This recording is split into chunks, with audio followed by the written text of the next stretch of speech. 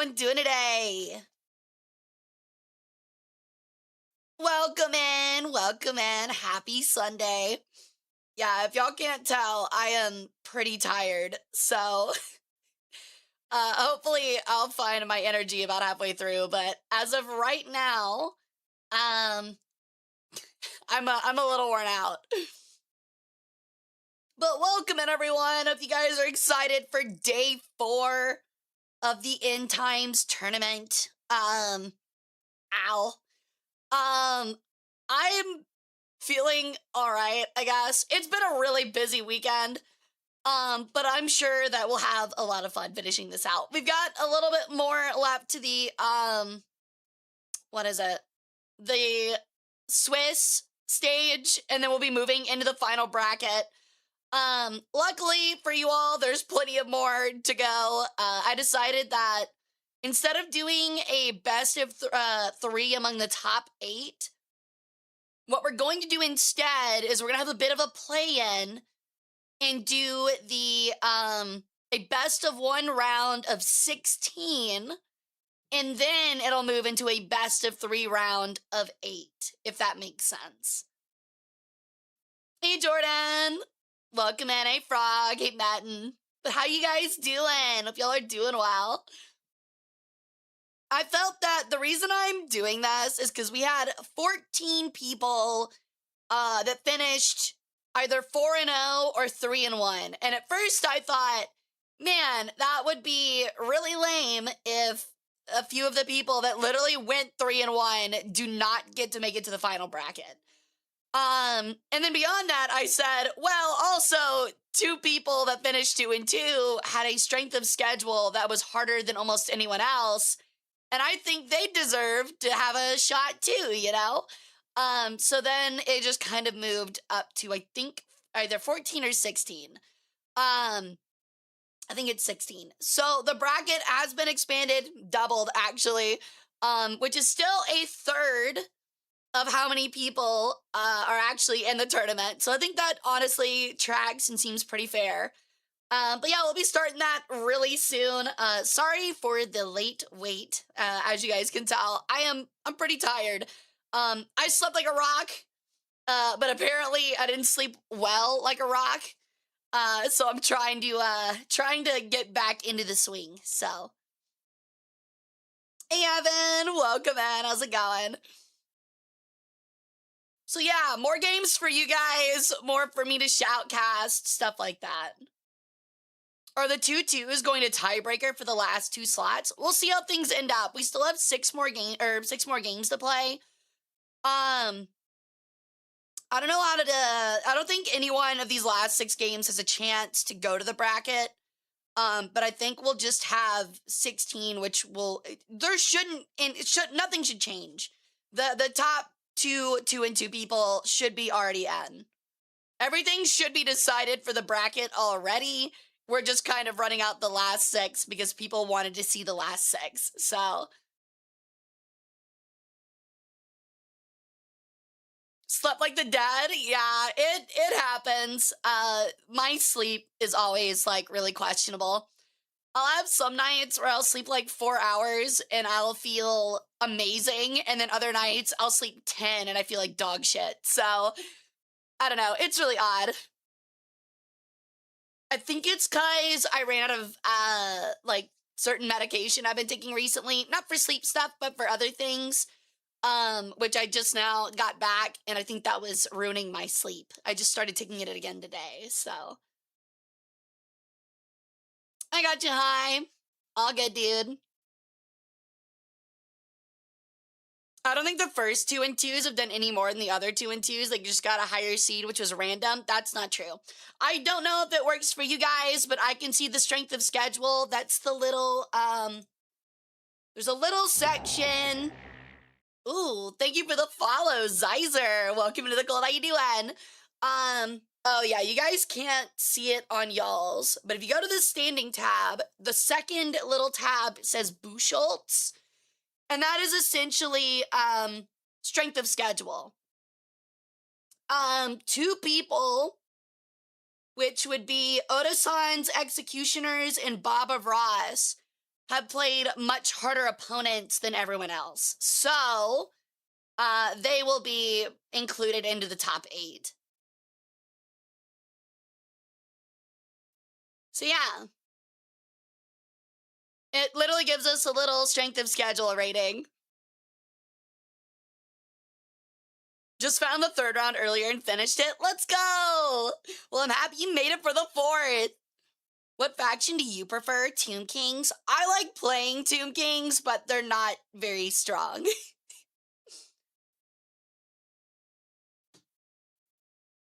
That's true, Jen. No, you're not wrong at all, dude. Also, another reason I'm a little tired, if you guys didn't know, I participated in Hestia's. I didn't stream it, but I did participate in Hestia's Super Battle Golf Tournament yesterday. I did horrible. I played terrible. But it was fun. Really chaotic. So I didn't really get my usual, like, day off. So they do need their buffs, but also I've noticed that Tomb King armies, like, you start out really weak, and then once you hit the ability to make Necro Sphinxes, you just kind of run an army of Necro Sphinxes and just kind of mow down everything.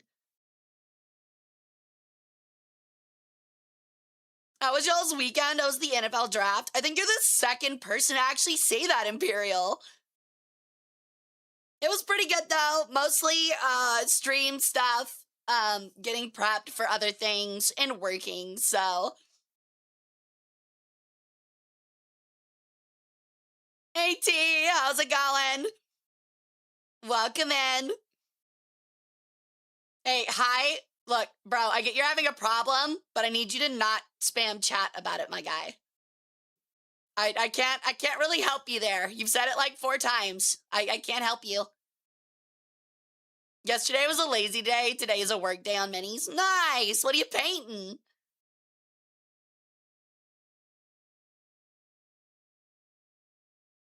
But yeah, the Necro Sphinx Doom stacks are really scary.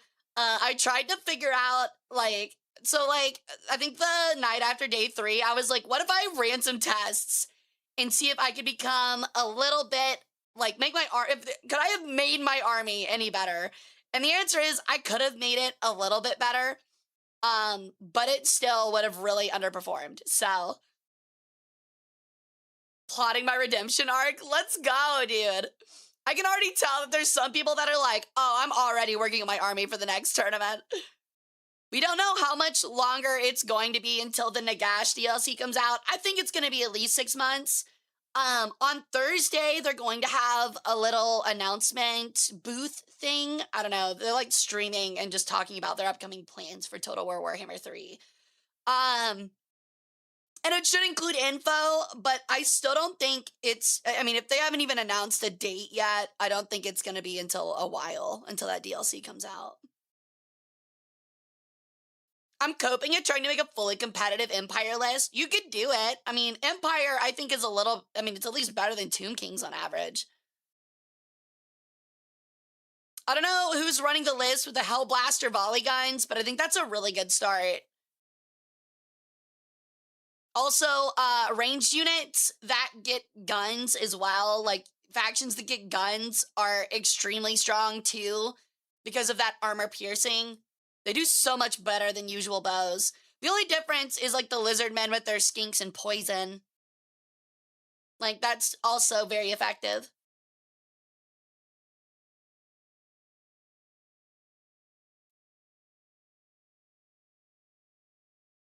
I got so unlucky, so I don't need to change a lot. Yeah, that's another thing, is like sometimes you are just gonna get unlucky. So how do we decide who's in the final round? It's based off of your overall score, which you can see on the bracket, and then there's a little bit of strength of schedule involved. What's the strength of the Dark Elves? I mean, I think Odasan's army have shown that the executioners are really strong. My one change would be like to diversify the army a little bit.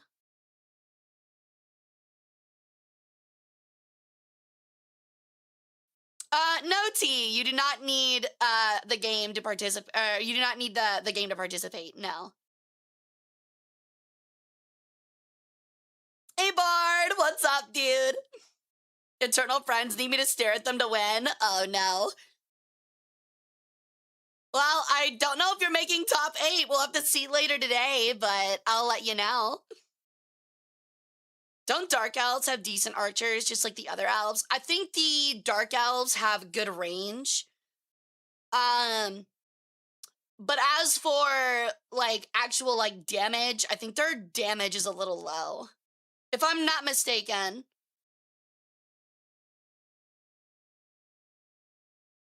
It's sad that my pain train won only 50% of matches, but I'm glad I won against Icket. There you go.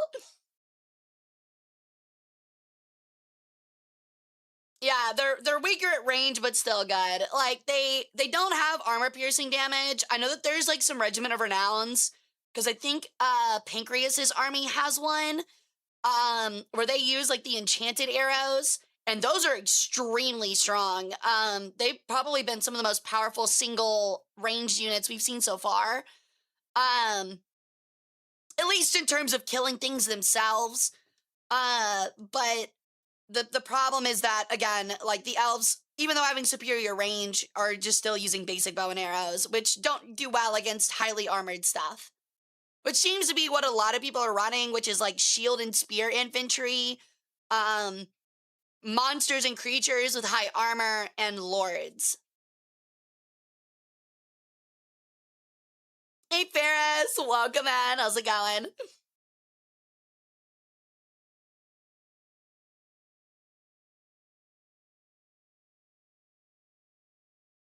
My next submission is going to focus on not being affected by terrain as much. That is also really important. Again, you have to like kind of think about how the AI is going to play it rather than how you're going to play it.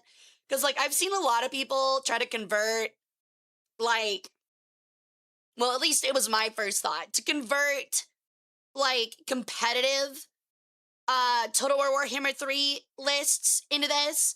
But the AI does not know how to use them. And very obviously is too dumb to use them. And that caused a lot of issues. Yeah, incorporeal creatures do well too.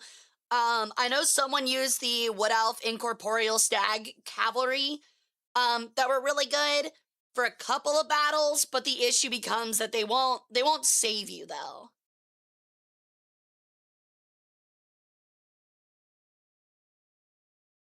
The Wood Elves also seem to be like kind of mid. I know they used to be extremely strong, but I think in either Warhammer 2 or 3 they nerfed the Way Watchers to where they're nowhere near as devastating as they used to be.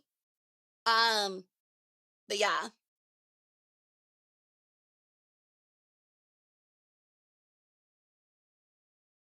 That's right, Jen. Yeah. You got it.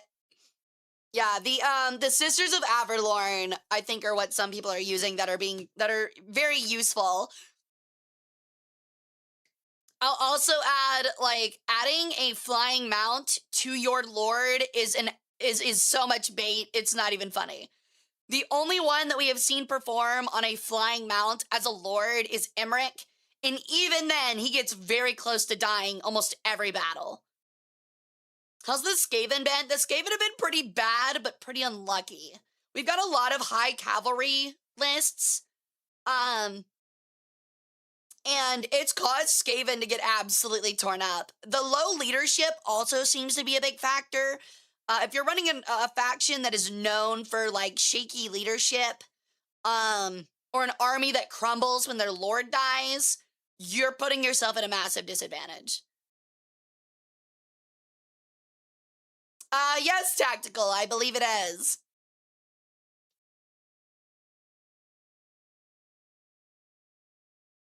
Because the thing is that like I've noticed that a lot of these battles come down so close that you want a lord that is able to survive as long as possible to keep up morale. And if they die, you don't want your full army to crumble like it does with like Tomb Kings or Skaven or Vampire Counts or things like that. The only thing that seems to be a little bit different, thankfully, for like the Vampire Coast are the Crab Mount units, which have just such high armor and HP. They've been performing much better than a lot of other stuff. But even putting Cetra on, like I've even run some tests by putting Cetra on that War Sphinx, he still just gets absolutely liquefied. Like, it does not help. Yeah, the hammer and anvil tactic seems to work a lot. The AI seems to kind of understand how, like, kind of, it always seems to lean more towards a hammer and anvil tactic. Skirmishing units, extremely fast ones especially, are really useful. I'm surprised we haven't seen a better use of light cavalry, but the light cavalry can be 50-50. Because sometimes the AI will run the light cavalry just straight too far forward to skirmish, and they get wiped out by long range stuff.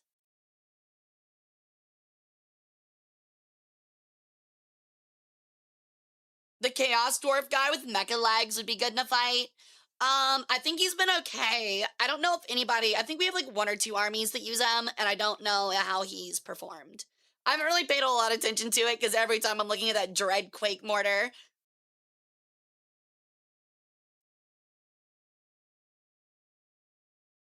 Yeah, Miao Ying has been extremely good. While she is a massive target, she has to like fight for a second before she becomes one. But also she just seems to be an extremely strong duelist. Kiting too complex for the AI. So the kiting, it actually seems to be unit by unit. For some reason, like, it kites well with Way Watchers and it kites well with Skinks, but like, it's like the cavalry's too fast for it. And it, like, it moves itself too far forward too early, and it causes it to get shot to pieces before its line actually, like, meets in the middle.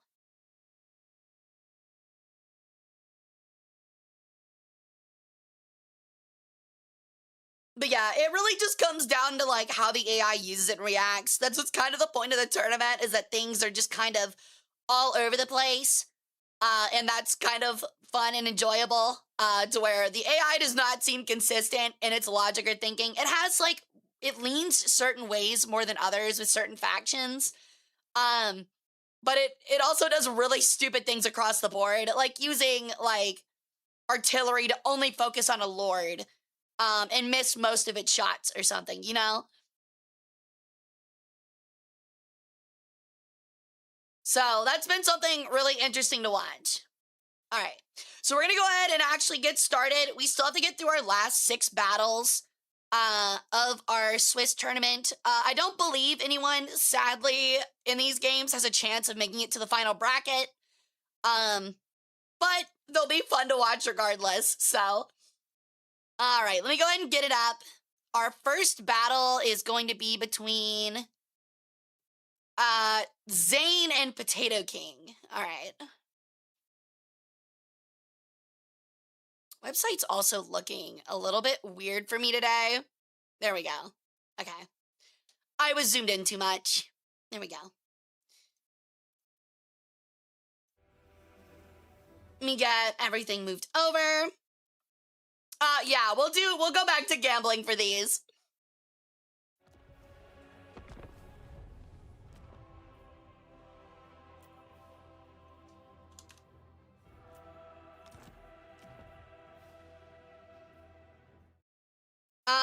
Okay.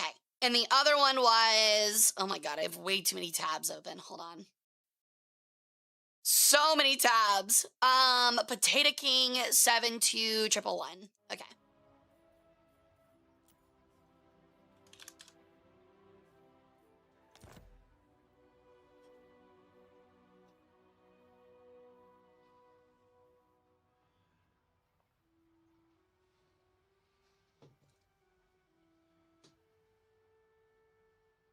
All right, Metal. All right, so we have the Vampire Coast, which I think, I don't know, they've gotten a little unlucky on draws, but it looks like, I don't know how they'll fare against these Chaos Dwarves.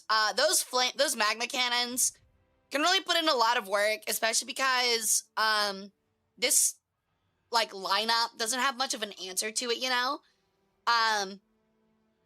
These Rotting Leviathans, if they get targeted early by the Chaos Dwarf Magma Cannons, are going to get taken out really fast. But at the same time, like, I expect these depth guard to just cleave through anything in this dwarven front line. So this might be a really interesting watch. That's true. They also do take extra damage from, fire damage. And also the Chaos Dwarves are really good about applying extra fire damage to things through spells. So it'll be interesting to see how they perform. There's a fire and a Hashut sorcerer for these Chaos Dwarves as well, which could cause like a big difference. Alrighty, we're gonna go ahead and get the map started up. Yo, what's up, zombie? How's it going?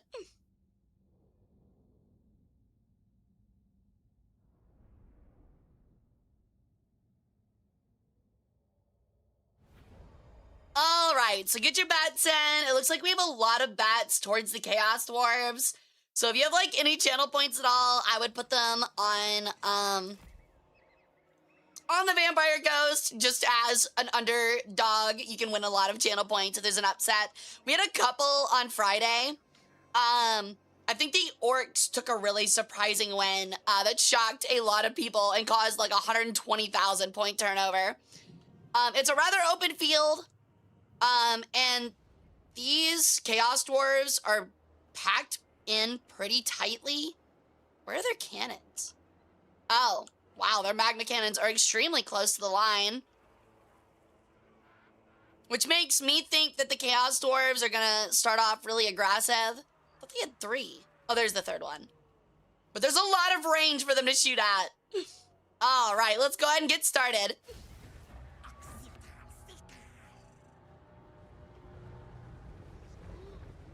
Now, it all depends on... Okay, yeah, see, the magma cannons are starting off smart. The AI is going to start aiming at the rotting leviathans, which is exactly what they need to be aiming at.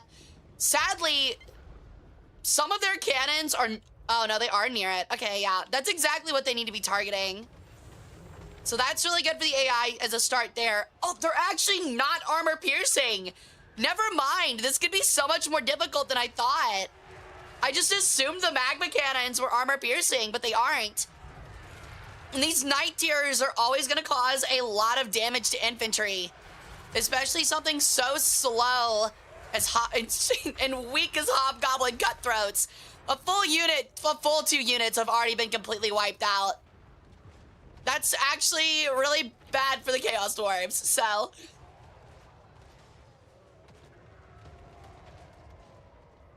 Oda-san is now also in a lower tax bracket. Yeah, Oda-san accidentally bankrupted himself. Now, the Chaos Dwarves are taking a major hit at the start here. They've already got 2 fleeing units. Their cannons are focusing the Leviathans, which isn't the worst idea, but they're not armor piercing like I originally thought. So their damage is very minimal. They need to be focusing regular units. Or just, I guess, hitting Luther Harkon directly. It also doesn't help that these deck gunners actually have some insane range. I did not realize the range for deck gunners was that far, and they're immediately focusing the Sorcerer Prophet. I'm surprised the more Vampire Coast units didn't focus on things like deck gunners. They're so much longer range than every other range unit, and they are armor piercing, so they do really well against... Lords, for example. The only problem is their range is pretty abysmal, and the Sorcerer Prophets, the Dwarf Lords, are always so small that range has a bit of a hard time taking them out. Yo, what's up, Miss? Welcome in.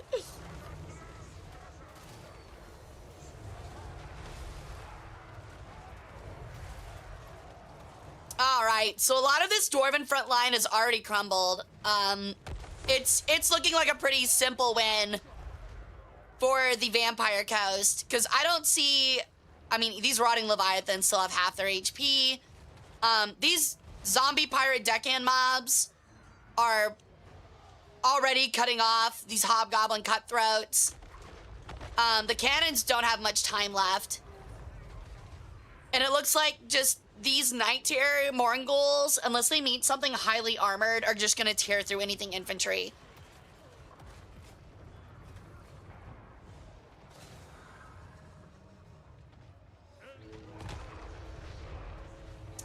75% of your range of good accuracy beyond that is halved, yeah. And usually those Leviathans are extremely strong. They can be targeted very easily.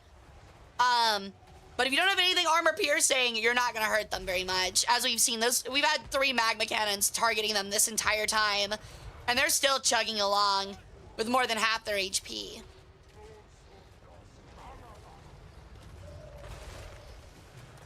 So, surprisingly, a lot of these zombie deckhands on this left side are crumbling, but it is gonna be a little too late.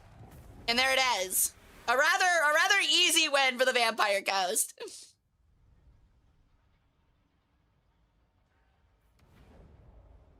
All right. So that is a victory for... Shit. I believe it was... Okay, it was not Zane, it was Potato King. You guys, both of you guys picked like some extremely vague army names. Like literally the army names are bet it all on the fire and things thrown together. So, but things thrown together, take it. Up next is Dandelion VT versus Villalobos.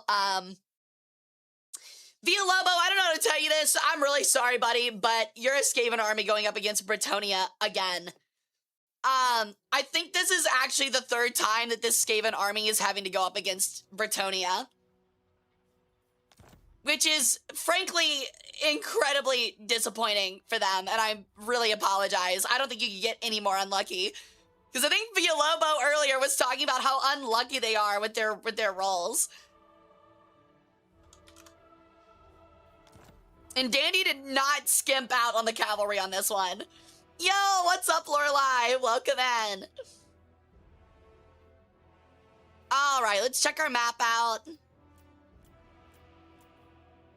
So the Bay of Corsairs Isle. So the Skaven actually have a lot of Storm Vermin halberds, which could actually work in their favor against this cavalry. The Gutter Runner poisons are also going to cause a lot of damage to the front line of Bretonnia. The Peasant Mob are not going to hold out. That has been a really big weak point of of Dandy's army.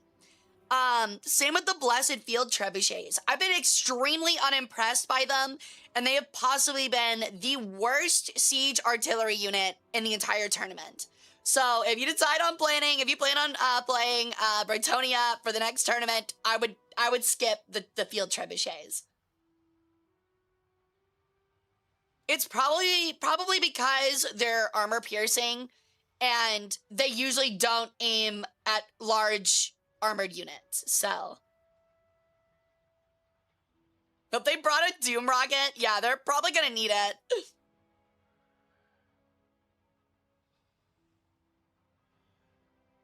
Worse than my Pain Train Mortar? I mean, your Pain Train Mortar hasn't been bad. Those Dreadquake Mortars have been the exact same every battle, where they wipe out a unit. They're kind of 50-50. They'll wipe out a unit, but they'll also probably wipe out one of your units.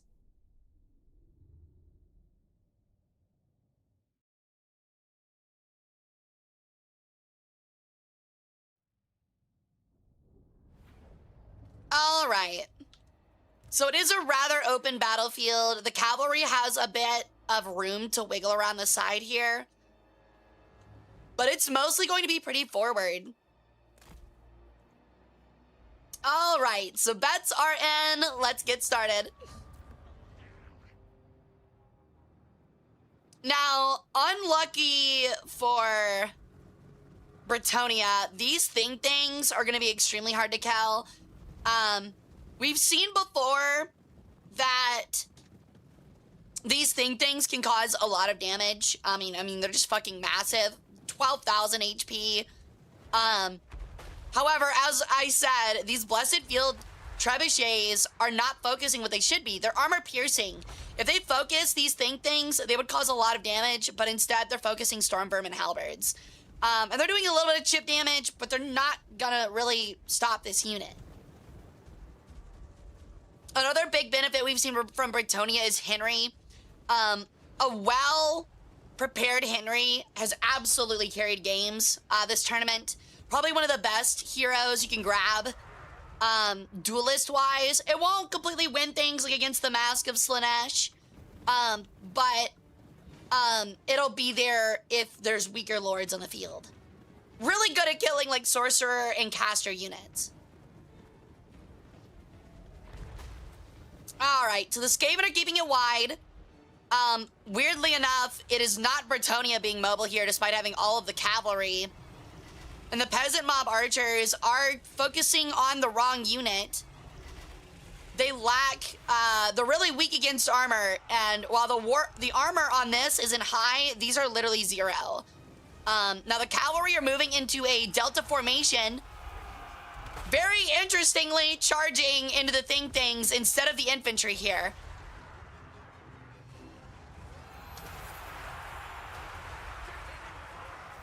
Now, ironically, the peasant mob fighting the Skaven slaves might be, it is quite literally a battle of the bottom. Two of probably the weakest and worst units in the game going at it at one another, which is just really funny.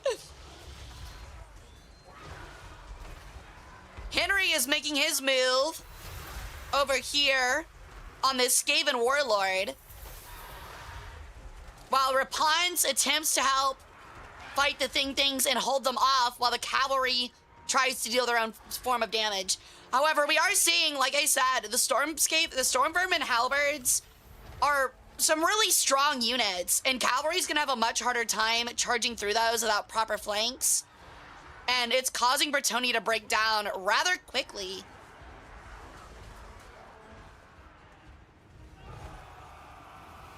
The gutter runners are also really quick and are causing enough damage to even these companions, which are a really strong cavalry unit, and are keeping them from effectively really just running down anything on the line. It's looking like really favorable here for the Skaven.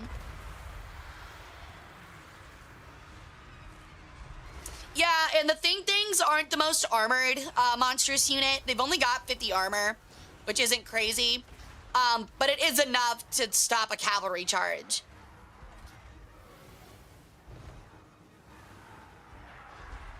It's looking like a lot of Bretonnia is wavering. The Royal Pegasus Knights didn't really have anything weak in a backline to jump on because the gutter runners stay hidden until they let loose.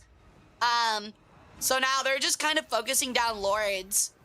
And Henry is, while strong and has routed this warlord, is probably not going to last much longer.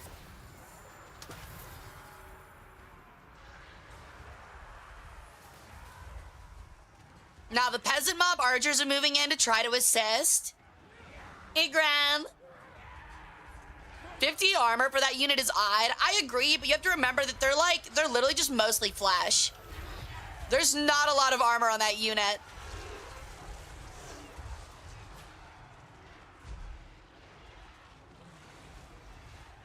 Henry is taking a lot of gutter runner shots in the back, which have poison and will significantly lower some of his stats. As we can see here, these poison wound stacks are reducing his base weapon damage by 20%, which is a lot. Rapunzel herself is now completely surrounded, being shot by gutter runner poisoners and just kind of like jabbed to death with these halberdiers. And luckily, their warlord, while retreating early, was able to stay out and on the field, which kept their morale up. So a rather textbook victory for the Skaven here. They didn't care about the cavalry stack simply because their entire army is high-level spearmen. Yeah, the region, however, does make up for it. So as you can see, just one unit of Stormvermin Halberds did 10,000 damage and had 157 kills. Most of that being against cavalry, which was extremely effective. Same thing for one of the things, almost 10,000 damage, 123 kills.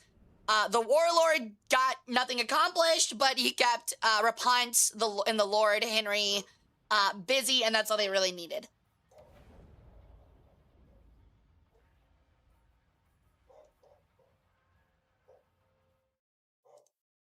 All right. Our next battle is going to be between tactical horses and space rack.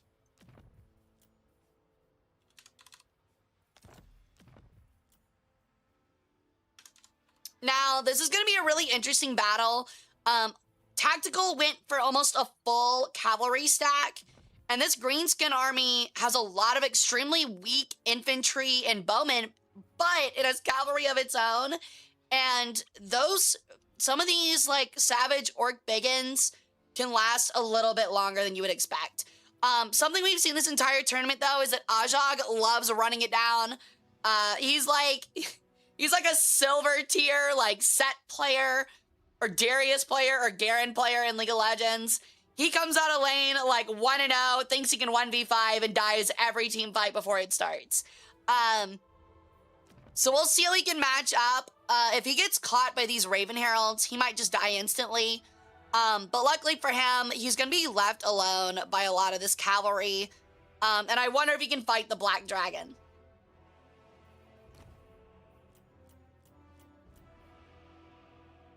Yeah, he does live a big Leroy Jenkins lifestyle, which feels very orcish. It's just not very effective. Hara out here describing my old League days. Oh no. We also have a really tight map. We also have, like, a really tight map here. This is going to be the line of contact. That's extremely bad for a cavalry-based unit. And that might make all the difference here. The map is so not in Tactical's favor. I don't think Tactical could have rolled a worse map. So very lucky for Rack here, who might be able to take out the victory simply because all of these archer units can sit in this back line and they're just gonna hold it. How tight is it? Oh, it's so tight, dude.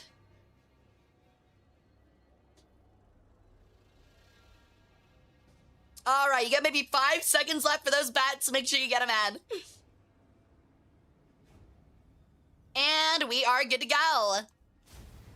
But yeah, I really think that a lot of these cavalry units are going to get stuck right here. Oh, never mind. The AI is not going to press it. It's still a very small line of contact, but all of this cavalry is going to have to charge head on.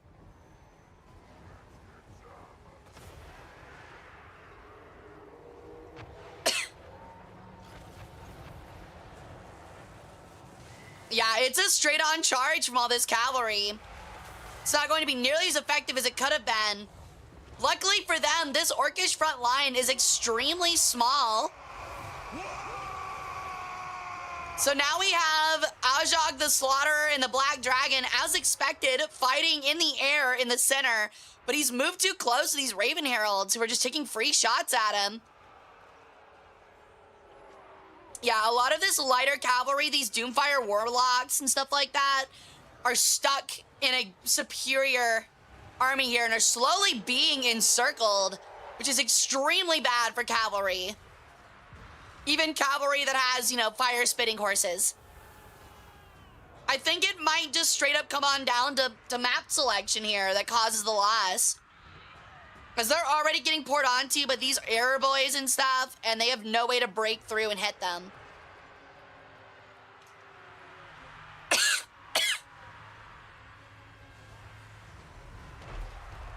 The only major change I see is if Ajag can go down pretty quickly. He is losing, he is hemorrhaging HP, and that might be enough to break some of the leadership of some of these orc units and let off some steam. But they are just entirely encircled, and now that's only going to get tighter on them.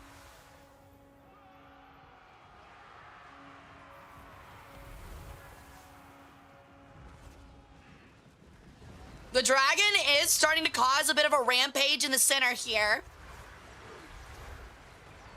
However, it is surrounded by 8-peak loonies who don't break easily, and Night Goblin fanatics who also still have very high leadership. Now, a lot of Tactical's cavalry is retreating, but they should come back to the field. However, oh wow, what is hitting these units? Some of these 8-peak goblins just got absolutely eviscerated by something. Likely a spell from the Dreadlord. So much damage just came in out of nowhere on this center line. The question is, will it be enough to turn it? Arrows from these untouched arrow boys are coming in still. Ajag still has 300 HP. One more hit from this Dreadlord and he is dead. I doubt it changes the battle, but it might actually finally free up this Dreadlord to hit these arrow boys. There goes Ajag. He is down. Leadership, however, for some of these savage orcs have never been stronger. They're continuing to press on the attack.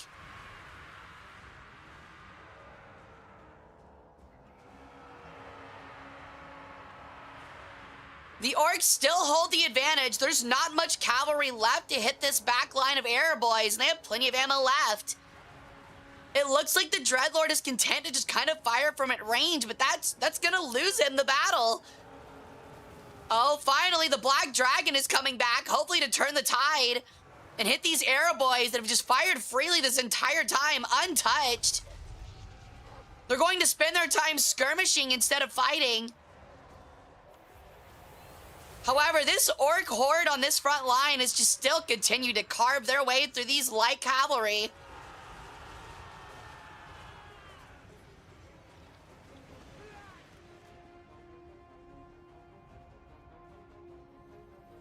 Tactical, I'm gonna need you to throw this fight. Wait, why?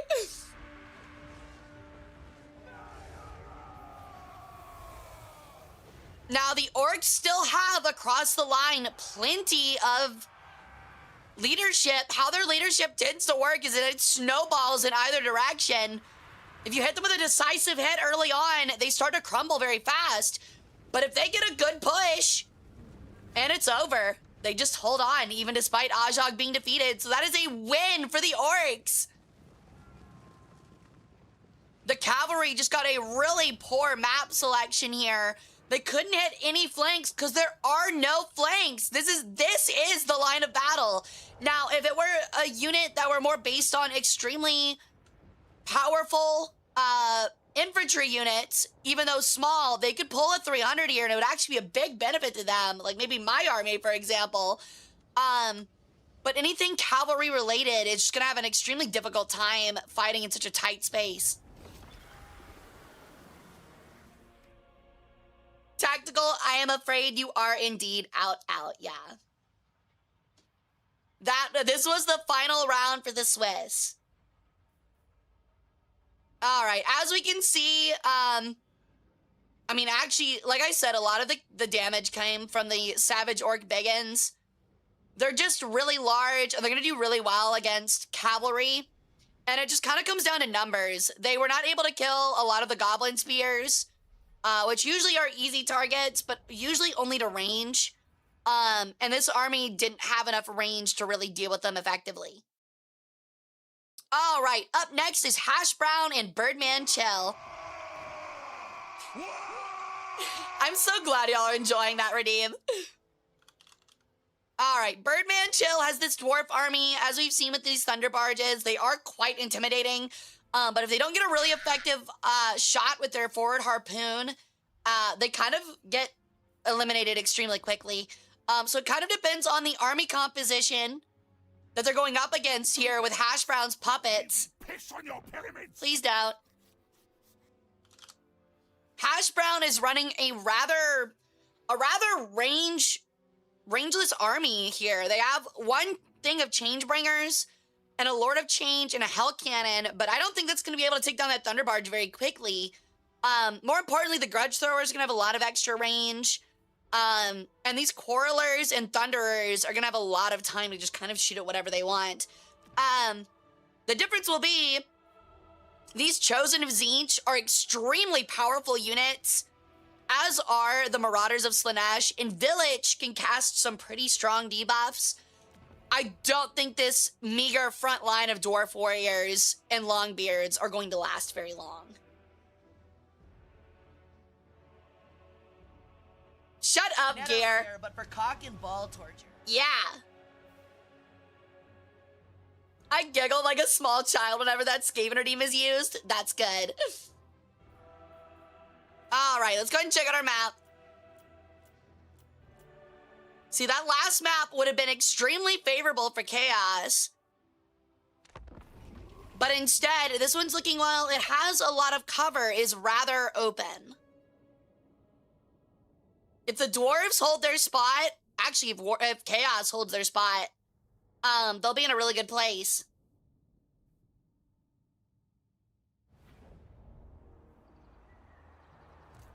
Alrighty, make sure you guys get your bets in. It's about over. It looks like we have double for, I believe, the side of Chaos over the dwarves.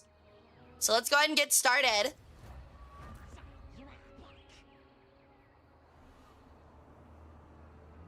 So it looks like Chaos is indeed going to hold their line. And they're in a position where a few units will cause a lot of protection, but they are going to have to take some artillery damage first. These grudge throwers are going to let them know they're here. As will the Hell Cannon in kind, but it looks like it's missed its first shot, likely hitting terrain. Its second shot is coming in, looking like it is actually aiming for infantry, as it should be, making a massive hit here on these Thunderers, which is what it needs to focus on. Now Chaos is forming up a very large wall on this small ramp, which is going to be very effective for these extremely strong Chaos Warriors and Marauders. It's going to be very hard in this tight space for these inferior Dwarven melee units to pump through them. But this Hell Cannon is targeting correctly for once and hitting what it needs to, which is the ranged infantry of the Dwarves.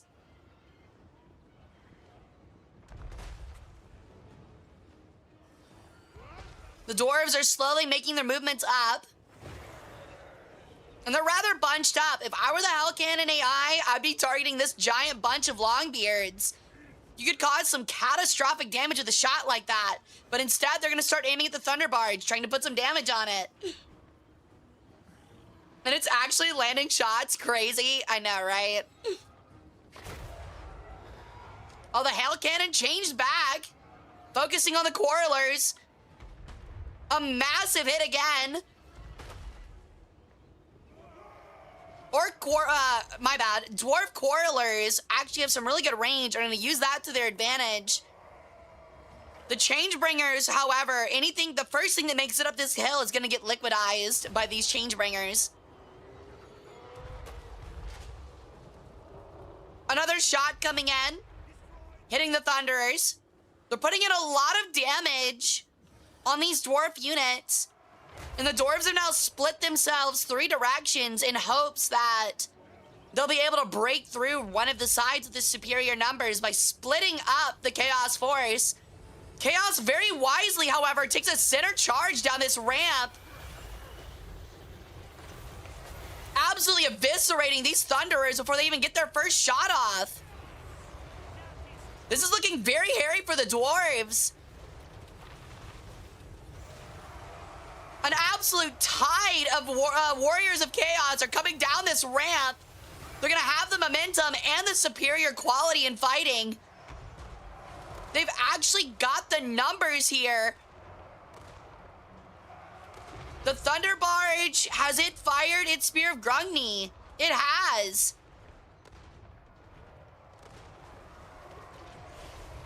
And now these Changebringers are going to finish it off.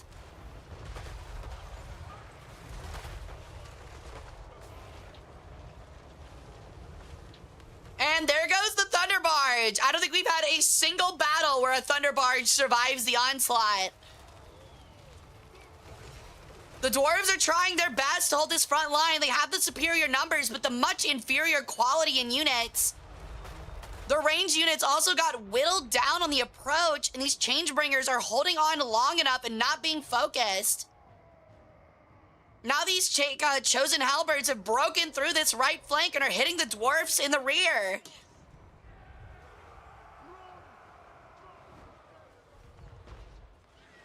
It just seems to be these Chaos Chosen halberds are just cleaving through anything they come across.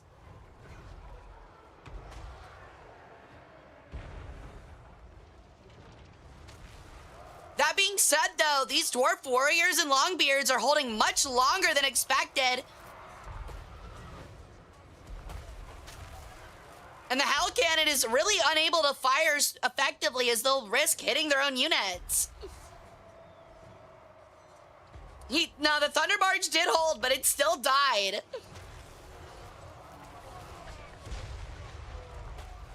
Another benefit of the dwarf flank is that they do have their lord with them, which is going to bring in a lot of leadership nearby.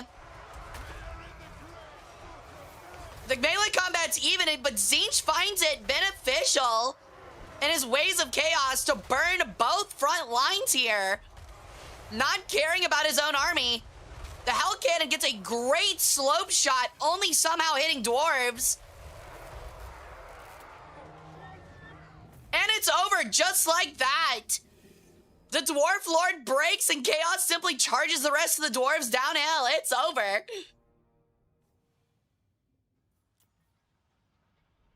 Okay, yeah, that Hell Cannon put in a ton of work, getting 22,000 damage and over 235 kills without even being touched.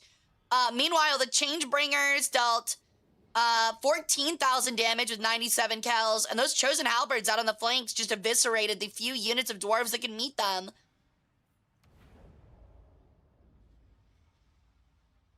If you want to look at the bracket, just type !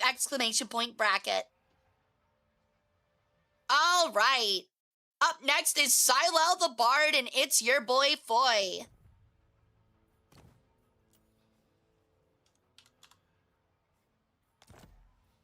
Now, Silel's army here is only lords, which has been mixed so far in their battles.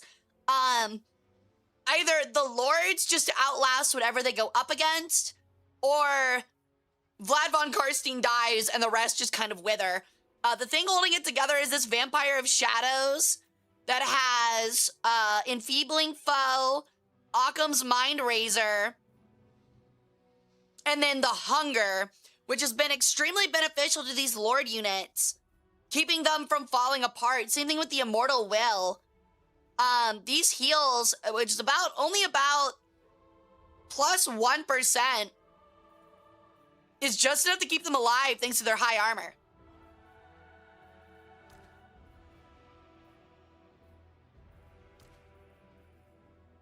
Vlad himself also has healing through the Invocation of Nehek, and can summon a couple of zombie units as well. Yo, what's up, Felix Man? Are you also excited for Total War Warhammer 40k?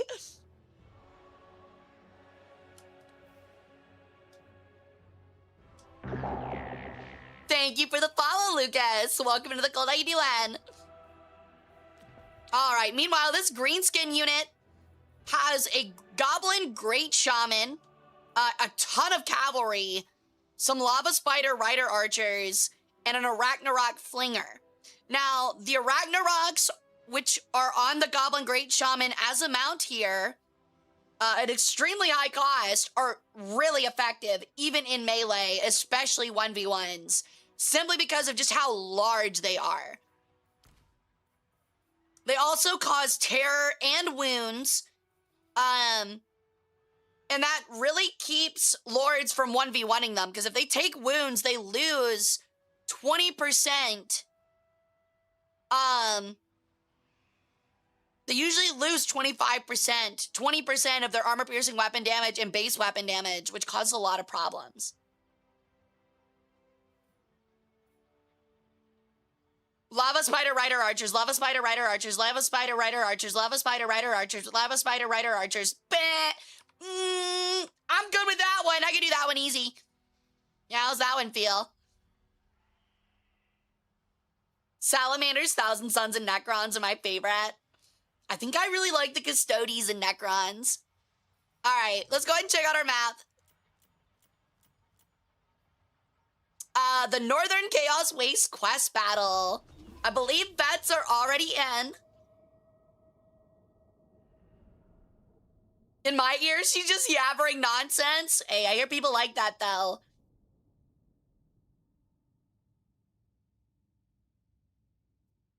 Now, a benefit for the cavalry here is that the cavalry have a lot of places to work with.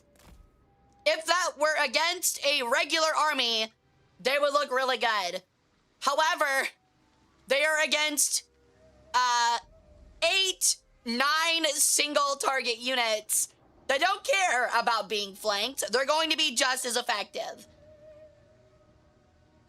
Can you tear out, Hara, can you whisper in my ear it's free real estate before you tear out my liver? Weird request, but I don't see why not. Shut up about the ASMR. All right, we're gonna go ahead and get started. Don't remind me of that. All right, so something that's been really important for this list is whether the Necromancer stays alive. He has heals. He also can summon zombie units, which granted will get absolutely eviscerated by these orc boys. But it's enough for a distraction usually. These orc boys are taking their first charge in.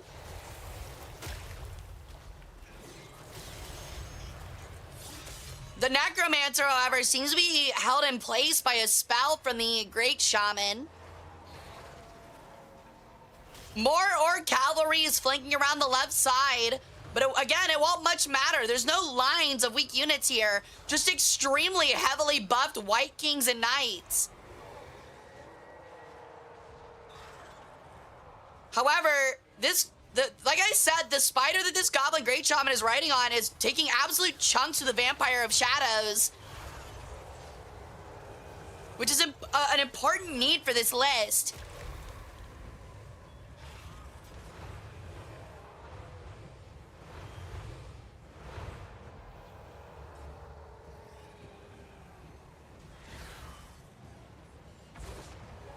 Now it looks like the White King and Banshee are 2v1ing the Shaman and are now in a more significant lead here. They're much better at 1v1 fighting than the Vampire of Shadows, and are kind of need to be used to assassinate Lord targets, especially against the Orcs.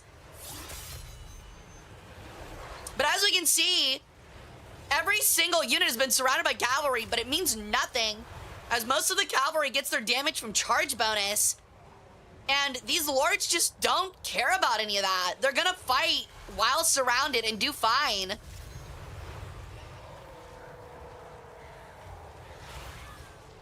I told Danny you have to do the ASMR, by the way. Why would you say that? Why would you even admit that to her? That's so mean. So it might take a while, but eventually these whites, I believe, will start carving their way through these weaker orc cavalry units, as the charges just don't mean anything.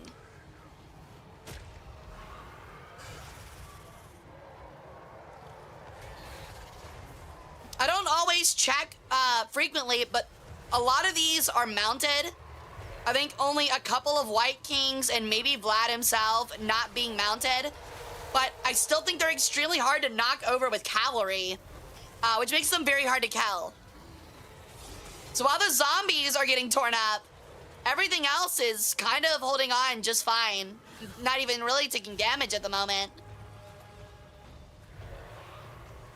Now they have less speed, and charge bonus. And their power recharge is down, and they're heavily poisoned. But again, there's just so much here for this orc cavalry to deal with.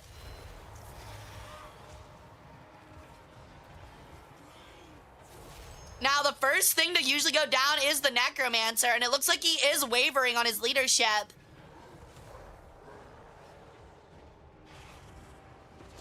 Meanwhile, the Goblin Great Shaman is 1v1ing a White King again. As long as it's a 1v1, the Goblin Shaman has a good chance. The problem is, can it win 9 1v1s in a row?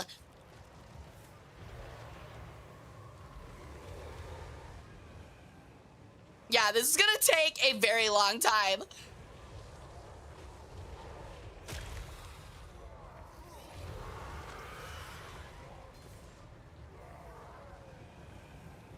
The Necromancer is still holding on somehow. Meanwhile, the leadership for everything else is actually positive. They're just cutting through so many units. It's hard to feel like they don't have control of the battlefield.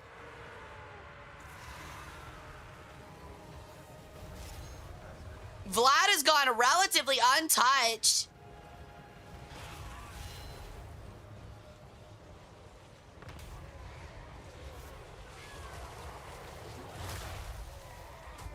And if anything, the artillery is actually hurting the orcs. Finally, the Necromancer goes down. That's 1 out of 9, but now it's a 3v1 on the Goblin Great Shaman.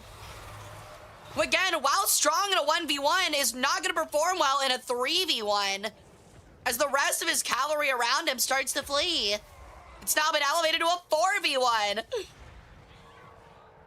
The table is flipped on the Shaman, and now he is surrounded.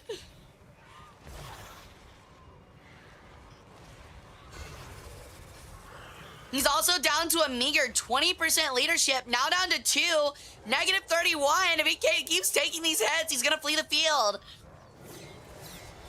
Oh, at the last minute, he gets saved by a friendly cavalry charge, keeping him from breaking. A Wog helping out immensely, letting the orcs hold on. We saw earlier that a Wog can mean a lot, and if the battle goes long enough and they get a second one, it might not turn the battle, but it will make things much more interesting.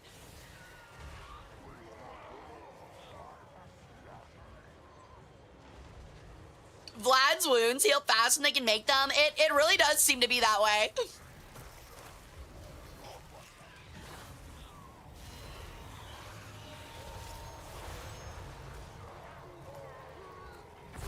Finally, the Vampire of Shadows is starting to fall apart. But that's still only 2 lords out of the 9. They really need this Ragnarok Flinger to stop acting as artillery and start getting into the melee fight to reinforce this Shaman. But it still has ammunition left, 4 shots specifically.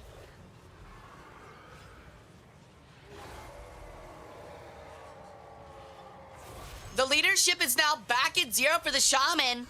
If he flees, it'll almost definitely be over for the orcs. They desperately need another Wog.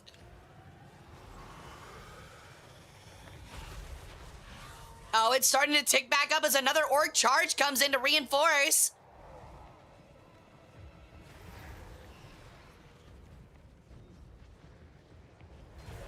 Oh, it's breaking. They are teetering between 0 and 8. Very low leadership as the rest of the orc army starts to leave the field, understanding that they're just getting uselessly cleaved through.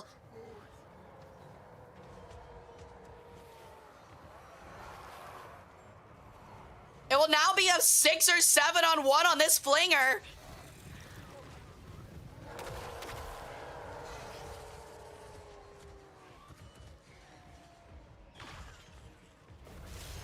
The Shaman has returned to the field with sufficient leadership.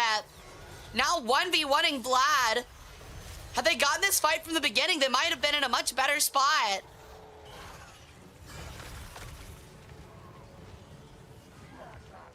The Shaman is already just too low, however, and Vlad is healing passively.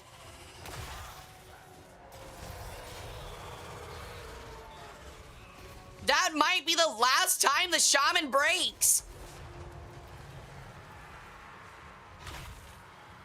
A Wog has hit, but it's been much too late. All it's hitting on is the single Ragnarok Flinger.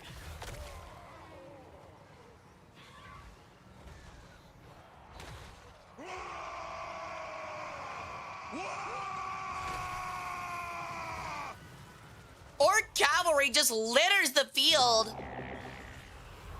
Yo, thank you for the follow. Xanos, how you doing? Welcome in. Xanatos Dulmont, thank you for the follow. Welcome to the cult. Now they're attempting their best to try and finish off this Ragnarok spider. It's only a matter of time now until the vampire lords finally take this victory. Vampire lords is right, though. That is the entire army, isn't it? More zombies are getting pulled from the field. A third wog. Will it be enough to turn it? While the shaman has leadership, he's just fled one too many times. He's completely given up. An insane luck roll for the orcs with a third wog, but it's just still not enough. They've done plenty of damage, but they haven't actually killed enough of the lords.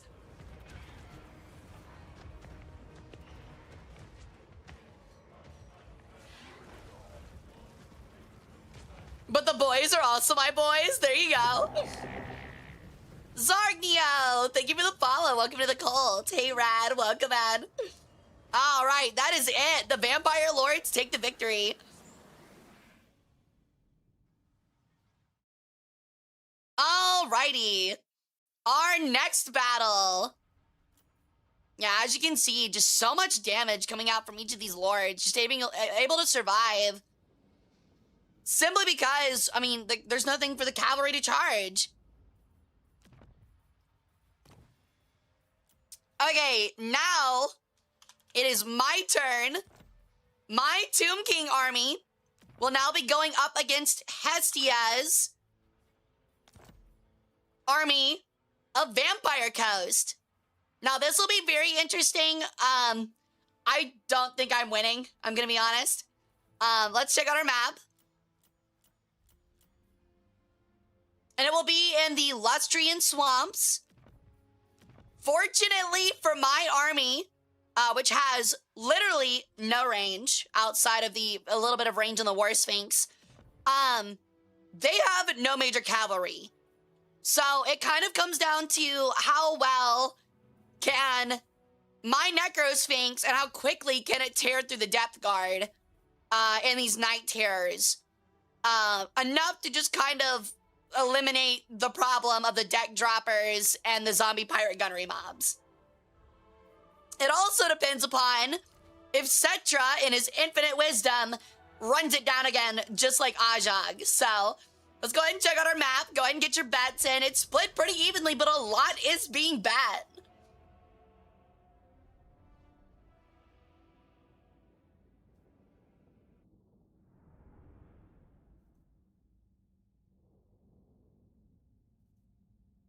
Cetra the freeze after purchasing? Yeah, because you're gonna put him in a fucking meat locker after his first battle.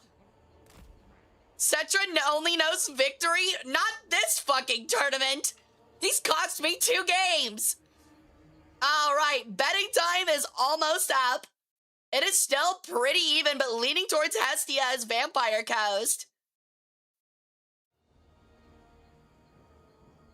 Don't lose, all of my points are on you. Lorelai, that was a terrible bet, hun. Awful bet.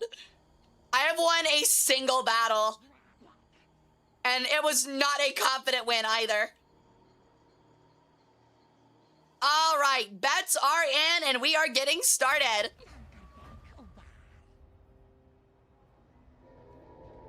Now, the last few times have we seen the AI is horribly mismanaged my army through taking a very slow march approach. So that means these deck dropper bombers on both ends are just gonna have a lot of time to whittle down my infantry. God, dude. I mean, look at this. Look at how slow this walk is.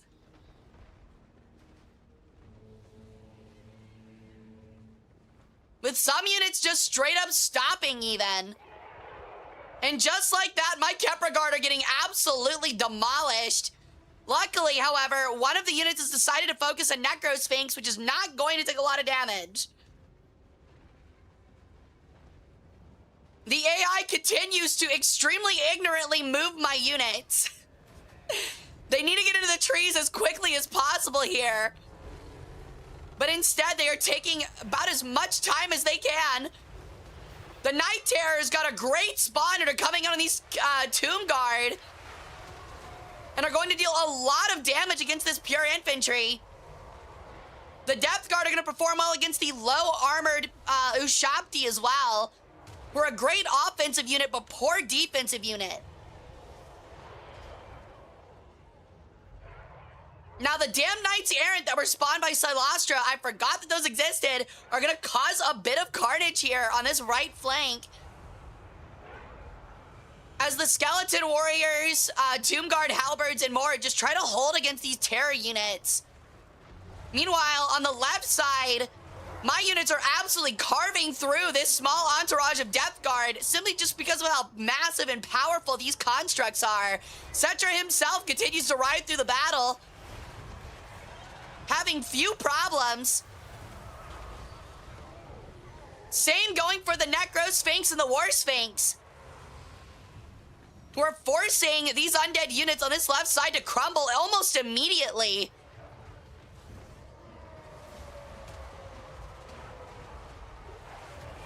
The last remaining units of the Tomb Guard and the Necrotact are attempting to fight off Silastra for the time being, while Settra reinforces these rather weak Skeleton Warriors.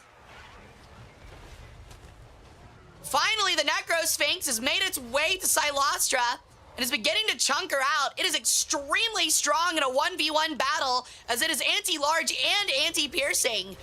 It might make all the difference here now that it's been able to reach Silastra very early. It also has a Necrotech nearby that are going to heal it up. The last of these Night Terrors are finally starting to get finished off by these Tomb Guard Halberds. Luckily for the Tomb Kings, those Knights Errant are powerful, but they are temporary. The Night Terrors have started to crumble. Both sides dealing with the problems of low morale means your army literally just dying. The War Sphinx is coming in to reinforce Settra and gets a massive charge. Settra is holding, as is the Necrotect and the War Sphinx, and the Necro Sphinx. A massive dash here, and it looks like the Tomb Guard hold. The Tomb Kings are surprisingly holding, not worried at all about the deck droppers. And that's it. With one more swipe, the Tomb Guard actually take the win. Wow, against all odds. As usual, that Necrotech, that Necro Sphinx causing so much damage. 133 kills from Settra the Imperishable with 14,000 damage. He decided to finally show up.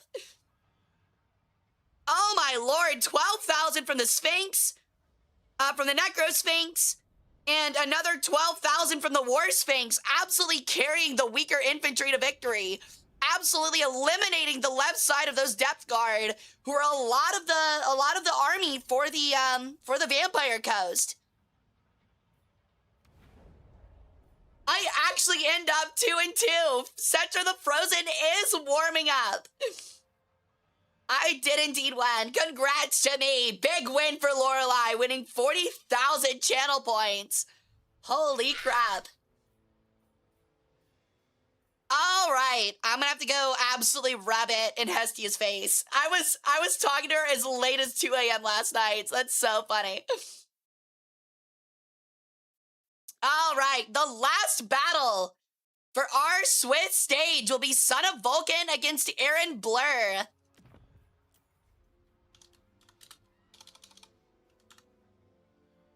Son of Vulcan will be using another dwarf army that is heavily focused on flame cannons and iron drakes.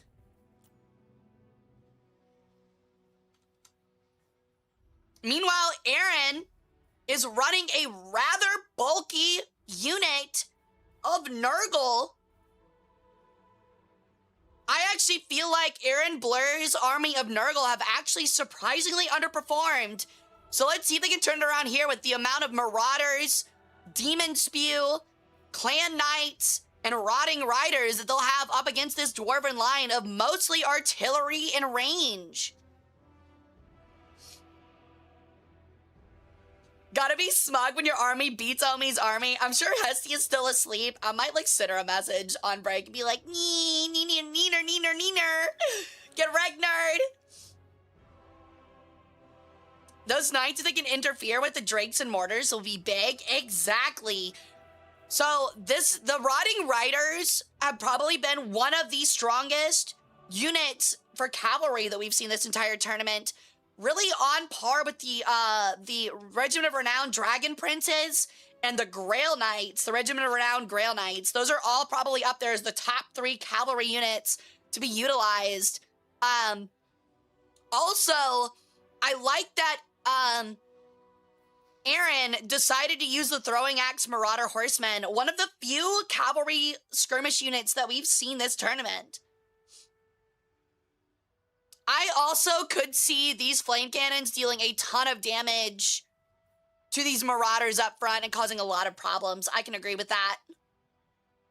Hey, Madaminu, welcome, man.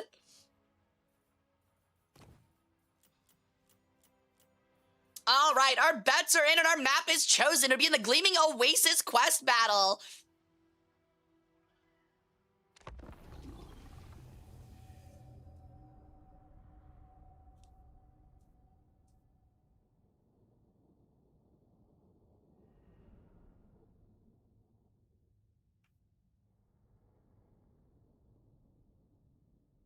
Oh, there we go.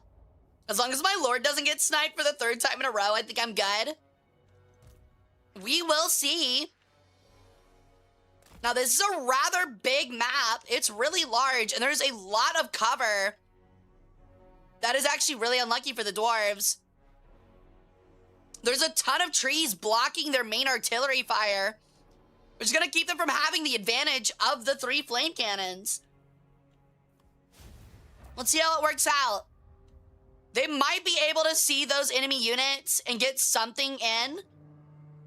But no, it looks like the flame cannons are having to move.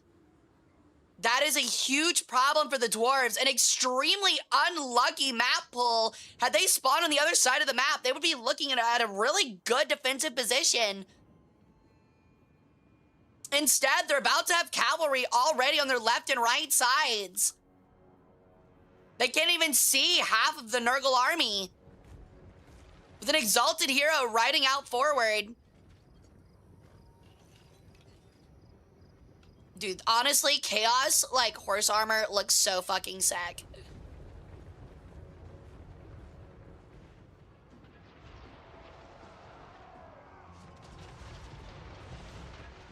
Oh no, some of the flame cannons are firing, but they're hitting their own units.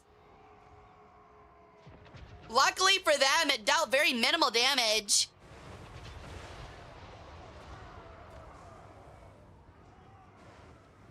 It looks like most of them are just hitting trees, however. One of the flame cannons are turning to hit this cavalry, which could be a really big bonus. Like I said, one problem with the mounted skirmisher cavalry is that they kind of move themselves up too forward too early. But the trees are going to help the out Nurgle so much. The clash begins up front. With a lot of the blasting charges and a lot of the Iron Drake's ammunition getting stuck by trees. These cavalry units are now turning into melee and are looking to hit these flame cannons. A really poor defensive position. The cannons can't even get shots due to the terrain. They have been rendered entirely useless on this battlefield. That's 3 very expensive units, not only about to get charged into by these extremely superior cavalry units, but also just having no damage dealt.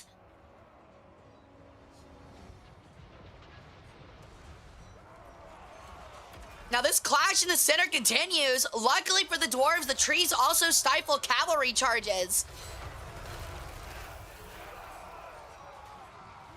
The question becomes, are the Longbeards going to be stronger than these Marauders? Which they seem to be for the time being, but there is a Chaos Sorcerer with them.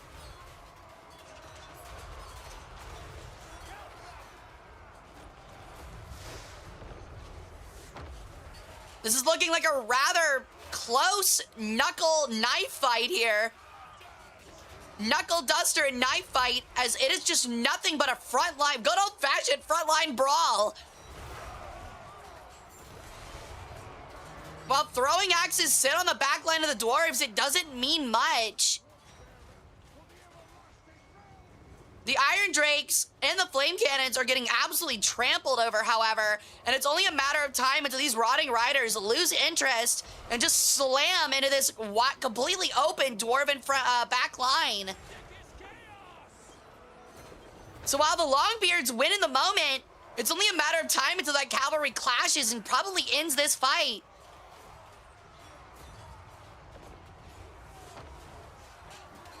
Here it comes. The Rotting Riders are finally making their first charge on these Iron Drakes.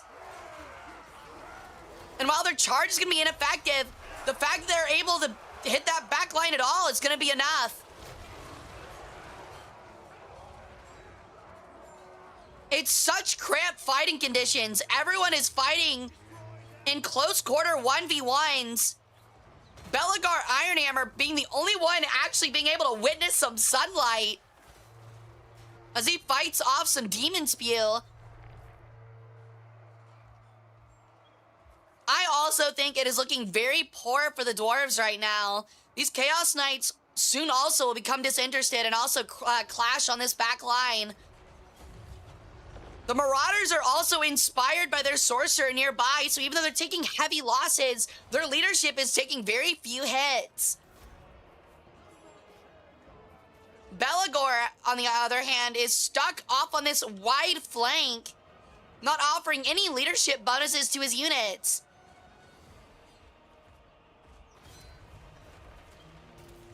The sorcerers decided it's time to finish Belagar, trying to make him flee from the field to finally break the line of the dwarves, who are at their end, honestly.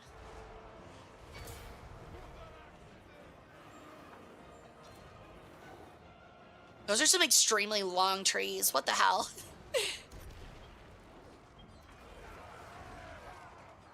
Now, the dwarves do still seem to be winning on this right flank, as the Marauders start to slowly crumble. The Longbeards are just such significant infantry with such a massive armor discrepancy, a 64-point swing in terms of armor, keeping these Marauders from really being able to harm them efficiently. Even the weakest of Longbeard units are chasing off Marauder units. And some of these Iron Drakes are coming back to help. If they're able to shoot into this Chaos Sorcerer by themselves, that's a lot of damage done on the Lord. And they're able to. However, the damage is just not nearly enough, and Belagar is wavering. In fact, he's completely fled the field, and that should be the end of it. It's only a matter of time until these Slayers and Gotchick himself learn of the crumbling of the left flank.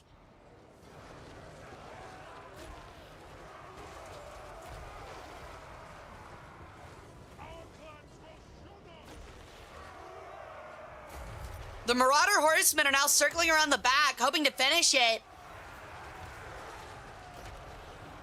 The last of the Slayers are being eviscerated, leaving only Gotchick to fight to his death. And he's gonna have to make it through so much if he wants to change it, including an Exalted Hero that is right on top of him. One Slayer remains, fighting against the superior cavalry, being gored to death under these hogs. And he finally falls to his doom.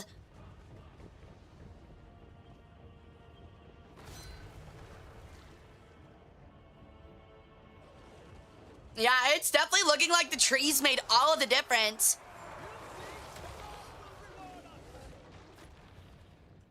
Had the dwarves had their effective flame cannons and good shots from the Iron Drakes, they definitely could have whittled down that front line enough to where they could have turned it. But the trees, Mother Nature, working against them.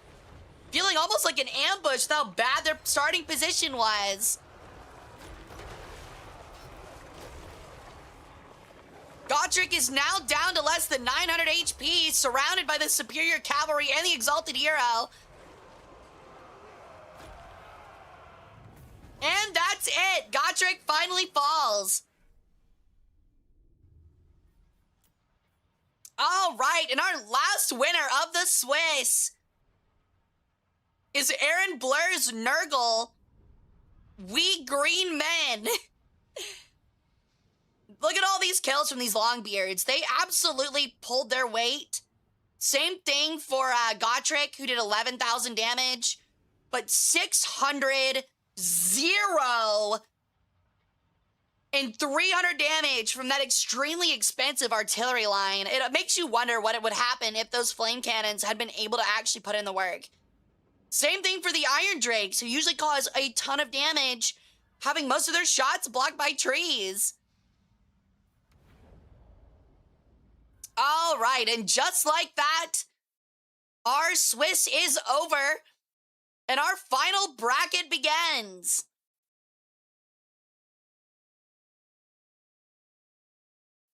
All right. Let me make sure that all of the things have been tallied.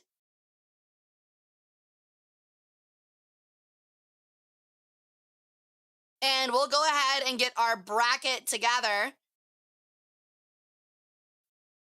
All right. So what we're going to do is I'm going to take a quick 5-minute break to go to the bathroom and get a drink and get this final bracket put together. Then when we get back, we'll take a look at our bracket and get our first few fights started for the first best of 1 round. After this, though, it will be best of 3. All right. So see you guys in just a minute, okay?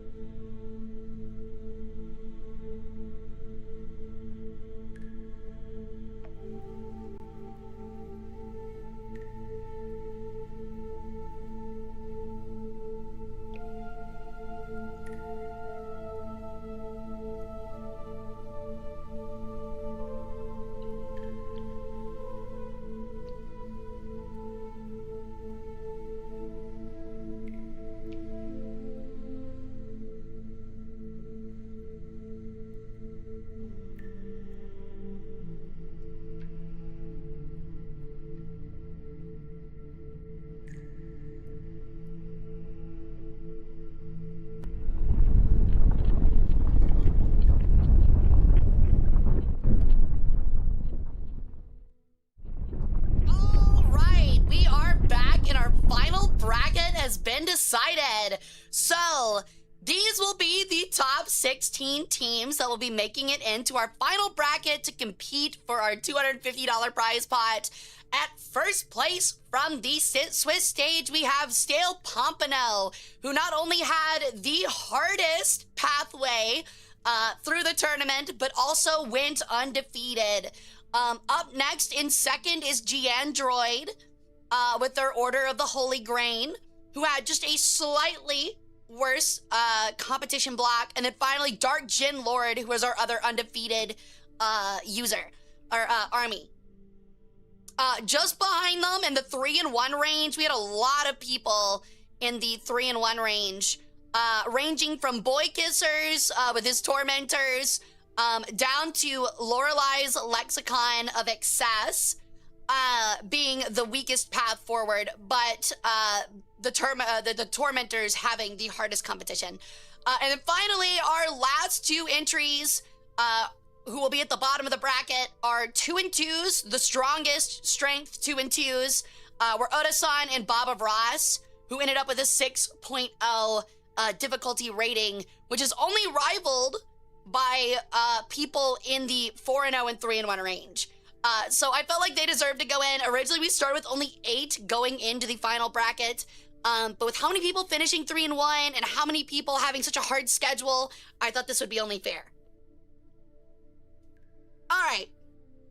That reminds me, though, I did not do it at the beginning of stream. I'm sorry. I was very tired when we started. So let me go ahead and thank people for some stuff real quick. Howler, thank you for the 45 stream streak. That is massive. We had a follow as well while I was gone. Miraz12, thank you for the follow. Welcome into the cult. Nekos, thank you for the 35 stream streak. Malcolm, thank you for the 7. Seijima for the 20 stream streak. Eric for the 20 stream streak. Gear for the 75. Wow. Star Jeffrey for the 7 stream streak. Tactical for the 75 stream streak as well. Thank you guys so much for y'all's devotion. It really means a lot that you guys are enjoying the tournament. Coming and hanging out so many streams. It really does mean a lot. All right. Welcome in, Marine. How's it going, dude? Okay, so sadly, some of the people who are just barely cut is 21 through 17th place, who just barely missed it, purely only to strength of schedule, which would be Gear, Cecilia, 10, Silo the Bard, and Miraka. Meanwhile, as we see, as we get lower, the 2 and 2s just kind of come down to strength of schedule. So despite me going 2 and 2, I had really weak opponents. And that ended up putting me at the bottom, so. Didn't I fight you before? Wait, me? No, you did not fight. You've not fought me before. All right. So we're going to go ahead and take a look at our bracket. These are the 8 armies that made it. Or the 16 armies, rather. And we're going to go ahead and take a look at our bracket. So, our first battle is going to be Stale Pompano versus Bob of Ross. The way this works is it's going to be the top seed against the bottom seed, much like March Madness. And it's going to slowly work its way down until we get to the closest, which is going to be our second battle between Omega Bamba and Baranzar Cobral, who are 8th and 9th, respectively. So, how this is going to work, our first round is going to be a best of 1. I think that makes it interesting for upsets, and I think that makes it interesting, so that we don't spend, 8 hours today trying to get through round 1. Round 2 in the semifinals are going to be best of 3. That way we're going to start narrowing down who really has the strongest army. And then finally, our finals, I'm debating if I want to do a best of 3 or best of 5. We'll figure out where we're at as we get through the semifinals, okay? So, we're going to go ahead and get started. I'm going to move us back on over, and we're going to get started on our first game between Stale Pompano and Bob of Ross, which I believe is going to be Lizardmen against Nurgle in this first best of 1 of our bracket. All right, let's take a look.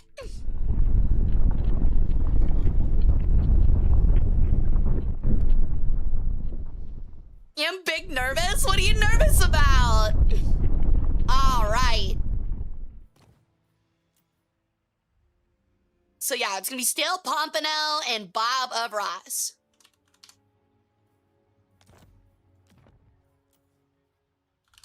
Now this is going to be a very interesting battle. The Lizardmen have these Tetradon riders, and 2 skinks and a Dread Saurian. The Dread Saurian has actually carried so much for this perfect Lizardmen army so far, the undefeated one. They have a lot of armor piercing and armor sundering as well, which is really scary for a Nurgle army that is mostly focusing on Bile Trolls and Chaos Warriors of Nurgle. While they have done well, we have seen that they have a bit of a weakness if Tamarkan gets knocked out early. All right, and our map will be the Temple of Huan Chi at the Lustrian Lakes. Go ahead and start getting your bets in. Actually, wait, the bet's already over. Did I take too long? The bet's already over. So yeah, this will be the second to bottom army. This will be the lowest. Actually, no, this is seed 16. This is the lowest seed against the highest seed. Hang on. You got time. We still gotta check out the map. Can I draw Lori and Hara kissing to convince you to drop out? Dude, that's crazy. That's some insane bribing there. Yes, if Baba Ross is able to topple the Lizardmen, that would be extremely unfortunate for Pompano. All right, let's take a look at our map. The map's going to be cycled once we get the best of 3. The best of 3, all 3 games will be on different maps.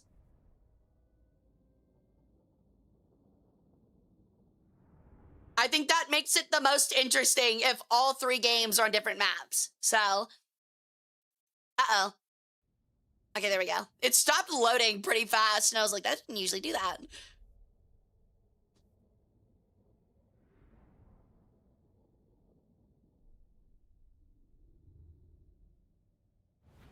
All right. Taking a look here. Really sick layout to the first start of our battle. Neither army has a big focus on artillery, which is lucky for both of them because there's a lot of hills and a lot of trees. However, what that means is that a lot of these skink units, the one skink unit that they have and these Pterodon riders are going to have a very easy time dealing with this Nurgle army that has no range, just about. Yo, what's up, Useful Donut? How's it going, dude? Just finally being able to catch a stream, and it's a good start. We're starting our final bracket of the tournament. How you doing, buddy? All right, what I really want to see from this battle, I want to see this Dread Saurian go up against in a 1v1 against Tamarkan and his massive mount. That'll be an awesome battle if we're able to get it. It will literally be a poison, disease-riddled demon creature the size of a small building up against a dinosaur the size of a small building. It'll be so much fun to check out. All right, let's get it started. Bets are already in, correct? Actually, wait, let me double check. Are bets actually in? I saw them pop up earlier. There was only a minute to do bets. Only 4 of us got in. There should always be 2 minutes. It can only be set to 2 to 5.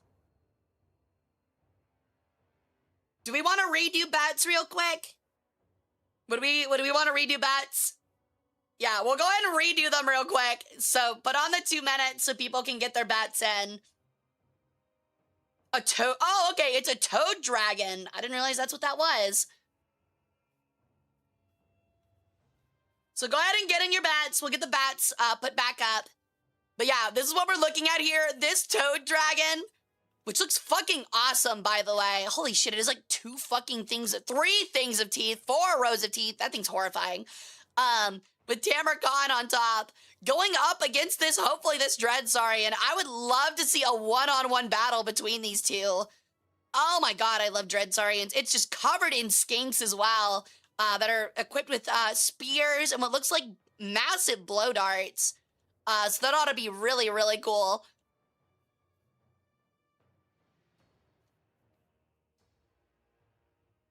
All right. A lot of this infantry as well, these Rot Knights ought to be pretty effective if they're able to catch these 1 unit of chameleon skinks, which will help out this front line a lot. The Chaos Warrior Great Weapons are armor piercing, which will help against the Kroxigor, but the Kroxigor are also armor piercing. So it's going to be an interesting fight here. We got 8,100 HP versus 9,800. 100 armor against 100 armor. Kroxigor damage looking at 131 and 47 versus 33 and 38.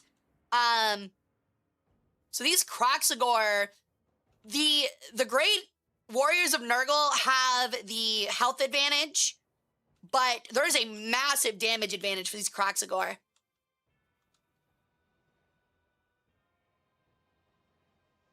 All right, you got maybe 30 more seconds to get your bets in. It's looking like it is heavily in favor of the Lizard Men.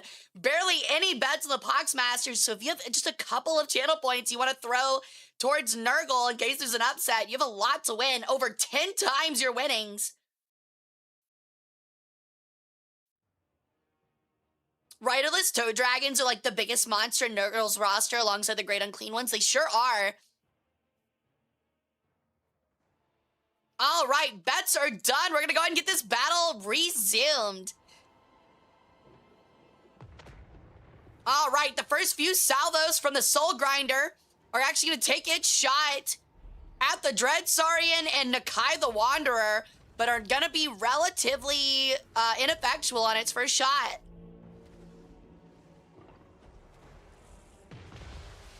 A second round coming through.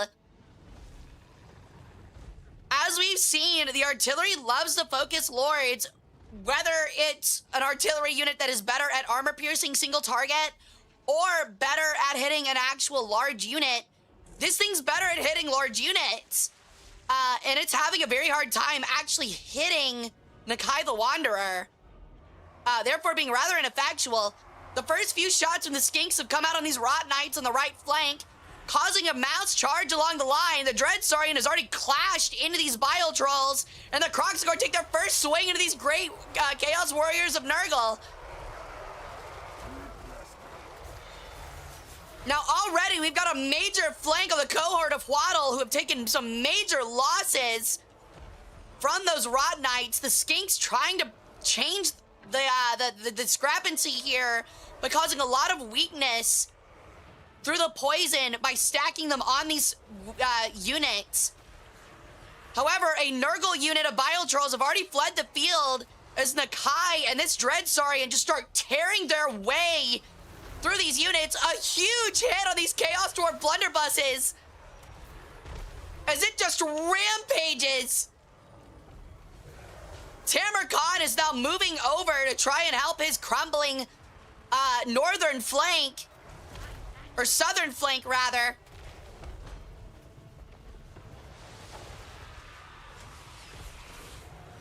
A lot of the Nurgle army is already starting to waver just under the threat of this Dread Saurian.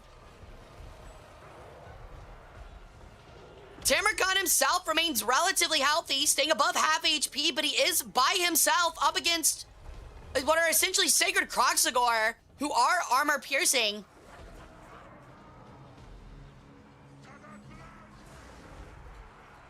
Now the Soul Grinder fights the Dread Saurian with a little bit of help from Bile Trolls.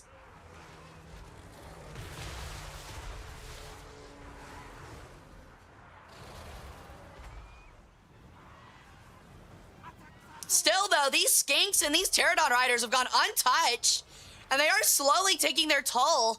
Removing the damage, the poison removes 15% speed, 15% armor-piercing missile damage, 15% base missile damage, and 15% armor-piercing and base weapon damage, causing an extremely difficult time through these debuffs of these armor-piercing units, giving a massive advantage to the Kroxigors.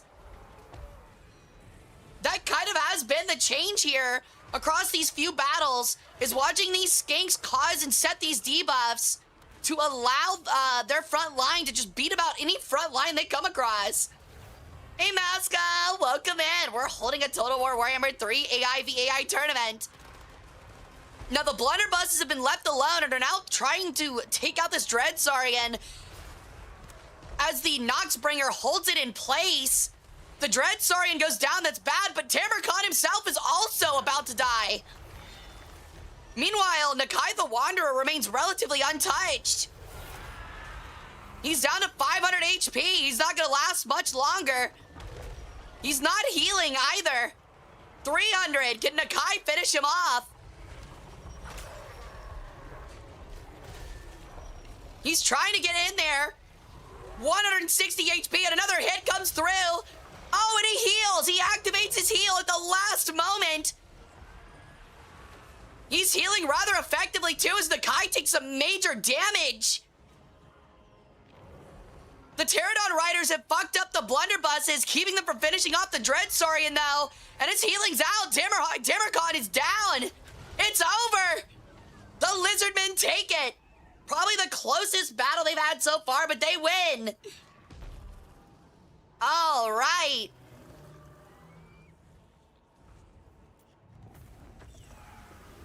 Sadly, that is it for Bob of Ross's Poxmasters.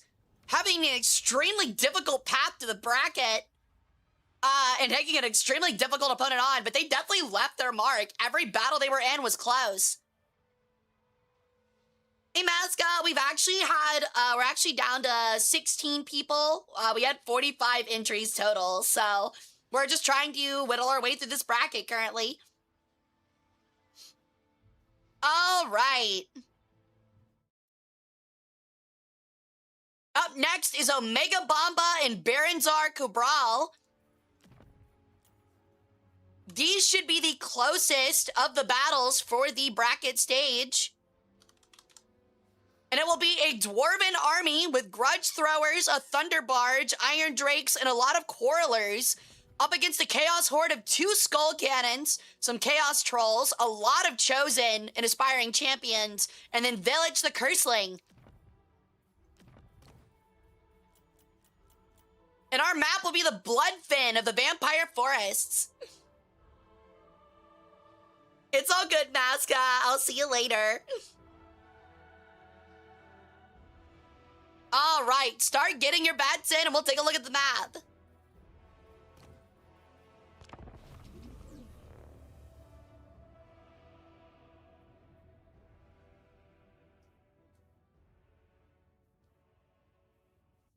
Gambling is live.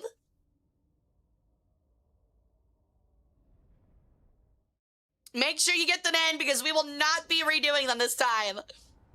Bald? Who's bald? All right, it is a rather forested map, with the Chaos having the benefit of not being stuck in trees like the Dwarves are. So that means that probably these Skull Cannons are going to get a few extra shots off compared to the Grudge Throwers.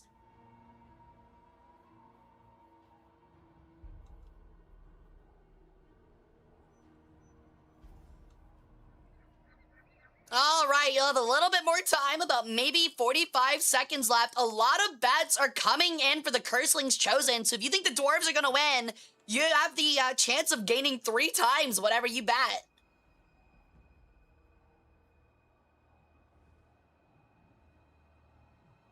By the way, this stream is sponsored by FanDuel.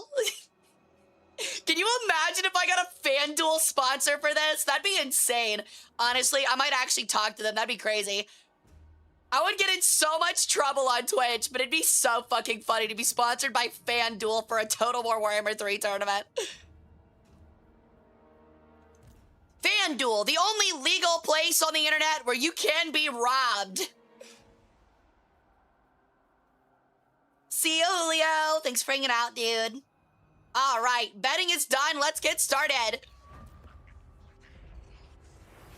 The Skull Cannons start early, taking their first shot at some Dwarf Warriors and Quarrelers. The Grudge Throwers are coming in early as well. We're gonna have a bit of an artillery battle at first, as Chaos begins its assault. The Harpoon comes out from the Thunder Barge, but rather ineffectively against Aspiring Champions. It would have been better used against Village, or maybe something more like the Chaos Trolls. You still can't complain about dealing half damage, however, to one of the, or a third of a damage to aspiring champions. Just makes you wonder if it could have been better used. The skull cannons are now focusing the thunder barge, slightly missing their shots, and the arrows from the quarrelers are coming in fast. They have a much further range with their crossbows, but their damage is rather low. Same thing for their missile strength, and the armor, the large amount of armor, 120 for these chosen, are just having these small crossbow bolts bounce off of them like peas. The charge begins as Longbeards meet the chosen along this front line. Iron Drakes are starting to move up to see if they can get a bit of an angle. Meanwhile, the Thunder Barge overhead starts dropping bombs on some of the Chaos line. Meanwhile, the Skull Cannons try their best to bring it down. This first side of Dwarf Warriors are actually already crumbling under the might of these Chosen.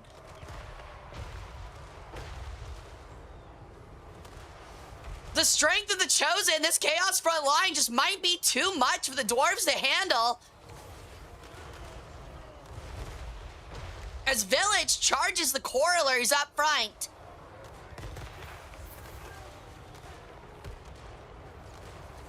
Meanwhile, the Dwarf Lord is trying to finish off these Chosen Great Weapons and doing a rather effective job with support from the Thunder Barge that is very close to coming down.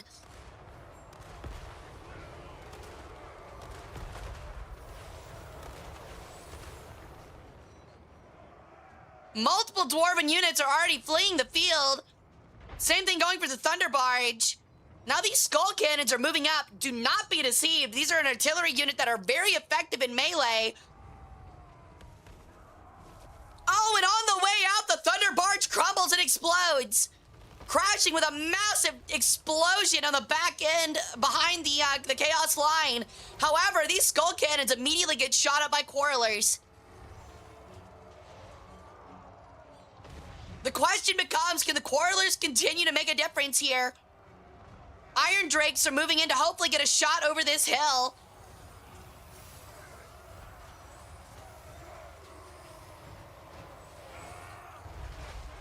Oh, the Skull Cannon strikes on them. Oh no, the Dwarf Lord has started to crumble under the strength of these Chaos Trolls. His leadership is extremely low. Meanwhile, Village is mostly full health. Meanwhile, the last of this dwarf line is going to crumble under the added reinforcements.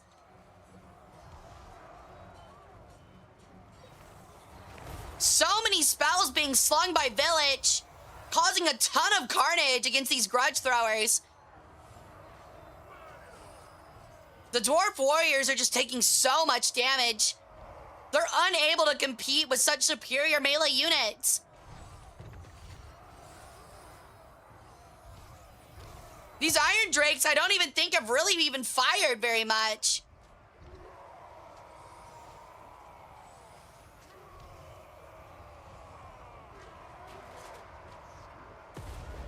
And just like that, it's over. A rather crushing victory for the Warriors of Chaos. Moshi Birdetsu, what's up, Lorelai? I'm sure I already know. Yeah, that's what I expected. Jesus Christ. Jesus Christ. What is wrong with you? All right, so it looks like just the vastly superior front line of Chaos just kind of carved their way through these Dwarf Warriors and Longbeards, who we saw held against Nurgle for a while in the last battle, but they just did not do well here. Made you laugh? I got my W? Shut up. Shut your mouth. All right. And just like that, Omega Bamba moves on to our round 2. Up next is the Boy Kissers against the Lore Master of Sotek. This ought to be a very close battle. So Lore Master has been running a full Khorne army, including Scarbrand. Meanwhile, Cat Almighty is running Dark Elves and a Dakala the Denied One. As we've seen, these Heralds of Excess and Secret Chariots and Pleasure Seekers have caused a lot of carnage to all melee lineups, which Khorne is, and their rival gods. They absolutely hate each other as Chaos Gods. Can we go to commercial? We cannot. Never ceases to amaze me. Same here, Howler. All right, so our map is going to be the Black Forests of Nagaroth. Let's go ahead and check it out.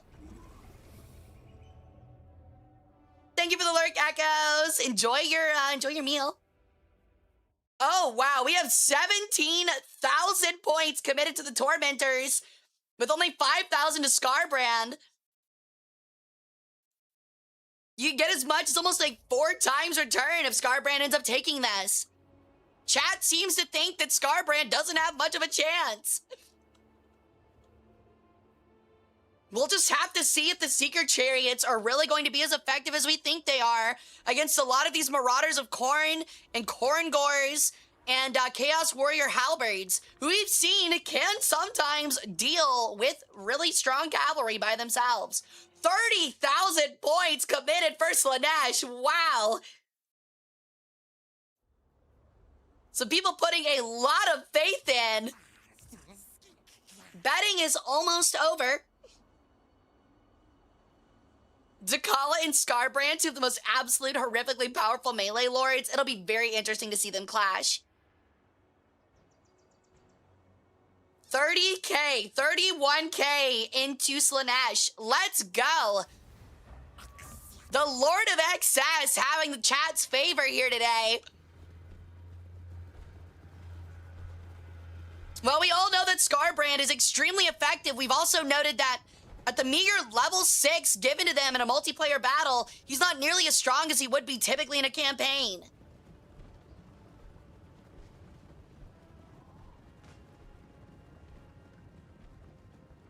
All right, the charges begin. Only the light of a burnt camp is illuminating the battlefield right now under the pale moonlight. The far superior Pleasure Seekers clash into the Flesh Hounds and immediately start eviscerating them. Meanwhile, a huge clash in the center between Syla and Dakala. A one-on-one of this hero and lord, and Syla is actually taking the first few swipes.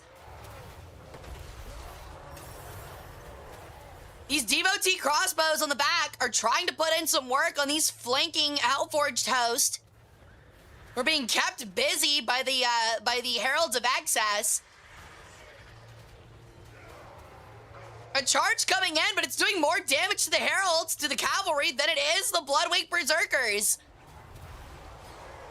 Syla and Dakala remain even, but Dakala starting to pull away as Syla enters a frenzy.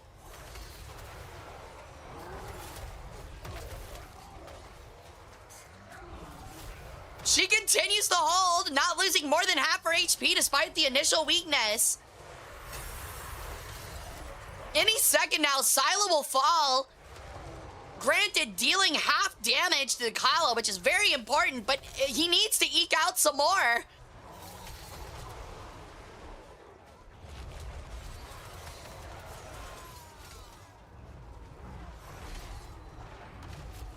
$113 HP, and he's down. Syla the hero is dead, leaving only Scarbrand, who he himself has actually taken a lot of damage, despite having not yet fought Dakala, being stuck under the fire of these devotee crossbows.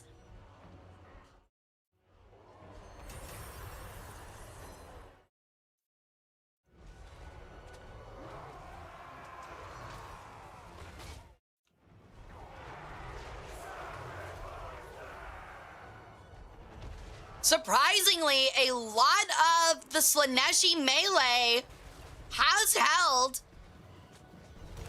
Oh no, just like that, Scarbrand is starting to crumble. What we thought would be the turning point might actually die simply to a Scourge of Arden and some Pleasure Seekers. He's trying to make himself more useful before he disappears, and he gets a massive hit on Takala, taking almost 600 HP off of her. But he is extremely weak, and one strong hit from her might kill him. Meanwhile, Takala remains surrounded as he rampages, only 93 HP, 60, 30, 0. Scarbrand is dead. The Bloodwing Berserkers and Hellforged hosts try to surround her to finish her off and revenge their lord. I'm rather surprised at how well Slaaneash's front line has continued to hold against Khorne. These Hellforged hosts are still struggling against these Chaos Warriors. Oh! And just like that, she dies. Both lords are dead. It might have just turned in Khorne's favor. Incredible. It is not even close to being over. An insane development. Both Chaos Lords go down. Takala being finished off by this Hellforged host. Khorne is now absolutely cutting through these crossbows, but they don't have much leadership left in them.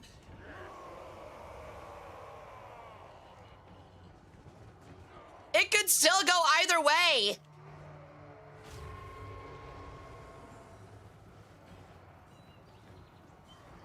Now, this Hellforged host, I believe, are unbreakable. They are. They will not retreat until they're dead. Oh, my mistake. They're actually not unbreakable, but they have enough leadership to where they might as well be. Khorne is actually having a hard time getting through these devotees. Everything that they're up against is just so exhausted and so whittled down, they're actually retreating to just crossbowmen. It's over! Slaanesh actually takes the victory! They were able to hold on with those crossbows. Khorne just did not have it in them. And just like that, Lord Master of Sotek is out of the tournament. Incredible.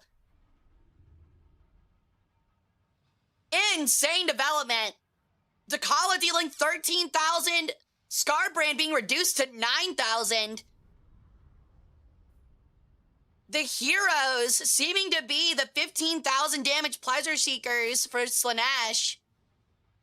An insane development. I knew Slaanesh would have the edge, but I did not think it would be the crossbowmen holding the line and dealing 13,000 damage being the difference maker.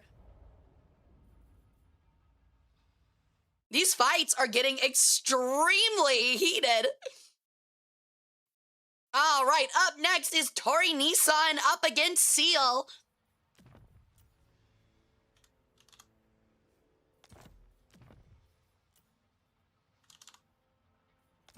Now, this Seal's orc list here is the same as Rack's. Rack did not make it to the top 16, interestingly enough, which just goes to show that it depends on the map and the AI piloting it.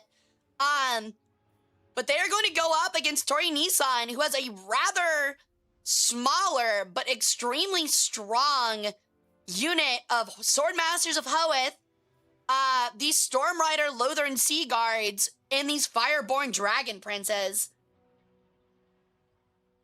Are my Gator boys okay? You won your first round, Pompano. You won it rather handedly, too. So you've moved on to the best of 3 of the bracket. All right, our first map is going to be the Doom Reach in Nagaroth Ravine. Let's take a look at our map and get your bets in.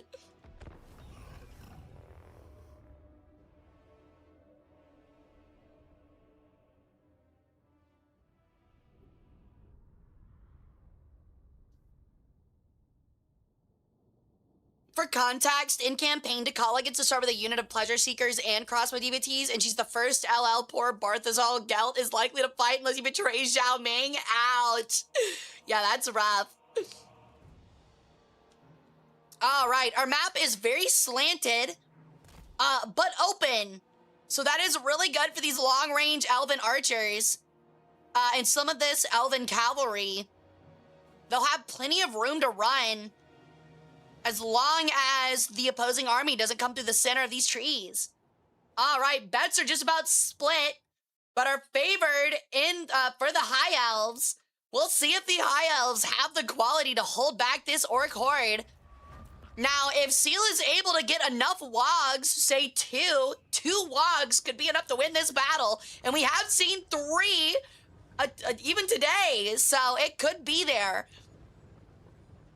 Granted, the army that got 3 Wogs did not win, did not find victory.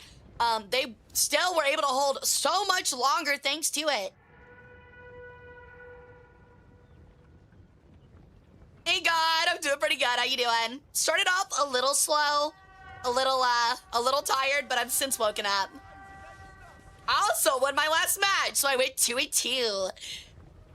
All right, Ajag is coming in. He's immediately charging into this backline to try and fight Tyrion in a one-on-one. That might actually be to the Orc's benefit, as he's distracting a lot of units back here. I believe the Orcs have actually fought, this exact Orc unit has fought on this map before and used these trees to their advantage to take a victory, and they're doing the exact same thing again, moving their superior numbers in cavalry around this right flank to hit all these archers. For the Elves, the Illyrian Reavers have actually already been fled from the field, having lost most of their unit, over 2/3 gone. Well, Ajag goes to fight this Mage of Death in the center. Now, what will be scary for the Orcs are these Swordmasters of Hoeth. They should absolutely cleave through these goblins and should have very few problems getting through them. Our first Wog is out just like that. And the Spearmen of the Elves are starting to crumble, as are the Dragon Princes, being incredibly ineffective. Just one Wog already this early is extremely beneficial for the Orcs. Ajag the Slaughterer also has not died. Finally, the Orc Error Boys have made it and are raining in on these last few units of Elves. It looks like the Orcs are getting a massive upset if this holds on and continues.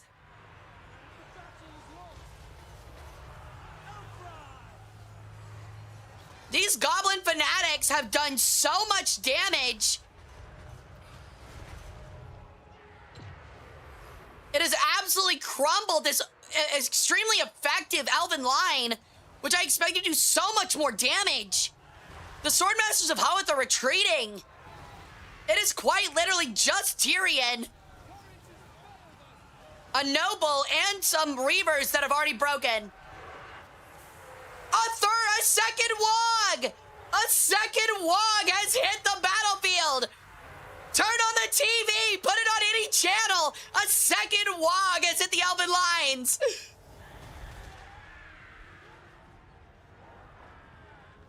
Incredible! That is exactly what the Orcs needed!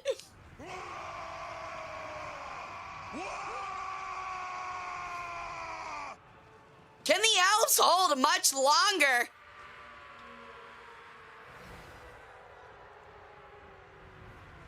They are absolutely surrounded by, granted, inferior Orc forces, but there's just so many, and it's over!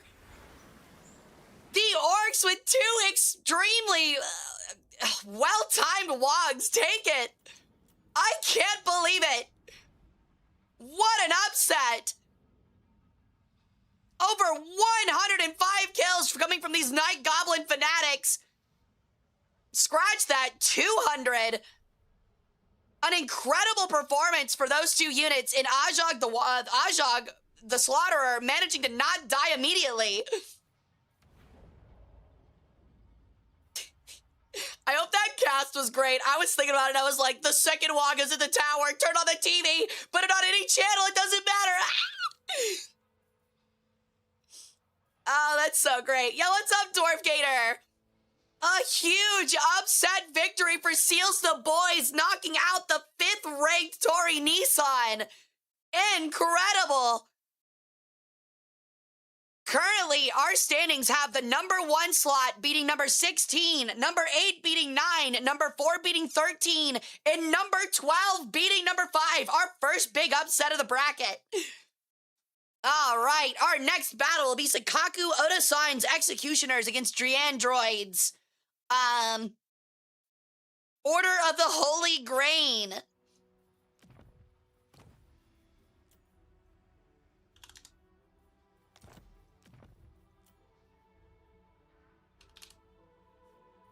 All right. So as we've seen, Oda-san has had some of the more difficult pathways to the bracket. Despite going 2-2, he fought some of the best people, best armies so far. He's now going up against the Bretonnian peasant mob, who I frankly have underestimated multiple times. But the leadership here remains. Can they deal with the absolute onslaught of these executioners, though? I would say it's heavily map dependent. Go ahead and start getting in your bets. The declining path in the Nurgle Wasteland will be our battlefield.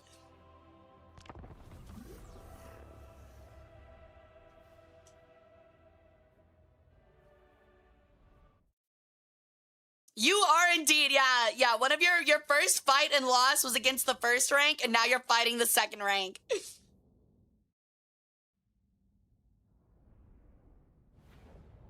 Oda-san scares me. His army is way more effective than I expected. So the difference here is that while Bretonnia has performed very well, a lot of it has been due to these Pegasus Knights.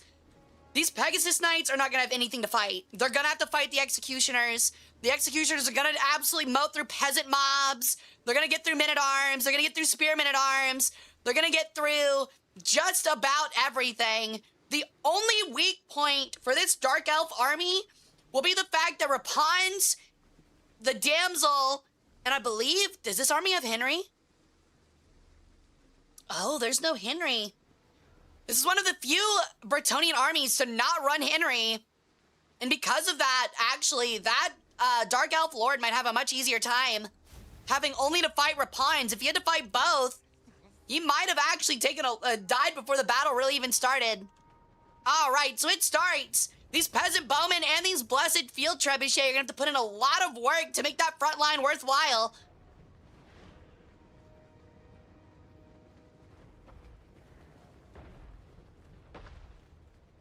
The Dreadlord over here is deftly dodging the shots from the trebuchet. Well, as we've seen, those blessed field trebuchets are really only useful against slow, large armored units. Not really good against infantry and really bad against lords. The AI continues to maneuver. Dodging all 4 shots again. Bretonnia trying to push them into an advance. Their cavalry is moving extremely far forward. They might want to break this off, or they're just going to get encircled by these executioners. Ow! I'm trying to shoutcast here. The Lord is taking some damage. But these cavalrymen are out here by themselves. This is really bad for Bretonnia. I don't think they realize. They do not want this battle. These Harganath executioners do not care about being charged and fighting cavalry. They are armor piercing and anti-infantry. This cavalry is fighting alone. Now it is finally broken off.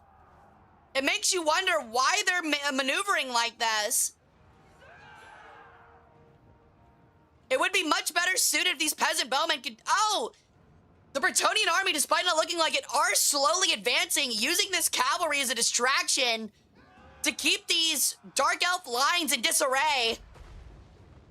Any moment now, these long-range peasant bowmen are going to open up on some of these executioners, forcing them to charge rather disorganized.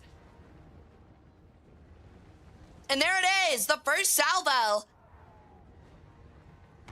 The Bretonnian numbers, the extra long line here, are showing that they are willing to encircle this superior force.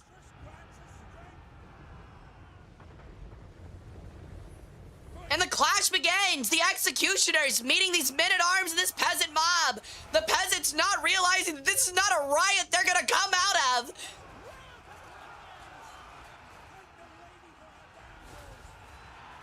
However, another peasant mob is circling in on these executioners. They're going to have to fight from all angles as they quickly become encircled. Despite that, the combat remains even. We have a giant clash here in the center as the Lord and Rapines fight one-on-one on mounted horseback / lizardback. Arrows flying in from all sides. It's an absolutely split battlefield. Incredibly even.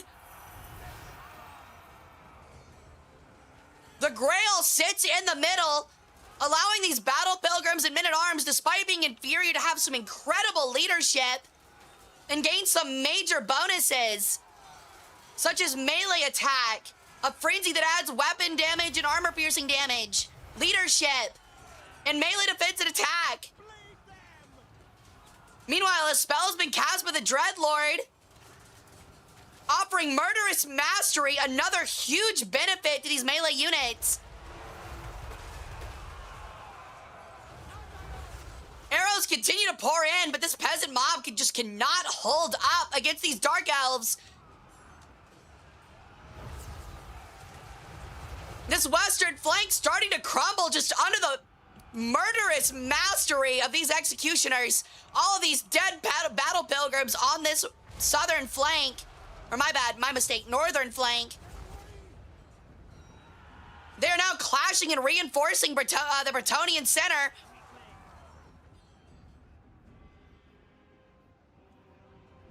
The Dark Elves are starting to gain the upper hand as some of these executioner units are freed up to attack these peasant bowmen in the rear.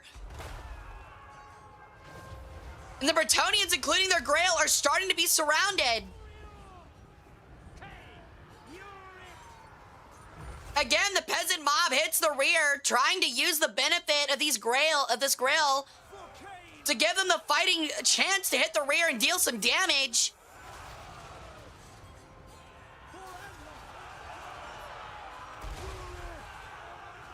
However, the Dreadlord is utilizing the large numbers. Oh no, some of these executioners are finally starting to get whittled down by these armor-piercing field trebuchets, who originally would not be too useful, but because these executioners are so clumped up around these battle pilgrims, it's dealing significant armor-piercing damage.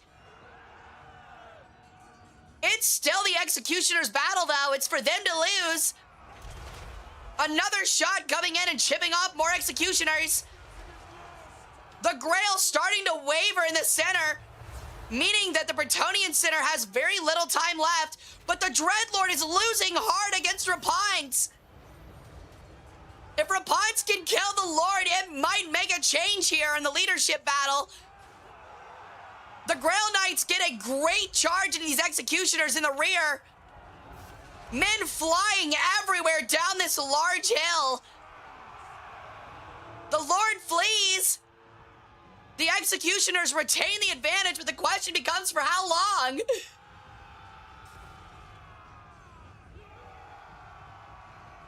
The Grail Knights hold. Meanwhile, the weaker Bretonnian units are fleeing the field, slowly beginning to reform on these back lines. Just carnage everywhere in this center. The last of the battle pilgrims trying to hold for their lady, who is currently surrounded by two weak units of executioners. A Damsel of Life is coming in to heal Rapines, a huge clutch, as more executioners come in to try and finish her off. Surrounded, these battle pilgrims are slowly being whittled down, trying to flee. The executioners realize it is time to turn as their Dreadlord returns to them. It's all posturing now, folks. These Grail Knights make another huge charge on some executioners, turning and re-angling it into a second unit to try and maximize the charge.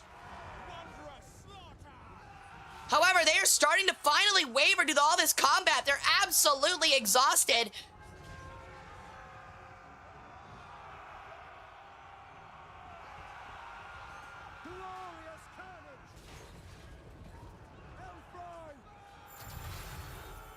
And just like that, Rapunzel is now fleeing.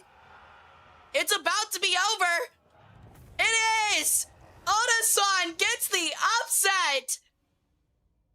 Oda-san takes the absolute upset on Britonia.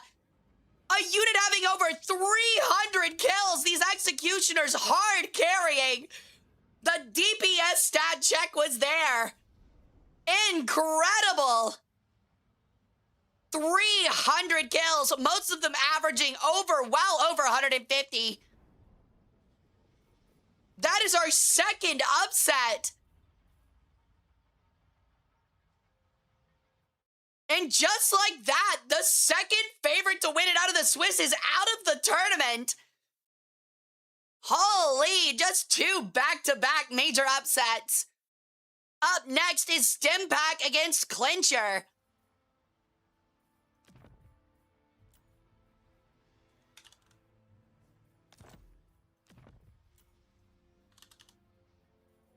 Clincher has a rather small but extremely effective corn-based melee army up against a ton of beastmen.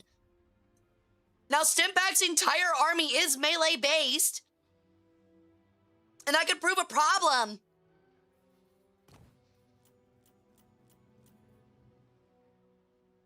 Oddly enough, it will be in the Chaos Waste here, will be our battle. Go ahead and start getting your bets in. Hey, Hyper, it's going well, how's it going?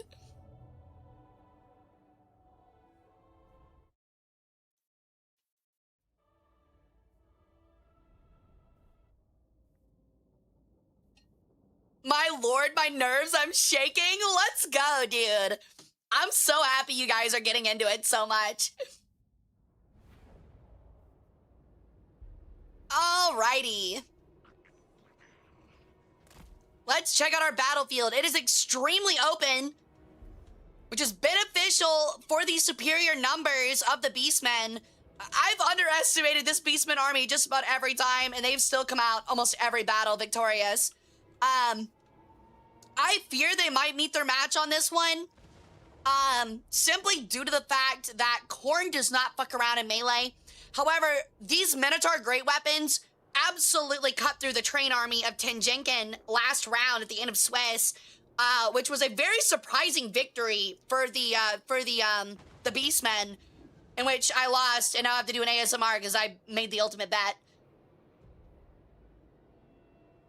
NASCAR on the left, Hara's on the right. Hell yeah, dude. So it all depends on how do these Minotaurs and Tauraks perform against these Khorne units, who are far less in number, but far superior in quality. All right. I'm gonna put in here. Bets are about in. And let's get started. An extremely long front line from the Beastmen here. We're gonna have to see if the Khorne units are definitely gonna be able to cleave their way through these weaker herd units, but they are going to be surrounded. The question becomes, can they deal with the amount of melee units that are going to encircle them like Oda-san's executioners did last round?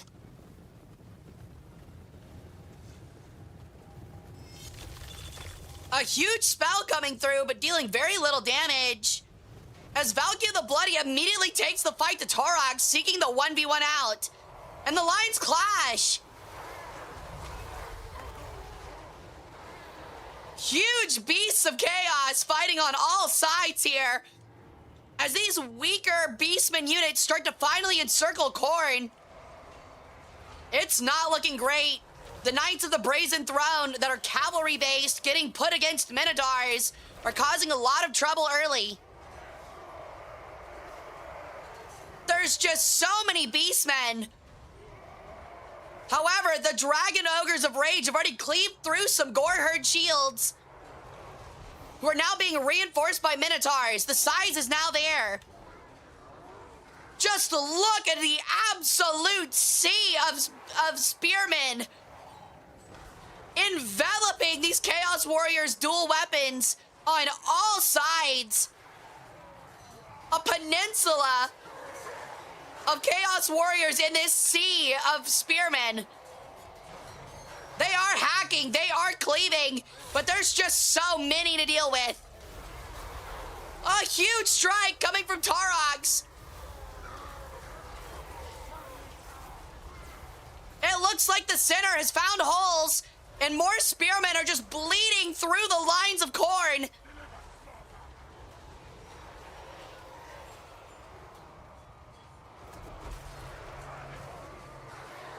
But it seems to be these aspiring champions continue to cleave, hack, and slash. Taurox and the Minotaurs being the only things that seem to be able to stand up to them. This one unit of Chaos units, Warriors of Corn, are holding their own, slowly whittling down the numbers of these beastmen. But Taurox is coming to reinforce. Let's check these fights. Gore just splattering everywhere in the name of Corn. Regardless if Corn loses here, it's a lot of skulls, a lot of blood for the god of warfare. A huge strike from Taurox, seemingly cleaving through beastmen despite hitting very few chaos. Makes you question on what side he's really on.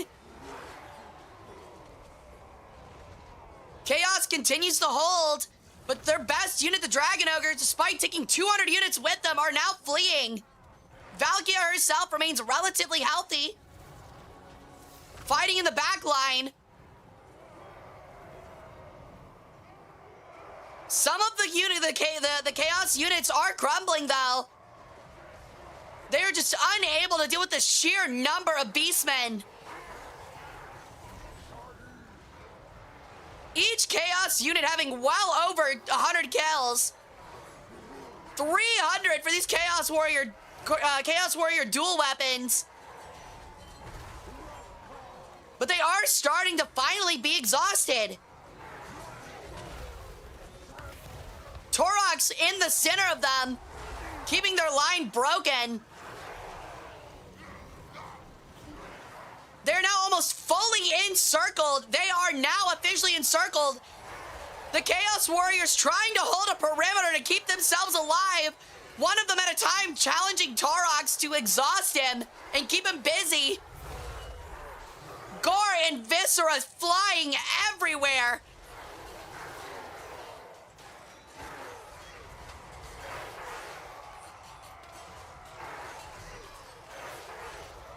They continue to fight, not quite wavering away. An absolute hellish scene here as Taurox takes another dive through the line.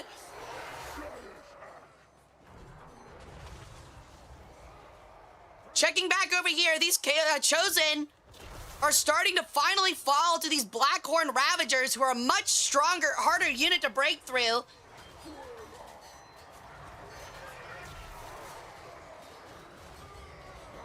Meanwhile, Valkia continues to chip away at some of these units and is now moving in to help these Chaos Warrior, or these Chosen of Corn. Striking immediately the head off of a Beastman. More Blackhorn Ravagers show up.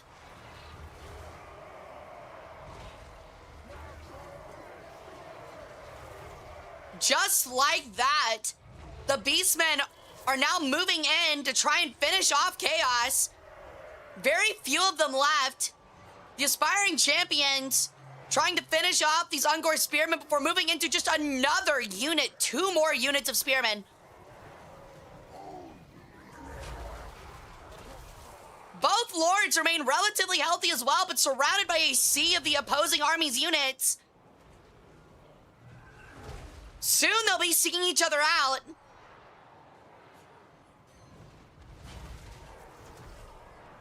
This could very well come down to the wire.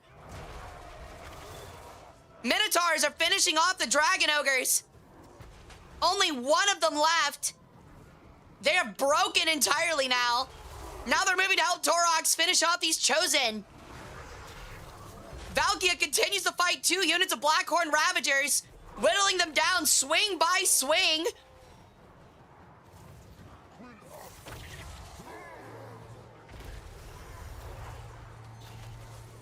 The Minotaurs are now starting to fall apart. They're wavering, despite their lord being there to help.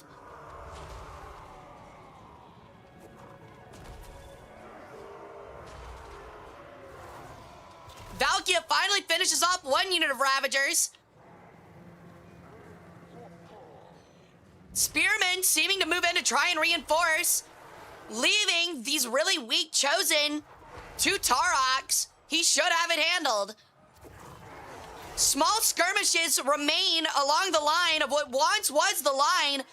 We'll take a moment to absolutely witness this carnage. Hundreds, maybe even thousands of Beastmen bodies littering the floor. Each Chaos Warrior surrounded by maybe 10 Beastmen bodies. Taurox is attempting to keep his line held together as Valkia attempts to finish off the last Regiment of Renown.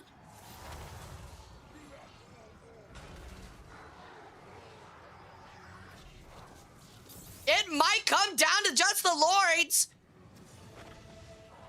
Taurox attempting to finish off the last few units of Chaos to give him the advantage. Valkia is surrounded still, having a very difficult time just trying to get these Goreherd shields to leave her alone.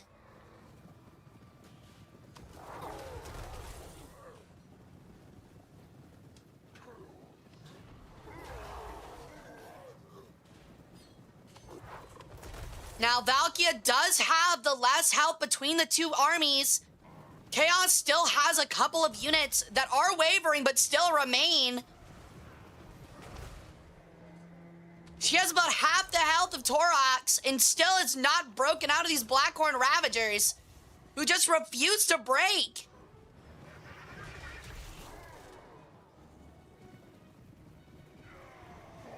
These Spearmen are once again positioning either to finish off these champions or now advance on Valkia. They move to advance on Valkia. Now that those champions have broken. Just in time as these Blackhorn Ravagers begin to waver as well. Taurox, however, is not going to finish off Valkia just yet. He's going to let his underlings try to do it to try and reinforce and finish up this last unit of Chosen. Everything is absolutely beaten bloody to a pulp. It's like a lawnmower came through. The mere sight of Taurox causes these Chosen to finally flee the field. And now Valkia and Taurox look like they're finally going to have their fated 1v1. Taurox seems disinterested, but he's going to be forced to fight her in single combat. And here we go. The fight begins. A huge hit on Valkia early. But she makes herself invulnerable. A huge benefit for Valkia. Putting in a large strike on Taurox. She's only invulnerable for a short time. It's already broken.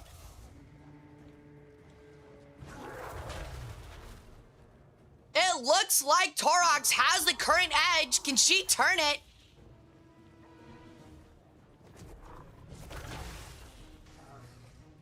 A 1v1 at the end of a battlefield surrounded by devastation. And neither of these lords would probably have it any other way. Valkia is getting extremely low. She is shaken. 500 HP. She's just too weak. And it's over. Stimpak's Beastmen hold on. Incredible. Down to the absolute wire. Less than 2,000 HP deciding the victory. Wow. The Chaos Waste, the Chaos Gods are surely happy at this devastation. Both units being reduced to mere single digits. All right, what a battle. Stimpak refuses to be upset. Up next is Dark Jin against Lorelei. But look at these numbers before we head on out. Let me move myself for you guys.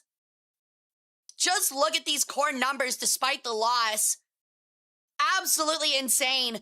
400 kills. That has to be the most we've seen out of a unit so far. 416, 30,000 damage done. That's just insane. Every Khorne unit having at least 100 kills outside of these Skull Crushers. Probably just due to the vast number of Beastmen Spearmen. I mean, look at this. 1,900 losses. 2/3 of the Beastmen army dying despite securing victory. Every unit decimated. Some units of Ungor Spearmen only taking 1 chaos off with them. That is just insane. Incredible battle. All right, so now we have Lorelai's army of Slaanesh up against Jin's army of Tzeentch. Jin is the favorite here with these Changebringers. But this Slaanesh army does have Chaos Furies to keep them busy. So it kind of depends upon how effective are the Seeker Chariots here up against these Chaos Chosen. And how effective are the Chaos Furies able to kind of occupy the Changebringers.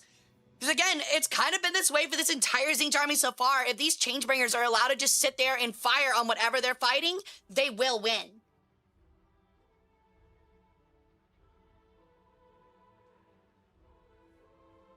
Jin, like the mystical spirit, yeah. All right, let's check our map.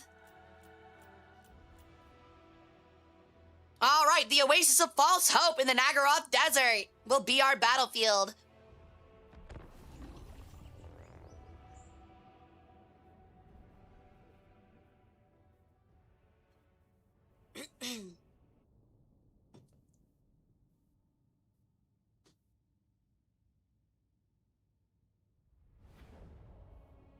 All right, a rather open battlefield with Tzeentch seeming to have their back against the wall, not if they really seem to care. All right, get your bets in. We have a huge amount being bet on Lorelai's Slaanesh army. 44,000 points compared to a meager 16 for Tzeentch. Lorelai going all in, but being the only one to vote. This could be disastrous. All right, let's get started. The battle begins. Again, the question becomes, how well can the Chaos Furies preoccupy these Changebringers? And do the Changebringers waste their shots on something not super useful? The Mask of Madness, or the Mask of Slaanesh, is another question, because they will undoubtedly beat the Chaos Sorcerer of Tzeentch in one-on-one combat. The question just becomes, will it be enough to change the battlefield? Because these Chaos Halberds, they are going to do a lot of damage. Now, the Mirror Guard are taking a lot of damage early, but that's not the worst target for Slaanesh to get hit. They have extremely high leadership. The other problem, however, these Hellflayers are getting absolutely decimated with these Changebringers on the side. The lines begin to merge. The Mask of Slaanesh fighting the Chaos Lord in the back line and immediately chunking half of his shield. He needs to be careful. He will be eviscerated here if he's not careful.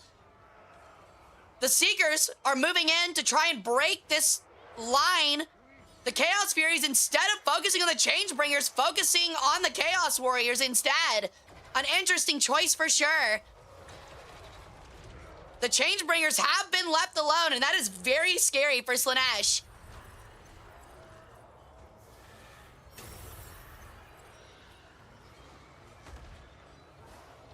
A huge spell coming out, hitting some of these spears.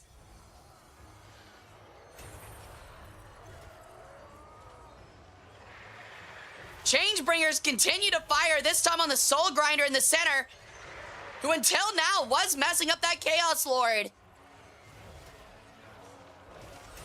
Slanesh desperately needs the mask to move over and fight the Chaos Lord and the Chaos Sorcerer and finish them quickly. Or these Changebringers are gonna make all the difference. Luckily for them, the Changebringers are almost out of ammo and one has moved into melee, which is very beneficial for Slanesh. Only 2 shots left for these Changebringers and they're undoubtedly gonna spend it on this Soul Grinder, which is a big loss, but at least it keeps them from breaking the other infantry units. They have now been forced to move into melee, the other one leaving melee and now being able to use the rest of their shots. But these Chaos Warriors on this flank down here are absolutely starting to lose against simple spearmen. The mask is now again in single combat with the Chaos Lord. These Mirror Guard taking the brunt of these shots from these Changebringers, but they have extremely high leadership and are not gonna waver easily.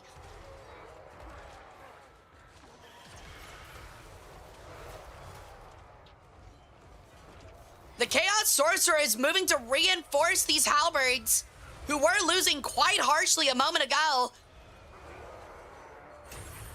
The benefit for Slanesh is that both Lords Force Tzeentch are about half HP, and the Changebringers are starting to hit their own units.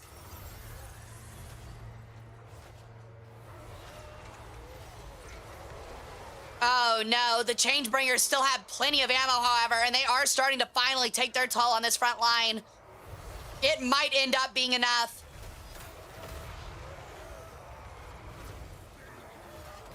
The Changebringers just once again going uncontested and dealing so much damage. Absolutely eviscerating whole infantry units. That might be it. We have seen time and time again that these Changebringers, if left untouched, will just win battles single-handedly. Absolutely punishing anyone that fails to take range with them. And there they go. Finally, their last shot has been used, but their devastation has been felt. The Mirror Guard hold, however, and this Chaos Sorcerer is actually losing to them. However, the leadership will break. And that will be it. It looks like Slanesh is lost entirely. The Changebringers, again, just making too much of a difference. The Mask trying her best and dealing plenty of carnage, but the Changebringers are just so broken. They're just so strong. And without an army, the Mask quickly gets banished. That is it. Lorelei, sadly, this is the end of her run. She is out of the tournament. These are all AI, Good Ray. Welcome in, by the way. All right, our last battle of the first best of 1 round will be Pancreas No Work against Blue Plant.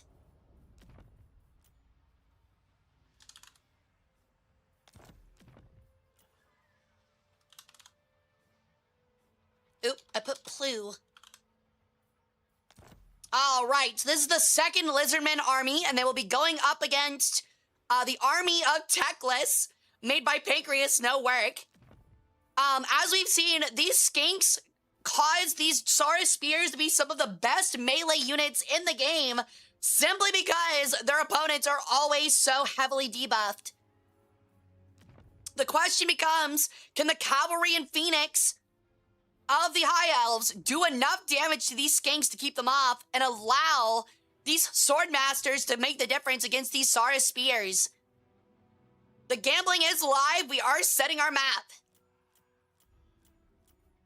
The Great Hunt Tomb in the Norskin Hills. I'm gonna go make Chilaquil. What the? How do I say that word? Either way, enjoy them, Lorelei. I'm so sorry, hon. I was really rooting for ya.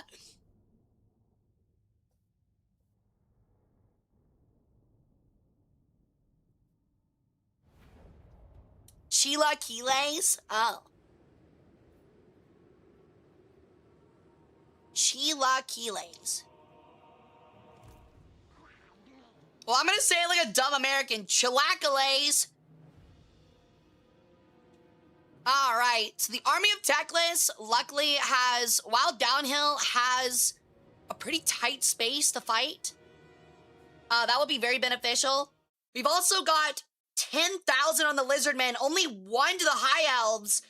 So if you bet anything on the High Elves, you gain 10 times return if they end up taking this fight. The old ones demand I win. We will see, Blue Plant, we will see. Teclis has held on 3 out of 4 battles. He is not afraid. I bet pretty big on the High Elves. They better win.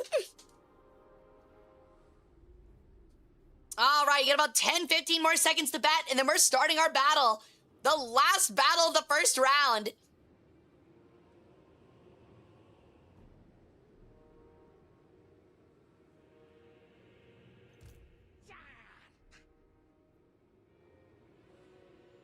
All right, we're gonna go.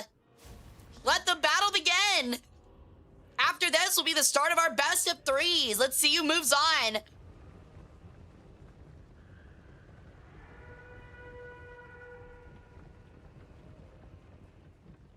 All right, those high elf archers are already getting in range. Those Sisters of Avalorn being extremely scary units. The Skink Oracle is already shooting out at this Arcane Phoenix, hoping to get in some early damage. And those first shots are fired. They're gonna deal a lot of damage to these Saurus Spears.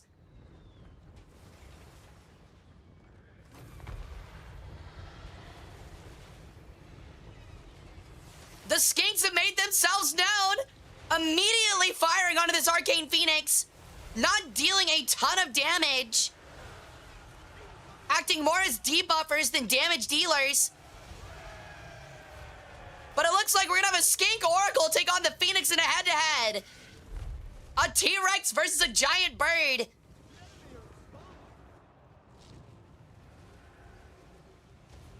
The Archers of Avalorn and these Sea Shield guards are just firing freely onto this Bastillodon, which usually is able to take a lot of punishment, but this is armor-piercing damage, and these are a ton of arrows.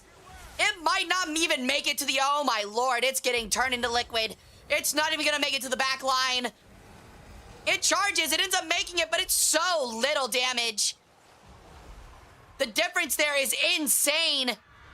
These Sword Masters of Hoeth are cleaving through these good lord, these Saurus Spears as well, as a lot of these Skinks are being kept back from the front line. The Bastillodon returns. Thank you for the follow on backs. Welcome into the Gold IEDN.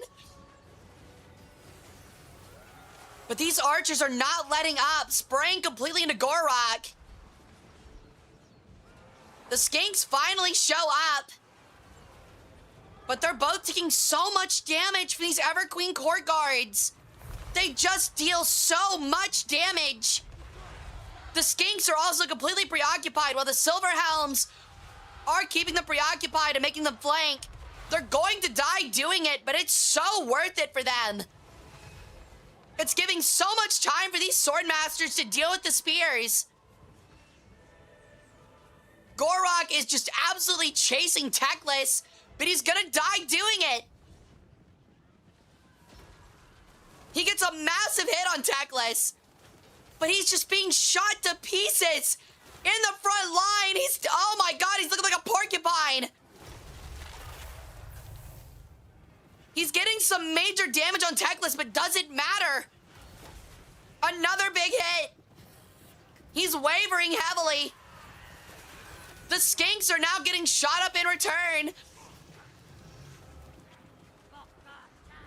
The Skinks have finally broken the Horsemen chasing them and are moving up to hopefully assist this crumbling Lizardman line. It's still split about 50-50. It could go either way.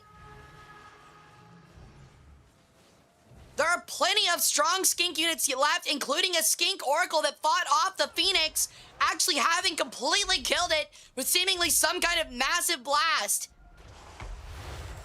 The Bastillodon remains as well. And the Saurus Spears, despite taking so much punishment, have held out against these Sword Masters of Hoeth simply because of how debuffed they are. They might have held long enough for the lizard men, who are starting to slowly turn the tide. The Oracle is taking so much damage, however, from the sisters. He's about to go down any moment.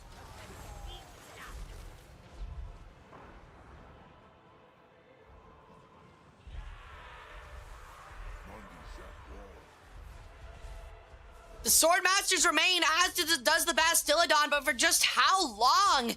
Gorok is now challenging these sisters, the Ever Court Guard, trying to keep them in retreat.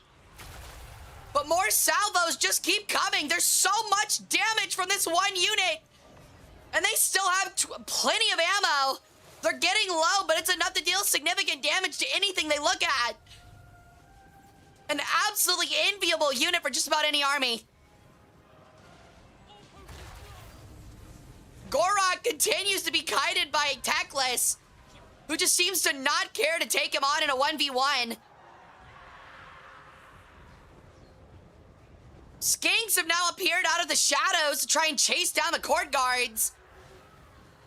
The Lizardmen finishing off the Swordmasters in the center. They really need Gorok to break if the High Elves are to take the day here.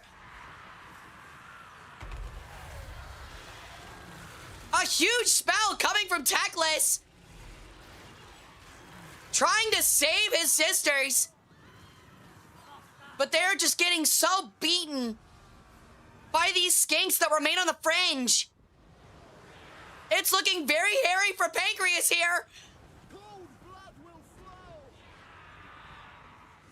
Some of the archers remain, but there's still so much damage left to do. They need both of these lords to die, and now it's over. The Lizardmen take it. Pancreas out early. Wow, huge upset again. The Swordmasters dealing 135 and 128 respectively, but one of the Swordmaster units being held down to a meager 7 kills. That definitely has made all the difference. Incredible. The Lizardmen are absolutely feasting this tournament. All right, we are now moving into our first best of 3. A huge upset for Blue Plant. Our first battle being the number 1 against the number 8 seed.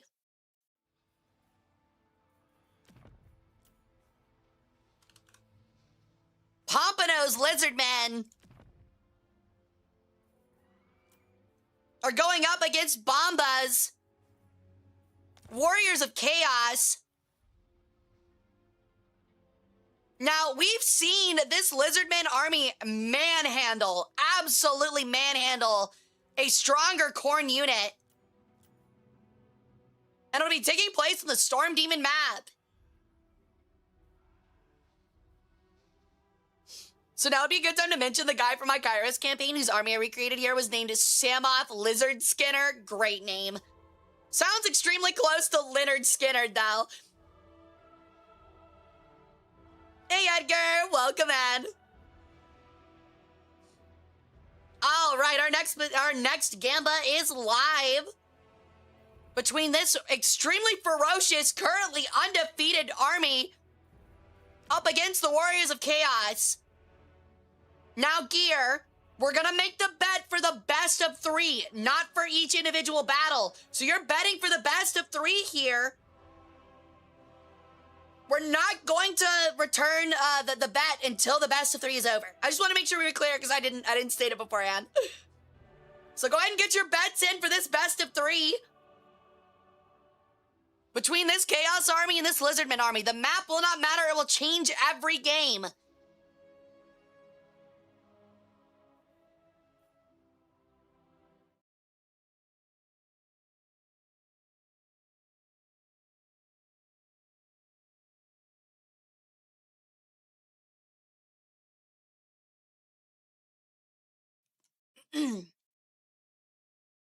A big tip from me, by the way.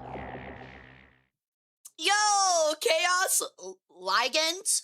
Welcome into the cult. Thank you for the follow. How you doing? Something to add, by the way, currently GamerSups, if you've ever wanted GamerSups, is doing free international shipping. If you place an order of $75 or more, you should totally use my code RSIPPY to get like 10% off. It's pretty sick. They have some really good stuff. If you like Obi Katie Cat, who's an awesome VTuber, they just came out with some merch for her and it looks fantastic.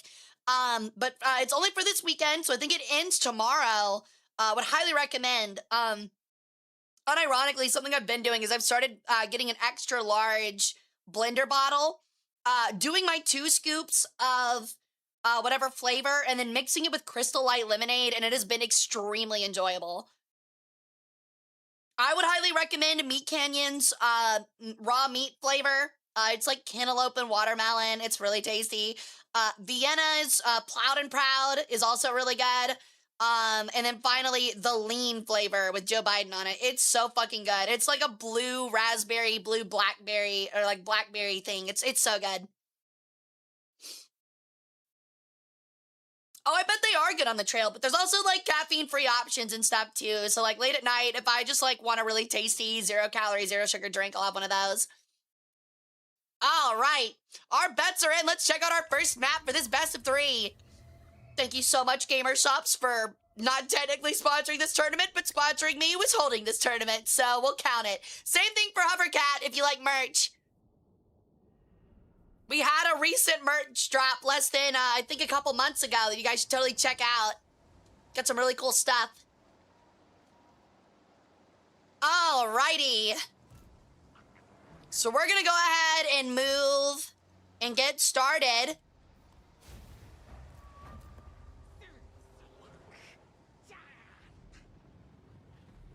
Now, as we've seen from past battles, the Dread Saurian has caused a lot of problems for every army they've come across, but these Skull Cannons are armor-piercing, and this might be the first time this Dread Saurian is having to go up against such a formidable artillery force. The other benefit, however, is that they have these Pterodon Riders and Skinks, and there's no cavalry, and actually, that might be cavalry. No, those are trolls. There's no cavalry and no range to deal with them. So the first shot comes in on the Dread Saurian, but really doesn't do a whole lot. It's just got such high armor. Second shot missing. Third shot hitting directly in the side.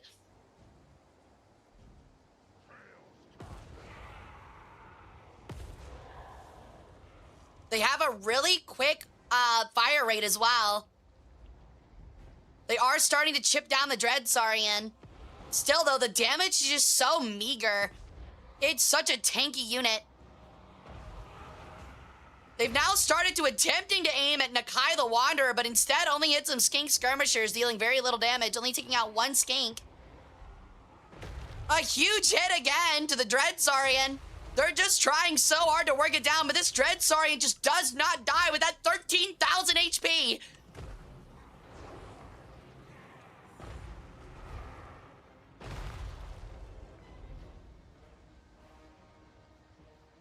Chaos eagerly awaits the tide of lizardmen slowly advancing towards it. A tree blocking a shot.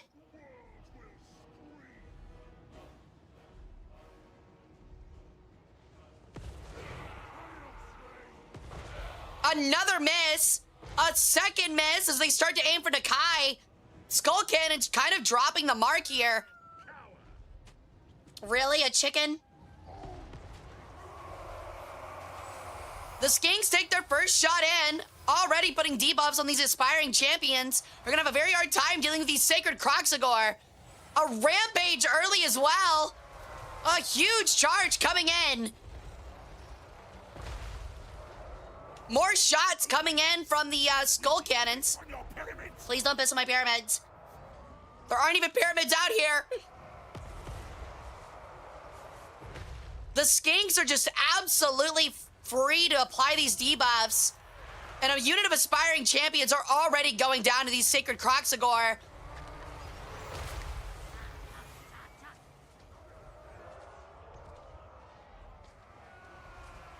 The debuff from these Skinks are just keeping the Chaos Warriors from being super effective. However, the cohort have been hit themselves and are also poisoned. Probably by these Hell Scourges. The Dread Saurian in the center remains strong, though. Village full HP, however.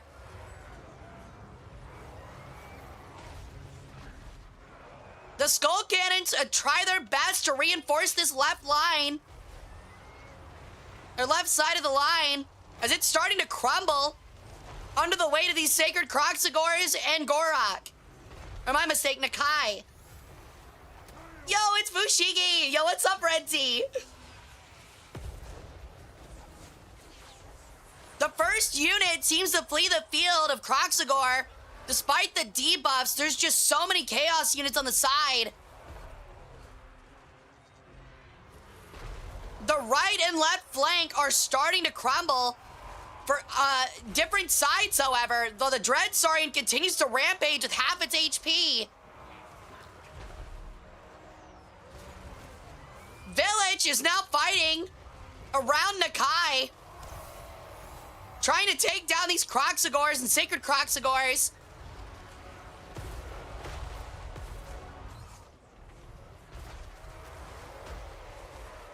The missile damage continues to move in, and the Dread Saurian and some of the Kroxigor take a flank on these Chaos Trolls.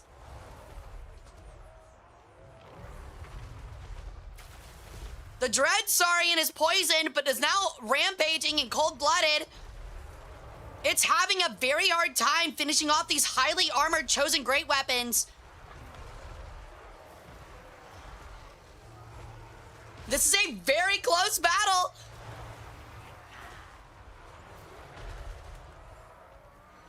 Either side looks available to take it. As these skinks start running extremely low on ammunition, soon they will have to enter melee.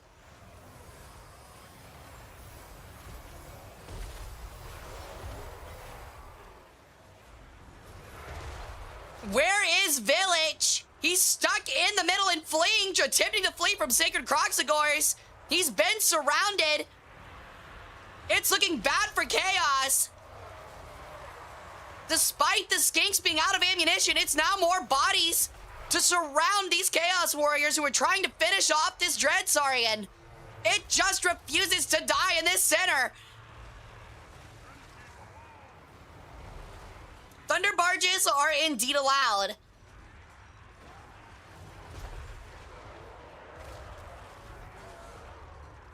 Village remains held. The Skull Cannons are starting to be banished away. This could be it. The first battle of this best of 3 goes to the Lizardmen. Huge victory.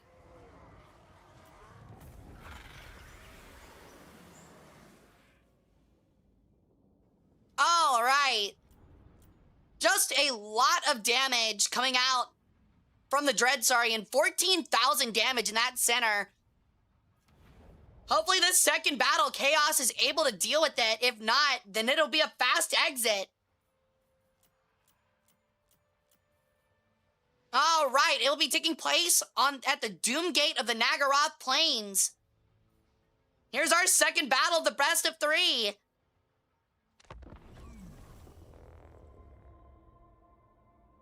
Thank you for keeping the score up, Gear. That's actually a really good idea.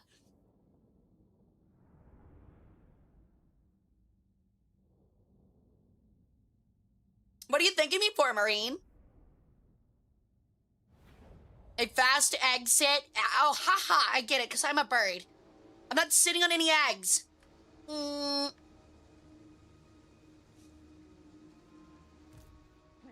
Alrighty.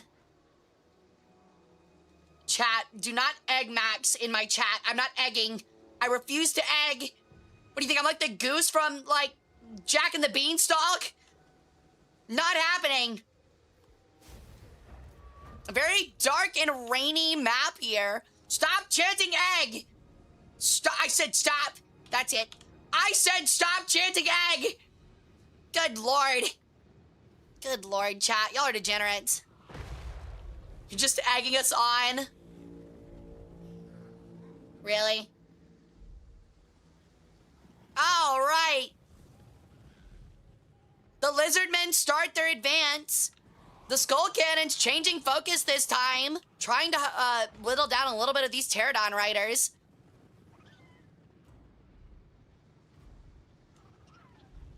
Two more shots coming out. Missing through the Pterodon riders, making you question again if it would just be more effective if they aimed at Kroxigors.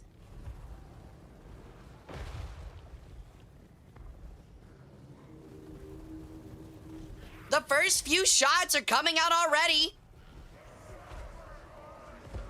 The Dread Saurian as well shoots poison ammunition.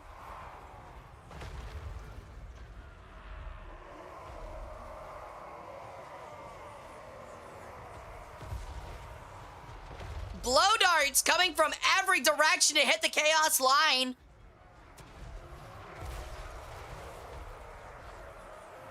Village in 3 units hoping to surround and finish this Dread Saurian quickly.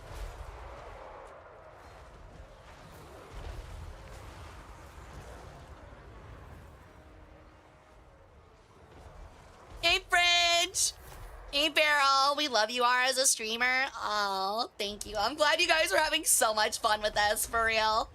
I can't wait to do more of these. And I love all of you guys.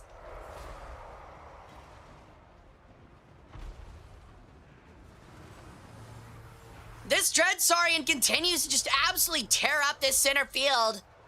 Absolutely uncaring that Village and 2 units were surrounding it. However, these cohorts of Waddle are starting to fall quickly to these Chosen that they've been surrounded by. Village sends out a blast on these Skink Skirmishers, but does so little damage. This Dread Saurian is just so formidable in the center.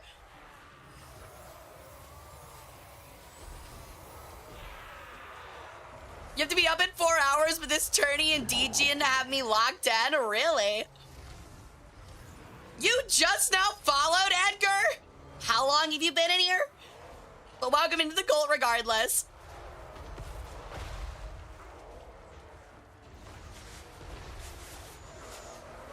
Chaos is starting to surround these Kroxigors and the Dread Saurian, now freed up from those Sacred Kroxigors on the right side.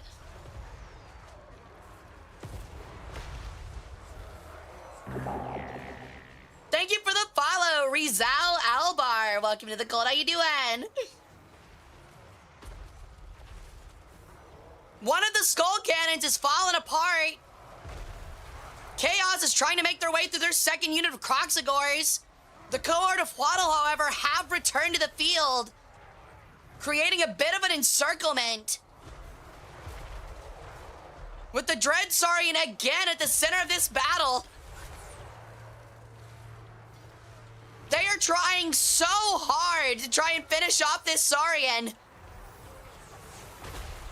It still proves to be very difficult, though. Village the Curseling is actually down to half HP with no shield, surrounded by a unit of Sacred Kroxigor and Nakai himself.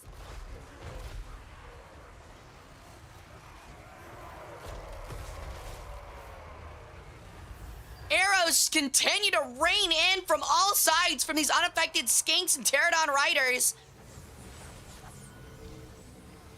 It is now coalesced into a massive fight in the center. Village attempting to remain on the field.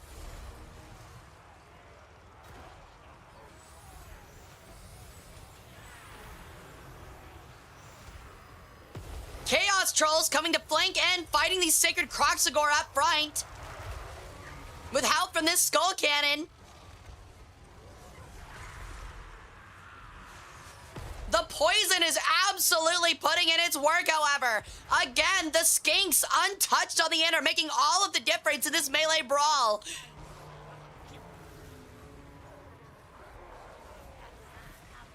And that is looking about it. That is already over. The Lizardmen, Pompanos, 2 Lizardmen took a quick and easy 2-0 win in their first best of 3, making their way to the semifinals. What a huge victory for Pompano. He looks absolutely unstoppable. Omega Bomba knocked out. All right. Our next battle will be Seals Boys up against the Boy Kissers Tormentors. All right. This bracket is actually moving so much faster than I expected. We might have time to do some more stuff today.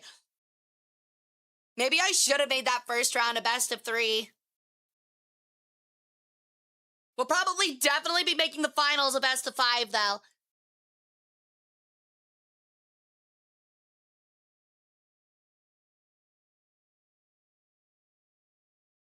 The rotating rat is always spinning. It's his job.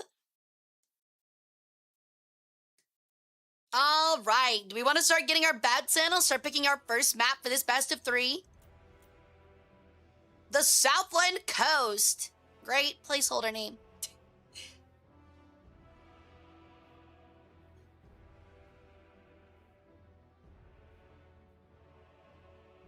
Corn's champion was felled. Nurgle's rot was washed away. The bird brain efforts will not break us. You talking about me or Zinch?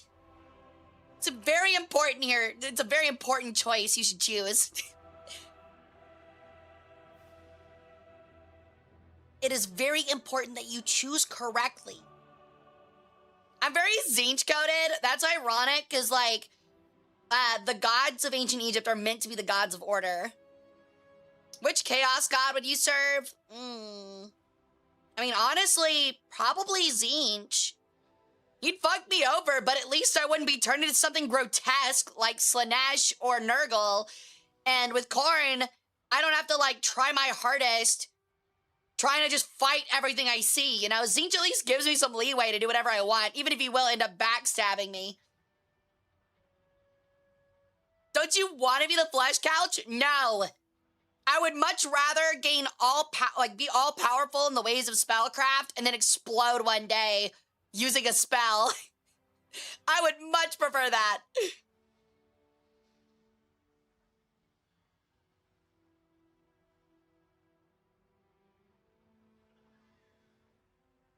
All right. Oh, that's true. If you did get turned into one of the squigs or whatever, not the squigs, but the Zinch version of squigs, it could be a problem. All right. Have we got our bets in, or our Jesus Christ, I hate that. Are our bets together and done? Yeah, it's the horrors, right? Is the chaos god herself me? No, never. I would never. I'm a goddess of order. So, all right. Our bets for the best of 3 are in. Let's get started.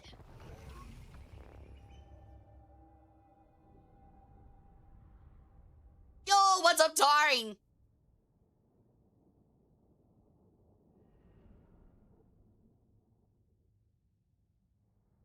I forgot to vote. Unfortunate. All right, so Seals Air Boys have made it much further than expected. But let's see if this might be their end. Again, they have numerical advantage.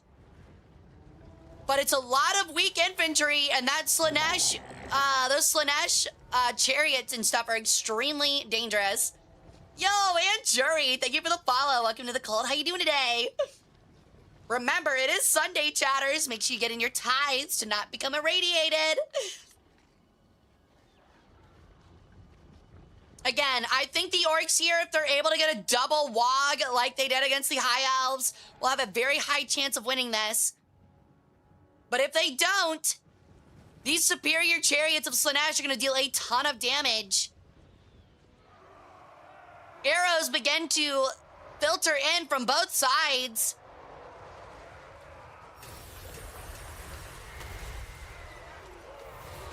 Dakala is now in 1v1 against Ajag. Ow. Hey, Argon. Yeah, you are a little late, I'm afraid. Hey, Ultra Fighter, I'm doing great. How you doing? What are the images we had to send in for the Google Doc for? So the reason y'all sent those in, I was gonna make a custom bracket and put y'all's pictures on them along with your army names, but once we get to 45 people, I'm like, this is taking literally forever. So I just ended up having to use a website. I was gonna make a cool graphic and everything, but we had so many entries, we had at least double what I expected, that I ended up having to scrap that idea.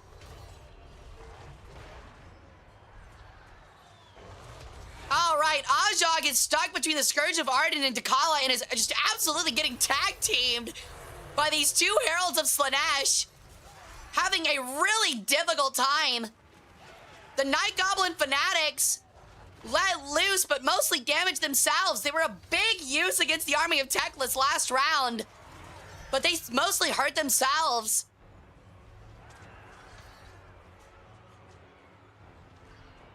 We have a huge charge from the Savage Orc boys, finally onto the back line of Slanesh. A much-needed cavalry charge. Will it make the difference? The dragon is 1v1ing Ajag and winning, however.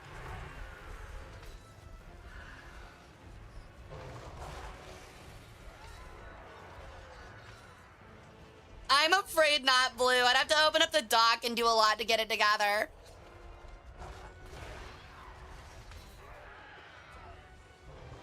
And just like that, Ajag is dead. That is really bad for the Orcs. As we've seen just about every battle, Ajag going down early means a surefire loss, and the rest of the Orc army is starting to crumble. These Slaneshi units cause terror as well, so that's already going to lower their leadership that are already going to be pretty low. And just like that, most of the army is already fleeing the field.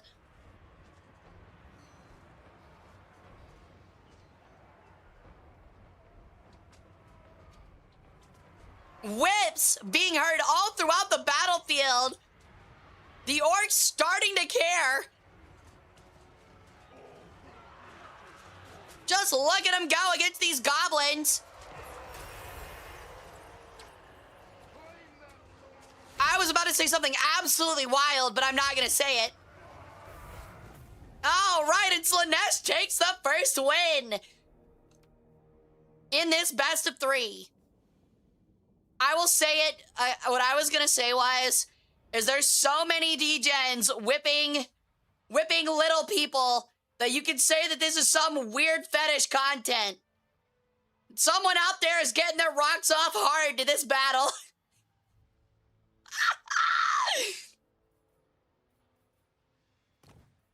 All right. Up next is Gorgazon, the multiplayer map. That person is me? Dude, that's insane. Why would you admit that in chat? That's crazy. I like how every time I say something, Fiery Marine just posts that, like, cat gif or that cat image of just being like, dude, I'm just so done right now. This is your streamer. This is the stream you signed up for, man. Gorgonzola! All right, our second battle's prepared. Let's get it going.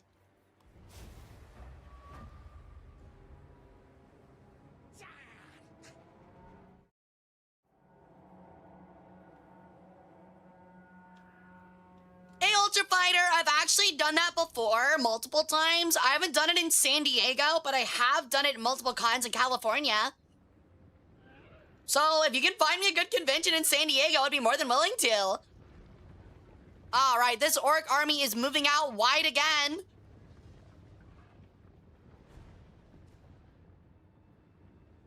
They didn't get an early walk before, but if they can get one this time, they might be able to steal a win. See you, Gabor. Thank you for coming and hanging out. Thank you for the follow, Fluffy Paws. Welcome to the gold. How you doing? Oh, wow. A Squigard charges into Dakala and immediately gets eviscerated. Torn to pieces. As the rest of these Orcs seek to encircle Dakala as well as these Chaos Warriors. This Scourge of Arden hoping to prevent it.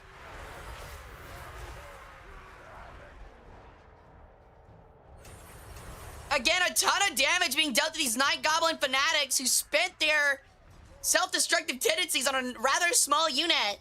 Doing good. Let's go. I'm happy you're having a great Sunday. Thank you for coming and hanging out. A lot of talking. Eventually, I'm gonna get tongue-tied. It's crazy. Now, where is Ajag? Ajag is in the center, fighting Dakala, as he should be. A much better position than before. Surrounded by his orc boys who are hyping him up.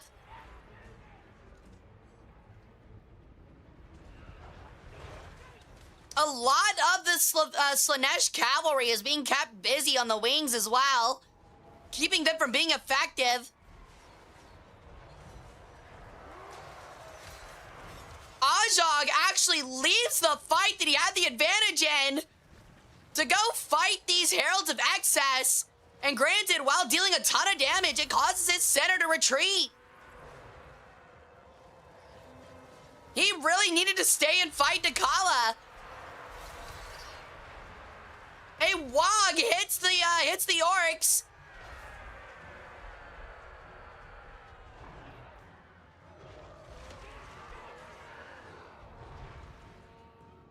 Or my mistake, that was an aspect of the Dread Knight. They still need a Wog. They have not gotten one yet in this best of 3. However, they have Dakala surrounded and a lot of damage is being dealt.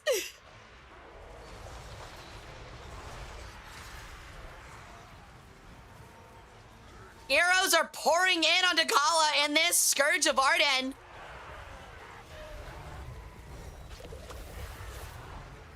Just like that, Ajag leaves again at the near moment of victory to go chase nothing. The Orc War Boss getting bored in this center.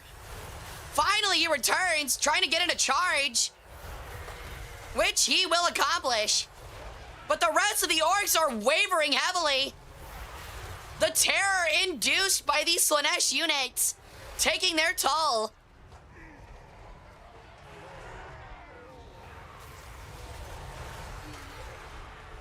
Aspect of the Dread Knight and Life Leeching being activated for the Orcs, keeping some of them together. Dakala actually is losing this 1v1 to Ajag, both of them trading massive hits. It is extremely close between the two, as Dakala decides to change targets onto these Goblin Spears.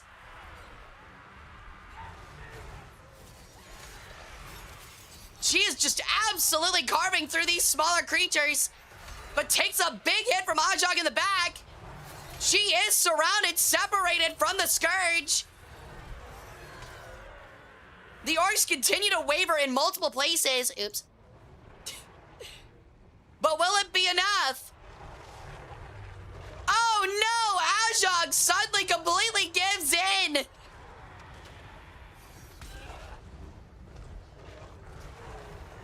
That might be all she wrote for the Orcs, and it is! Another 2-0 victory in this 3-0 bracket. Wow, Slaanesh takes it.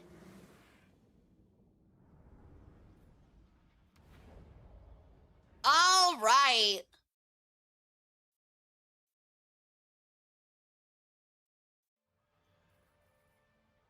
So that is a big victory for Cat Almighty, who will go up against the Boy Kissers.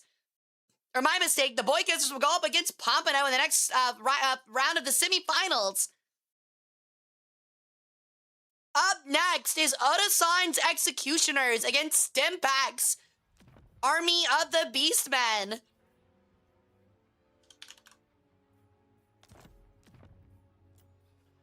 We've had some relatively one-sided best of 3 so far. I'm kind of surprised.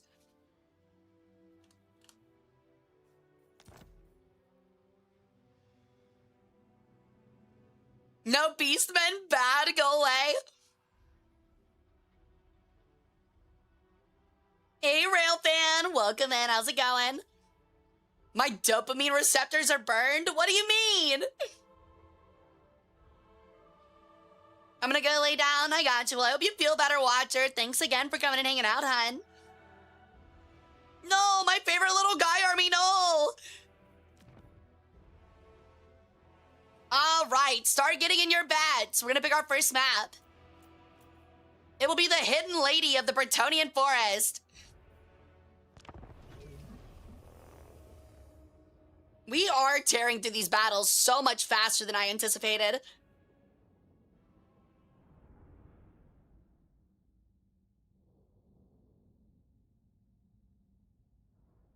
I love Stem, but I'm not sure her hubby got this. I mean, they did just beat an entire army of Khorne. They are surprisingly strong in numbers. Beastmen together strong.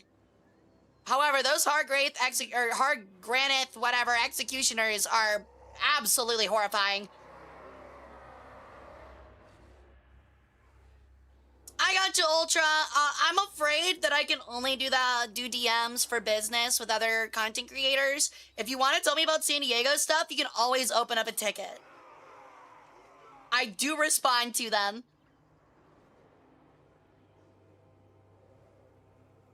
All right, are our bets in? Are we good to go? Let's get started. A huge Beastman force now charges head first into these executioners. The executioners moving to meet them on these grassy green plains. The Castle of Bretonia overlooking two of its least favorite armies on Earth, creating absolute carnage for one another.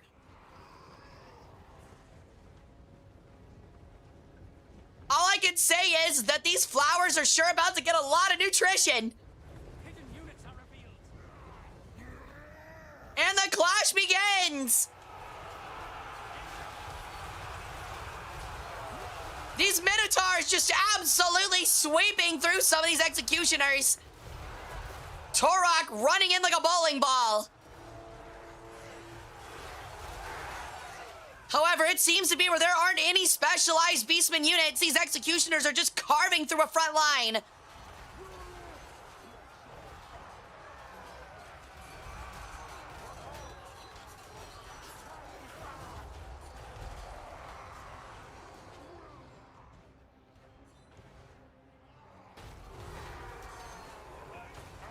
The Minotaurs are moving to try and kill this Dreadlord early.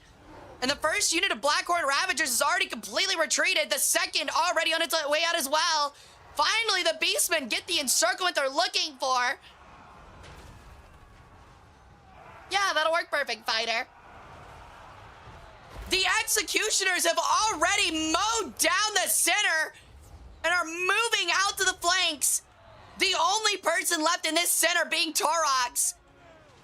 The Executioners are just cleaving through so much, surrounded by Beastmen bodies. Absolutely unfazed by any sort of flanking maneuver. Every swing, a death of a Beastman. Gore just everywhere.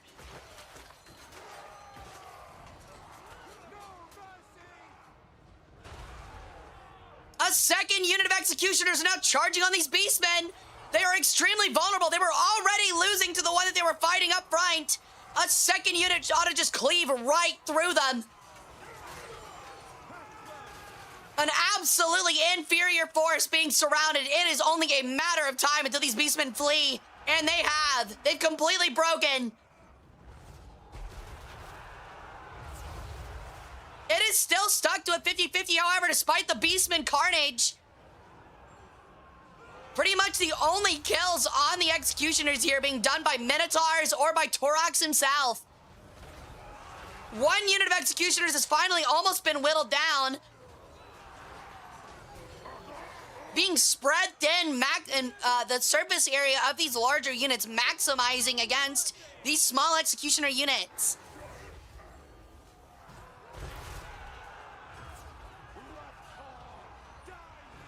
Finally, the Executioners have broken this western flank and are now moving to try and finish off the Beastmen in the center. There's just so many Executioners left available. Look at all of these dead Beastmen. You can see exactly where the line was held. Just corpses upon corpses, piled and stacked. Now seeking to finish and end the Beastmen here. The Beastmen army may have finally met their match.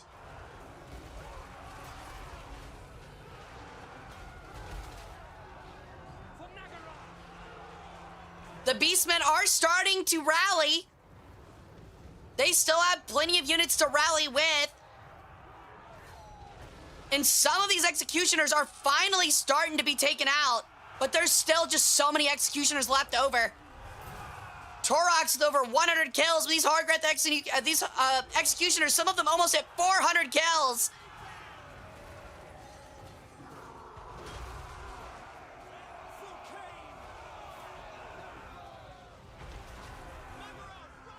Dark elves flying everywhere, but the ground is just littered with beastmen bodies. It is nowhere near as close as it was against Khorne. However, they still have a fighting chance. One unit of spearmen finally completely breaks from the field. They will not be returning. Understanding the slaughter is too much for them to bear.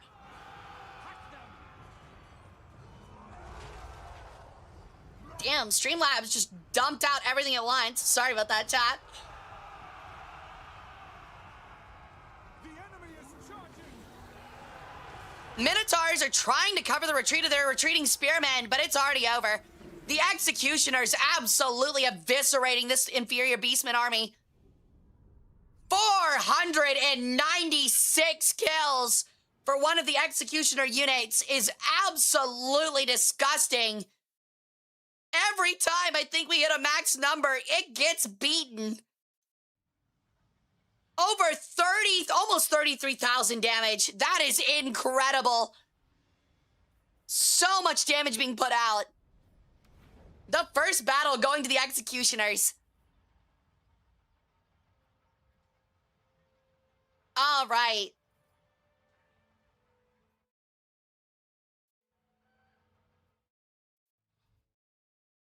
Our next battle, or our next map rather,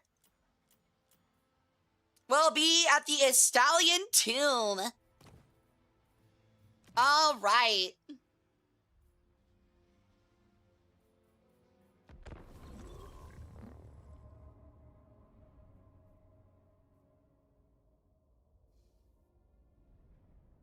You did put holes in those cows? I know, right?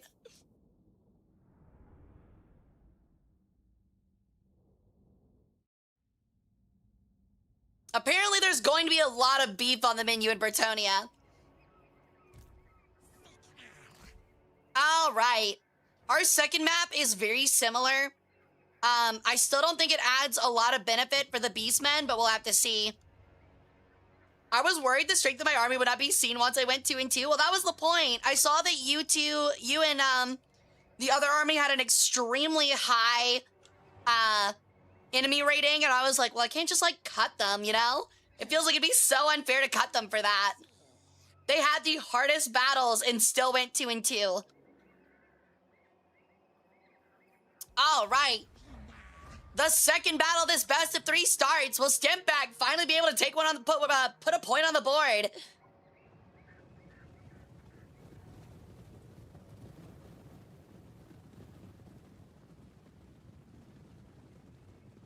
This is sadly a really poor matchup for this Beastman army. We've seen them overwhelm and flood just about every unit so far, but honestly, the Harganeth Executioners have possibly been the best melee unit on the battlefield so far. Pound for pound, they continue to just not care of being surrounded by superior forces and just barely able to squeak out wins. They're not undefeated. Their one loss being to those lizardmen, Pomp and his lizardmen. But against most things, they are willing to take the fight to whatever is in front of them. The Beastmen, again, attempt their head-on charge.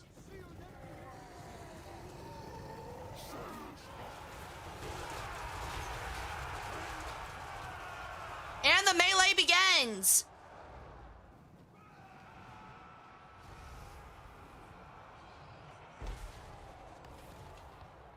It would be much more beneficial for the Beastmen if they're able to wrap around more effectively here They kind of got bundled up on these corners like this instead of fully enveloping, and that caused a lot of problems. It is a big reason why they couldn't fully surround these executioners and finish them off. It's looking the same here.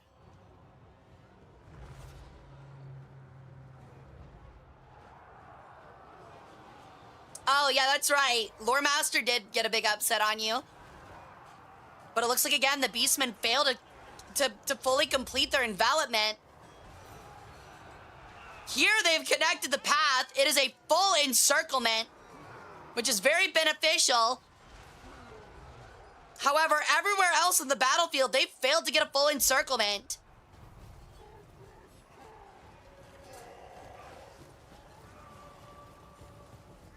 These executioners continue as well with every swing, just killing some beastmen.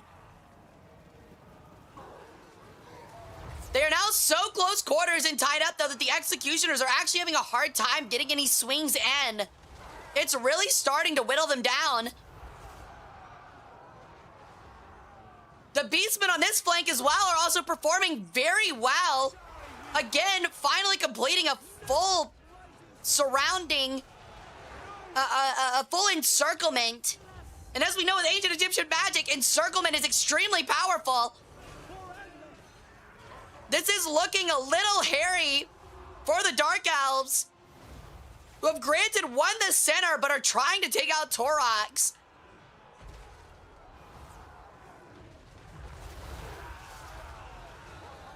These Minotaurs are finally able to maximize their great weapon strength. However, that might change now that these executioners from the center finally make their way in. Torox continues to swing and fight against these two units of executioners in the center, doing to them what they usually do to beastmen.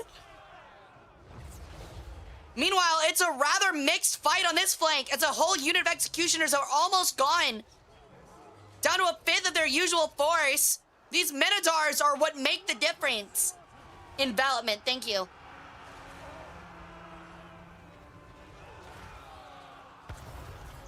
There are just so many beastman units surrounding this one executioner. The Dreadlord being there is not changing much as they continue to be whittled down.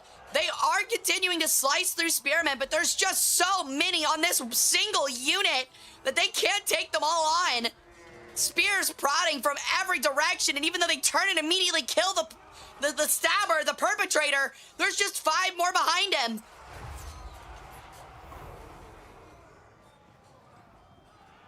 They really need a second unit to break this encirclement.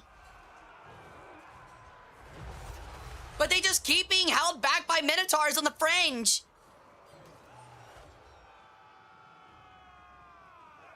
Luckily, on this flank here, they were able to break themselves out finally, thanks to some pushes from the center.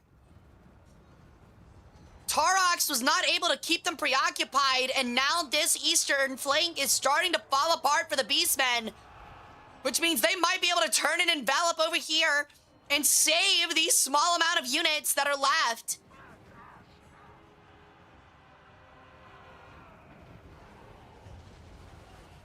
Torox himself is exhausted, having done a ton of damage, but there's just so many executioners still around him.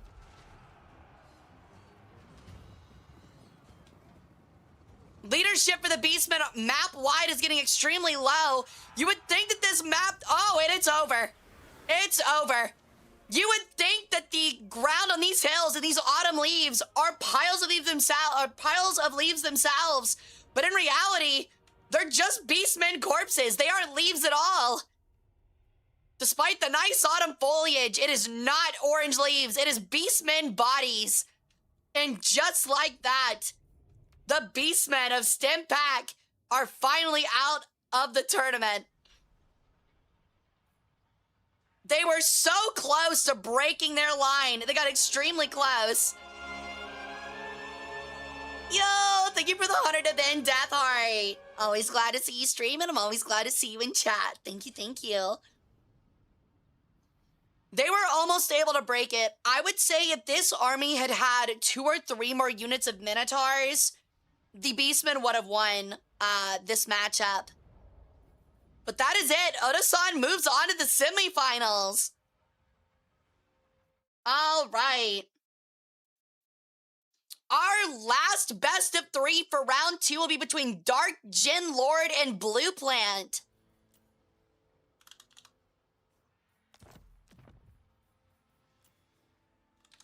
Now, this one seems like it could be very close. The Changebringers, while typically very effective, there are a ton of skinks that'll be able to deal with these Changebringers. And these Changebringers have no armor and are going to have a very hard time dealing with just all these skinks running around.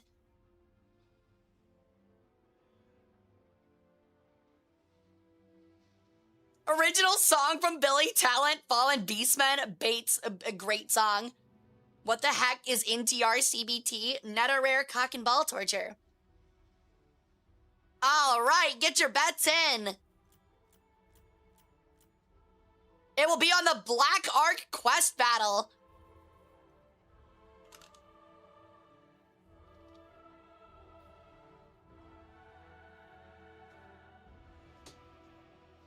All righty.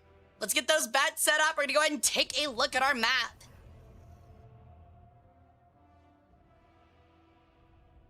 All my fights are upsets. I mean, I don't know if that makes you an underdog then. This is why I did it though. I mean, again, I felt like the top of 2 and 2 deserved a chance to go deep into the tournament. And look, you have. So I would say that my concerns are valid. Also, I really thought this would take much longer. I probably would have put in 2 more 2 and 2 armies if I knew we would have gone through it this fast. We will probably have time on stream to either end at regular hours or just commit to playing our Skaven campaign that we have not finished yet.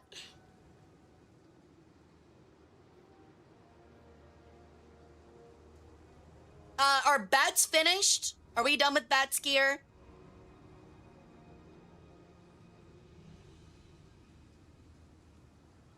Bets are finished. Okay, let's get going.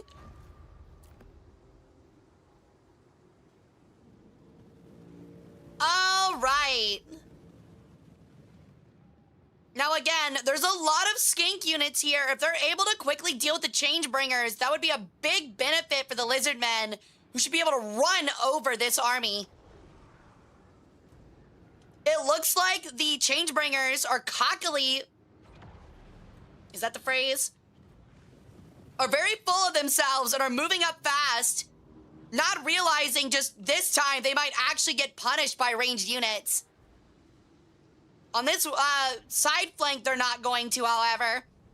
But this one here is already losing a lot of its HP, but not before it gets some good damage in on these shields. They're spraying heavy on this Skink Oracle. They are untouched as the rest of the Skink units are ignoring them. That is actually pretty bad for the Skinks, for the Lizardmen, who just seem to absolutely not care that their Oracle in the back is just getting sprayed down like he's in a car wash. What an absolute failure by the AI.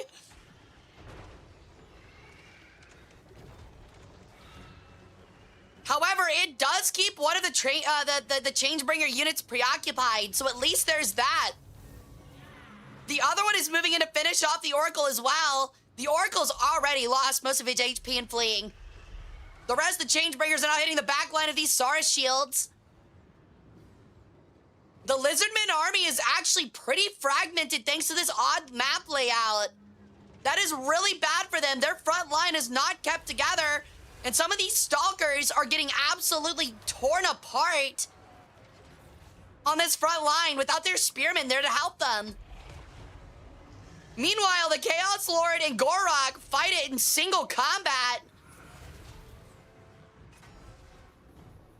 In the center, while one of these Chaos Warriors of Tzeentch Halberds just get absolutely shot to pieces by these chameleon skinks, who they just cannot seem to catch.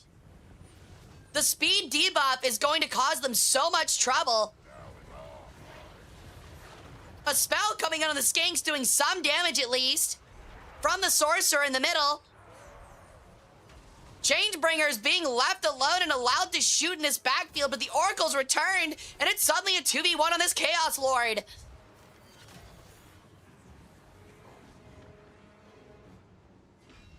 This could still go either way. One of the Changebringer units is nearly completely dead. It has completely been eviscerated. Are any Changebringer units actually left? I don't think they are. That is Zinja's most effective unit being knocked out, and that Lizardman front line is still very intact. Can the Halberds of the Chaos Warriors hold on? There's no Dread Saurian for them to deal with, luckily, but there's still a Bastillodon. Just plenty of HP. And Sarin Spears, or Sara Spears, that when dealing with an enemy unit that is debuffed like this, can surprisingly last a very long time.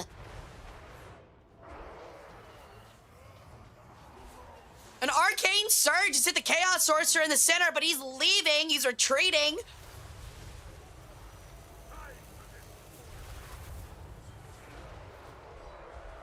The fight continues along this front line. They are holding for the time being, but they just don't have much in them. This Oracle, however, might get sniped on the back line by this Chaos Lord, who's trying his hardest to turn it around. He immediately meets the arrows of 2 Skink units, though. He charges in. A spell being cast to minimal effect.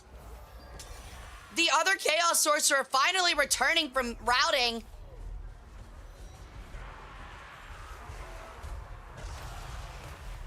The Oracle is trying to keep the Sorcerer preoccupied. It's not great in a melee, but that's a lot of damage being taken by the Sorcerer, who's tired, heavily poisoned, and still under fire.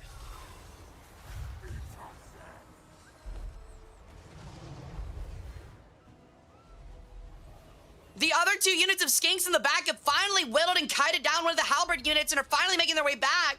There's just so much for Chaos to chew through.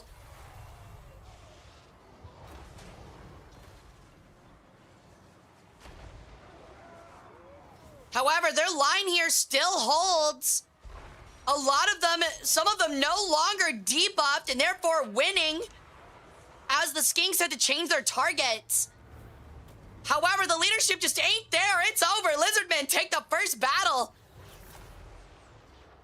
All right. Huge for the Lizardmen there. It's become 1-0. Let's take a look here. Yeah, it looks like those Changebringers just did so little damage. 10,000's a lot, but 2,000's very little for the Changebringers. Those Skinks whittling things down, doing at least 4,000 apiece. No single unit for the Lizardmen stand out, but it was just enough to deal with all the Chaos units. We are possibly looking at a Lizard final, which is very interesting. Of the 4, if the Lizards take this battle, half of the units in the semifinals, half the armies in the semifinals are Lizardmen, which is just insane. That is an incredible stat.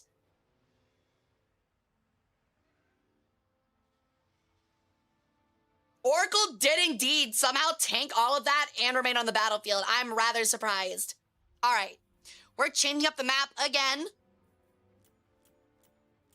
That is being said, though, if these Tzeentch Changebringers can just be left alone, they can deal so much damage.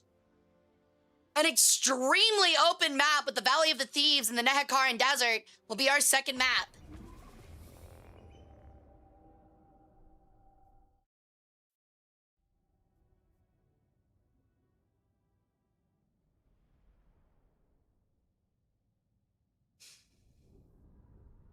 Hey, no touch of the crown, rude. It's just gonna return to me, you know that, right? It's just gonna disappear from your hands and reappear on my head. All right, let's get started on this second battle. Are the Changebringers gonna run out ahead again? It looks like they are, not learning their lesson from that first battle. Not surprising, though. The AI never seeming to learn.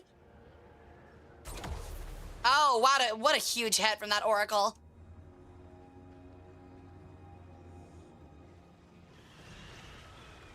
The Changebringers don't dive too deep this time and are already focusing down some of the shields.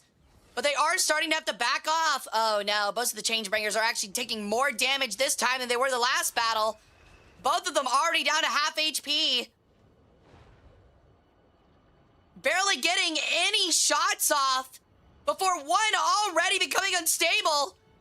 Oh, this is disastrous for this army. This is so bad for the Changebringers. They're performing even worse than the last battle. They're both dead. You might as well call it. There's no way these halberd units can take this on alone. It's just them against the world.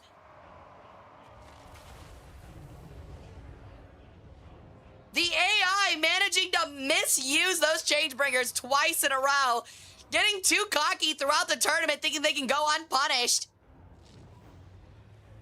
Just a horrible matchup here. Had they gone up against the Executioners, or maybe the Beastmen in the last round, they would have performed swimmingly. The matchups have just been so rough for this first best-of-3 round.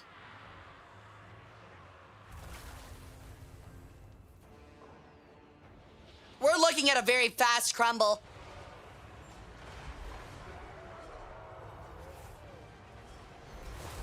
The Chaos Lord in the back is attempting the 1v1 again, but he's just so weak already.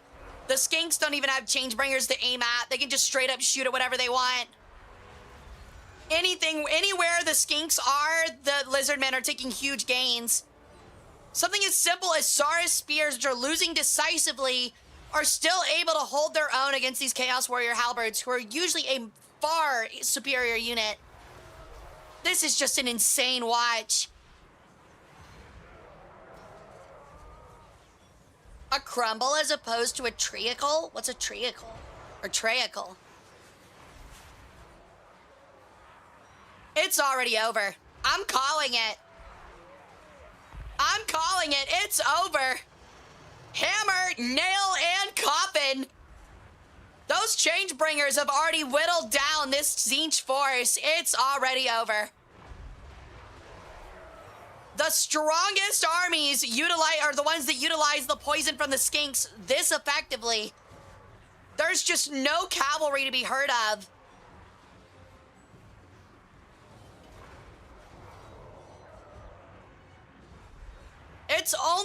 There's only a countdown timer now until Tzeentch falls. They're just so broken, so debuffed, and there's just so many leftover lizards. A huge final spell coming out from the Chaos Sorcerer, who's trying to turn around and at least put some damage onto these lizards. But just everywhere you look across the entire front, the armies of Tzeentch are falling quickly.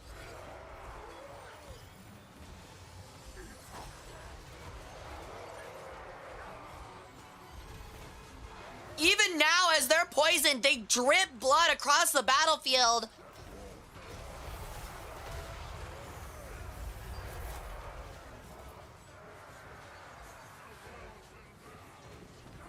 And just like that, the Sorcerer is down to 800 HP, 300 as he takes a huge hit from Gorok.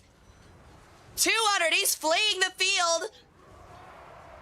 A last charge with the Halberds is trying to fix this flank. But again, they just get re-riddled by Skinks. It's over. It's over. The Skinks are just too much. The army is fully routed. The Skinks are just such a massive boon. To watch simple Saurus Spears and Blessed Chameleon Stalkers defeat the likes of Chaos Tzeentch Halberds. It's just an incredible view here.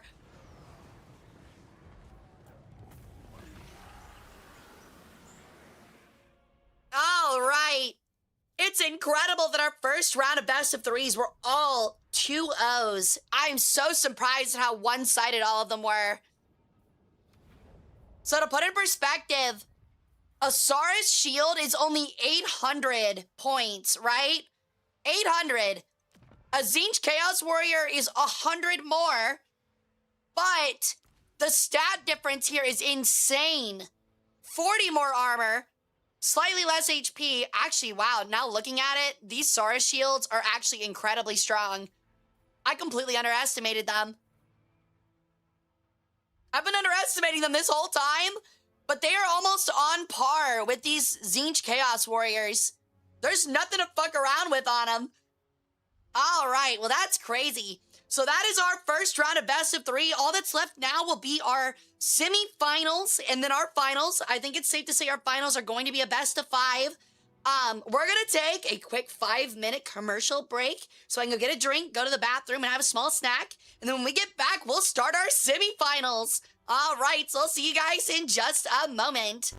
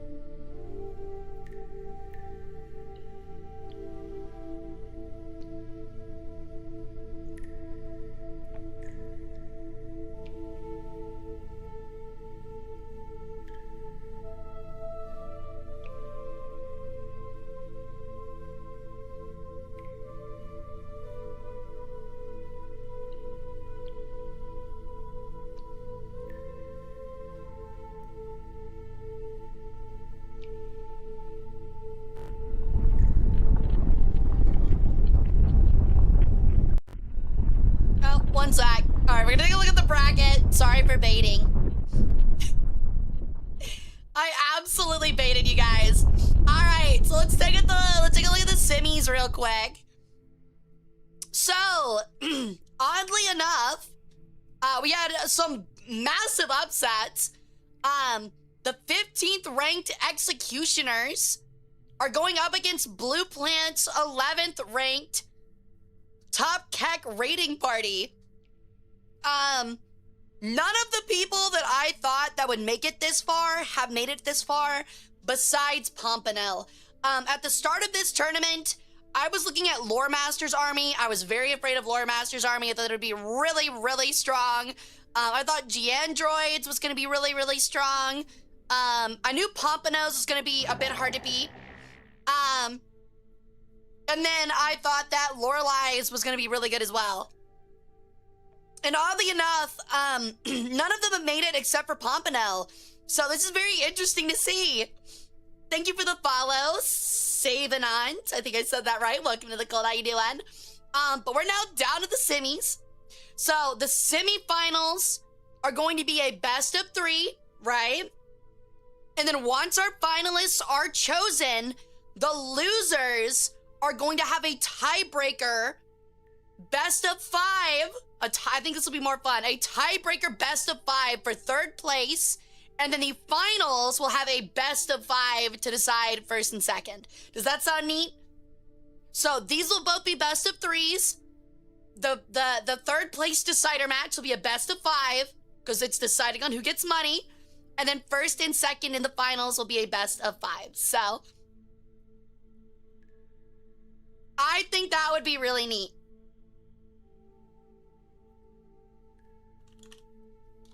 Now let me double check something real quick.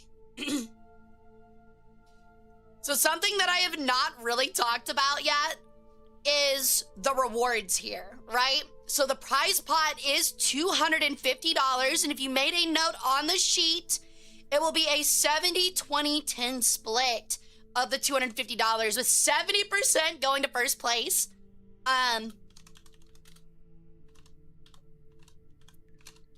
Which means, let me double check those numbers.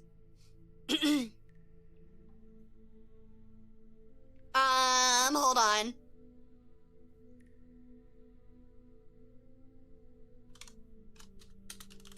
Meaning that 1st place will get $175, all right? $175. Meanwhile, 2nd place will get $50 and 3rd place will get $25. So obviously, yeah, 25, 50, 175, yeah. You really want to get 1st. Obviously, it's most of it. But I thought I'd at least give 2nd and 3rd place a little goodie, you know? So at least if you get 3rd, it's lunch on me, you know? A good lunch on me. If you get 2nd place, it's a really good lunch on me. And then if you get 1st, congratulations. You can go like to an amusement park or something. I don't know how you plan to spend the 175. You can use it on whatever you want. Alrighty. So does that seem fair to everyone? Does the split seem fair? Are we gonna be greedy? I don't know if all 4 final competitors are in here. If you are we cool with that, the final 4 competitors, or would we rather it be more evenly split between 2nd and 3rd place? I'm gonna ask because I don't want anyone getting 3rd place and being sad. Can I get a date with me? It depends. Can I have your organs at the end?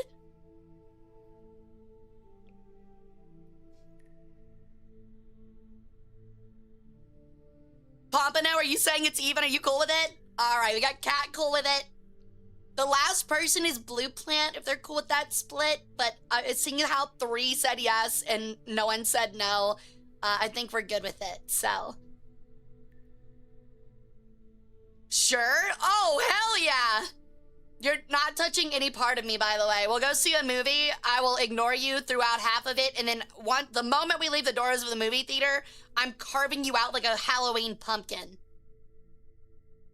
So I hope that sounds fun. You're not touching me. I'm not talking to you for at least half of it, and then I'm carving you out like a Halloween pumpkin. I'm literally making you a puppet. It's gonna be so much fun.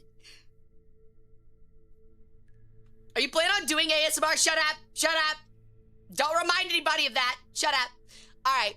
So we're all cool with the 7-20-10 split. We're going to go ahead and start our first best of 3 for the semifinals. It will be Pompano against Cat Almighty.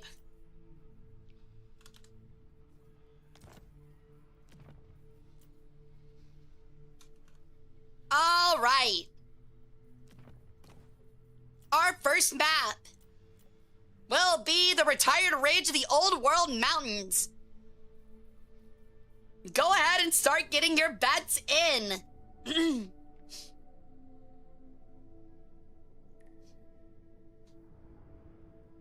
Can Kat bring me along? I mean, I don't know. I guess. Can I bring Tactical to the date? That's really odd, but only if I can do the same thing to both of you. And I will treat you both the exact same way. Before anyone gets a wise idea, no, I'm not taking more than 2 people.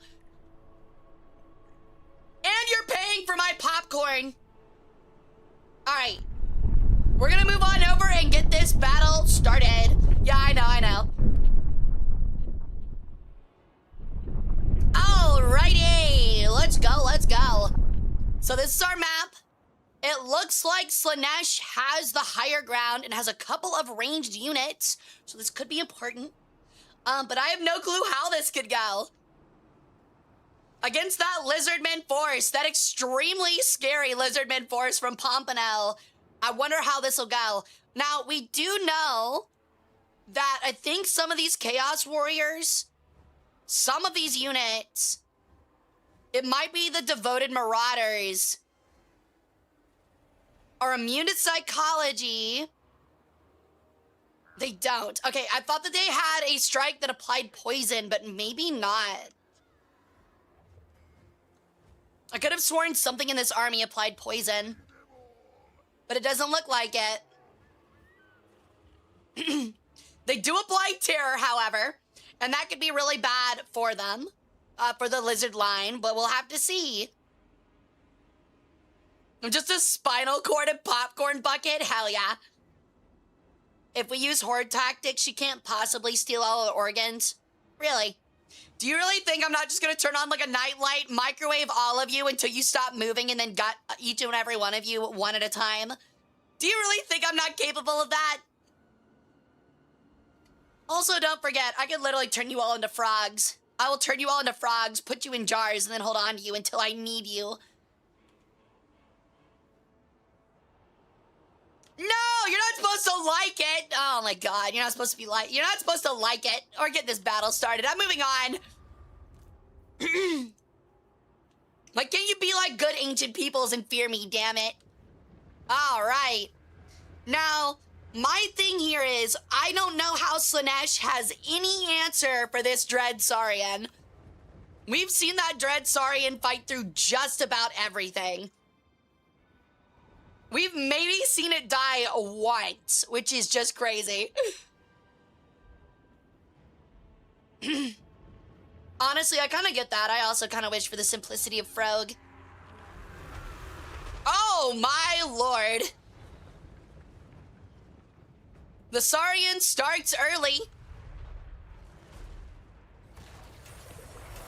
Dakala and Nakai the Wanderer meet in the center. And she is already dealing a ton of damage to both of these units. If they aren't careful, the Sacred Croxagores and Nakai are gonna lose hard to Dakala, who hit them with a very early spell.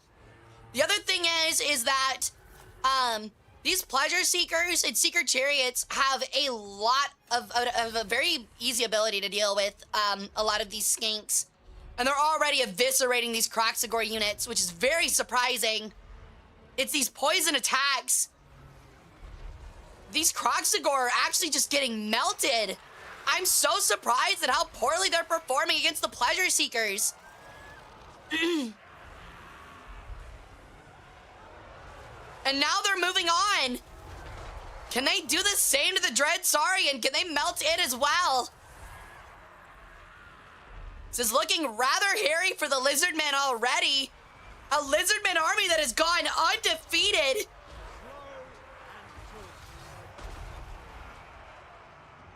They might have finally met their match.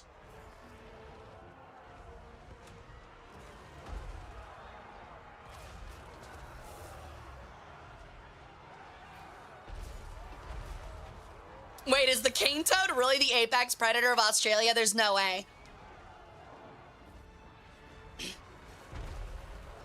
It just looks like whatever unit these pleasure seekers reach, they just liquidate. The Croxagords are having so much trouble dealing with it.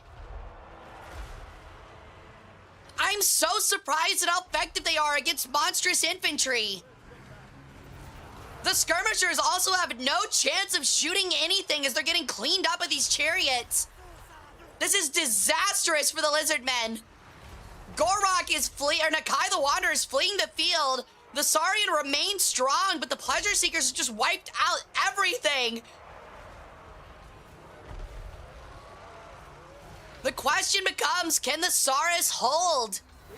Can the Saurian hold? It is losing. It is having to fight Dakala, Chaos Warriors, and Pleasure Seekers all at the same time. It is insane that these Pleasure Seekers have caused as much carnage as they have. They've just moved through the entire line untouched.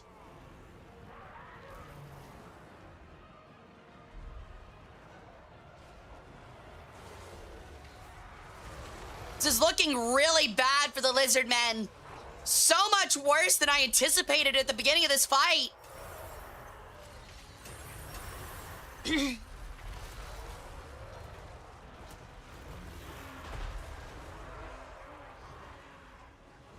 Arrows are coming in on the Saurian. It does not look like it'll have enough HP to hold, however.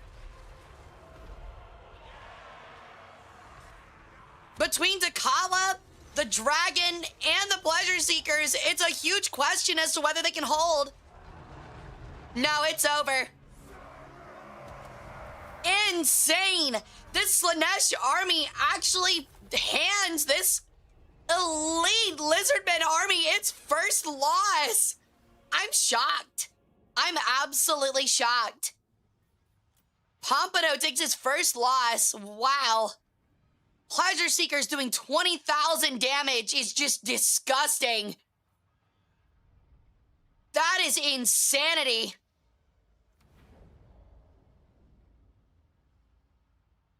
All right, we'll go ahead and move on to our next map. Vulture Ridge of the Nehekaran Desert. This is looking extremely unfavorable again for the Lizardmen. This will be a best of 3. It will be the finals and the fight for third place of the best of 5.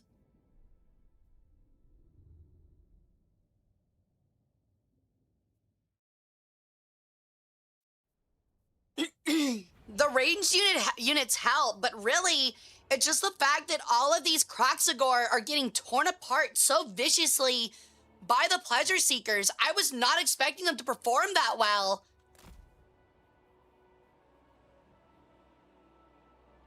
All right, round 2 begins. Let's see if the Pleasure Seekers can recreate the success they had in the first fight.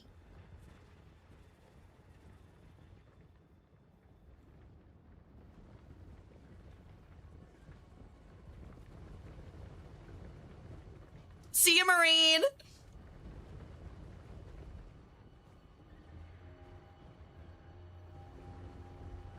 All right, the charge is coming in.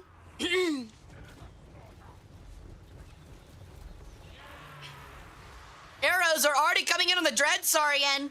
The Pleasure Seekers are taking a bit more damage this time around than they were before, but they're now already holding out against these chariots.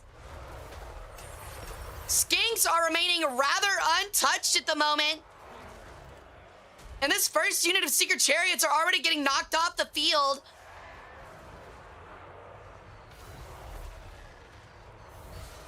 Chariots finally crash into some Chameleon Skinks on the back. With only one of them available, one of the chariot units already being disintegrated, it's looking a little bit rougher for Slanesh this time around.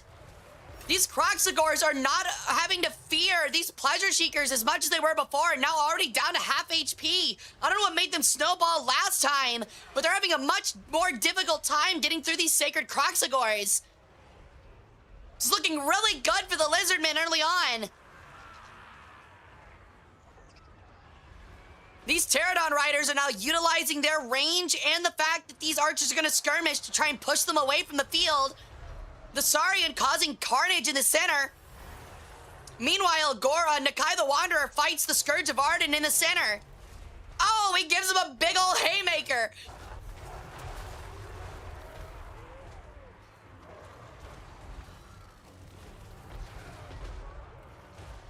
And just like that, the Pleasure Seekers are actually off the field already.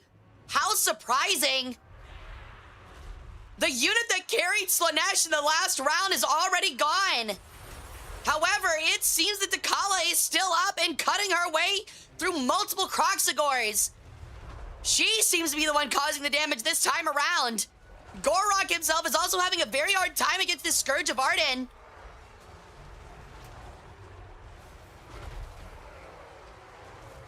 Another unit goes down in the center. A charge coming in from these Sacred Kroxigors, just sending Slaneshi Devoted Marauders flying. Quickly now, they need to help out Nakai. It's surprising, but he is losing to the Scourge. Rather handedly as well.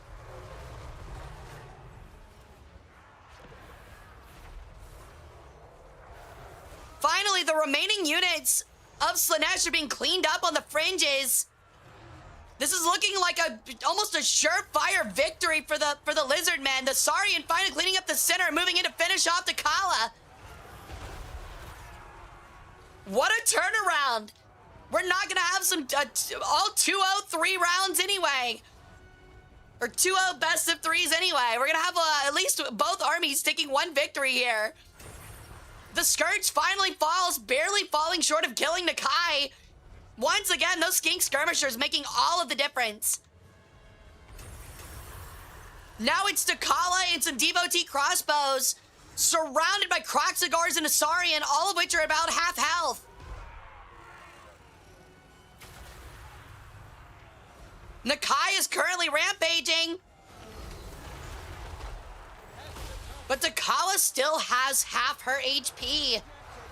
If she's able to kill Gorok or Nakai fast enough and just is able to get herself a 1v1 with this Saurian, she almost unquestionably wins. And she's moving to kill off Nakai. Oh, the Scourge has returned. A very important piece. Able to finish off these Sacred Kroxigors on the side. Removing some important allies for Gorok or Nakai in the center. The Saurian is chasing these crossbows. 300 HP on the Scourge left, compared to 300 up for the Kroxigor, the Sacred Kroxigor. Nakai's down to 200 himself.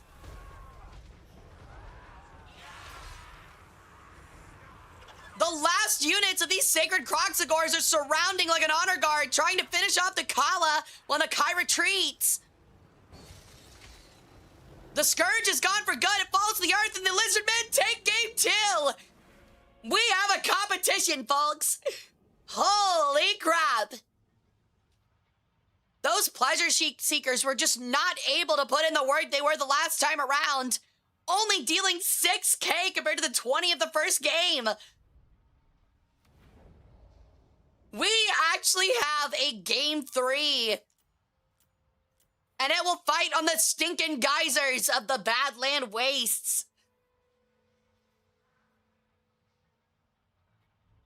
What do you mean no one profits if Lizardmen win?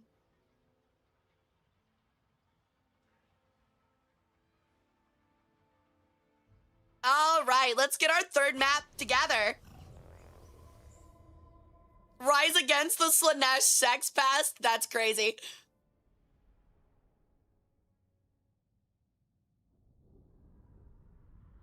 Will the dream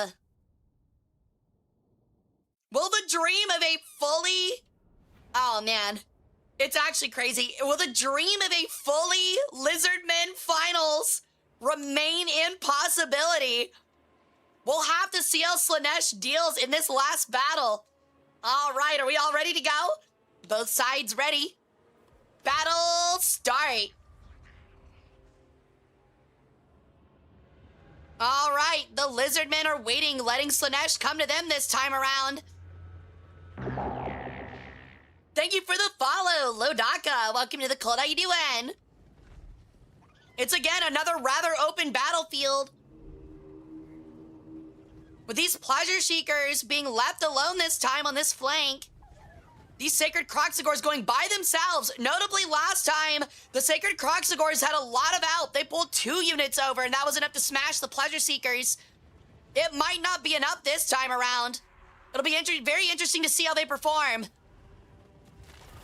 Some skinks in the center remain and are able to get off some major shots, causing a big debuff.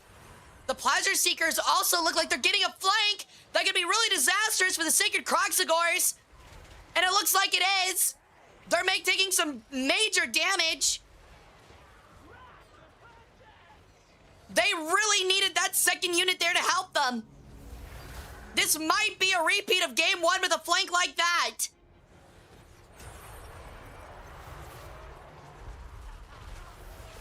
Notably in the center, the Dreadsarian's being focused by the crossbowman, and he is being whittled quickly. This is looking really bad for the Lizardmen. This could get really nasty. Those Sacred Croxagors are falling quickly. If those Pleasure Seekers are able to get another flank, it could be lights out for the Lizardmen. It could snowball. The cohort have already smashed the left line. They're taking in a rear charge onto the center of chaos of Slaanesh. Well, the Pleasure Seekers are making their name on this flank and are starting to turn towards the snowball. The problem is the rest of the Slaanesh army is completely fallen apart. All that's left are crossbowmen and Dakala and the dragon. The question becomes, are the Seeker Chariots going to get stuck on this Dreadsarian, or are they going to finally snowball and take out the rest of these Croxagors? They get stopped. The snowball will not happen. They've been absolutely stopped in their tracks by this Dreadsarian. This is disastrous for Slaanesh. It looked like they had a way in. But now oh no, the Pleasure Seekers have crumbled. They're gone. There's so much damage having been done here. Can the Scourge Dakala and 1 unit of Devoted keep their hopes alive against Gorok and a bunch of Croxagors? The Dreadsarian remains as well, even though he's quite weak.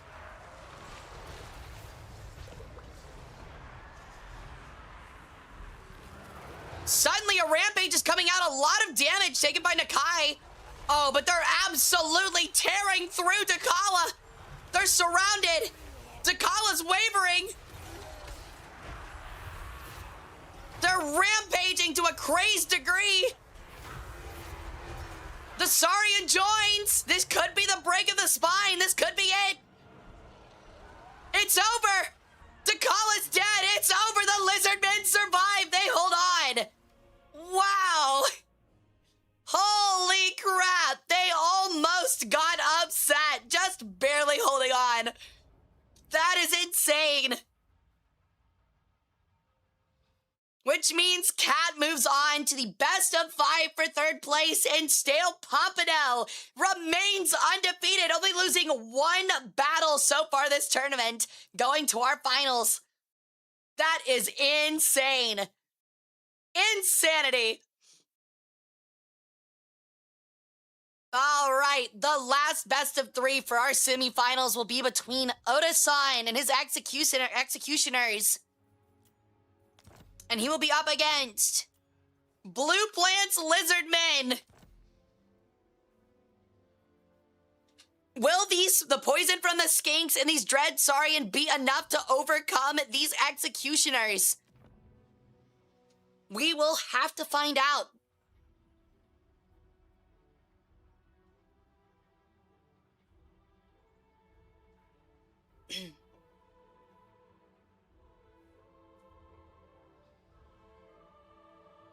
I have to vote for another all one unit army. There you go. All right, our first map will be at the Brazen Altar that says Jim on it. I don't know what Jim did. Holy shit, that is a crazy looking map. That is an absolutely insane looking chaos-styled map. All right, Jim, I see what you were cooking, Jim. Sheesh. How about you cook, Jim?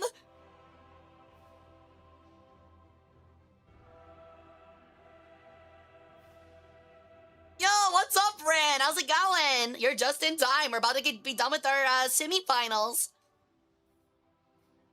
All right, let's take a look at our map. Are bets in? Are we good with bets? Are bets done?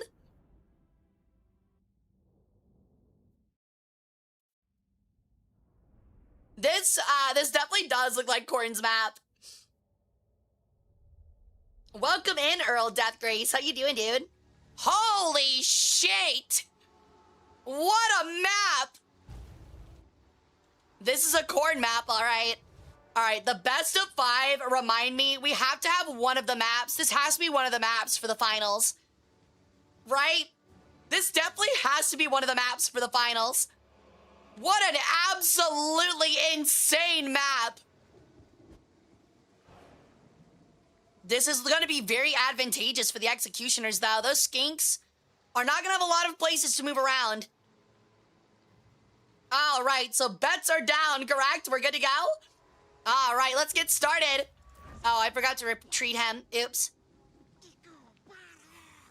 Run, Oxycontin! Flee! All right, looks like it's going to be fought on both fronts. The Lizardmen looking content to hold their narrow gap here. This could work either for or against them in the sense of the Dark Elves have vastly superior units, but the Skinks will remain protected.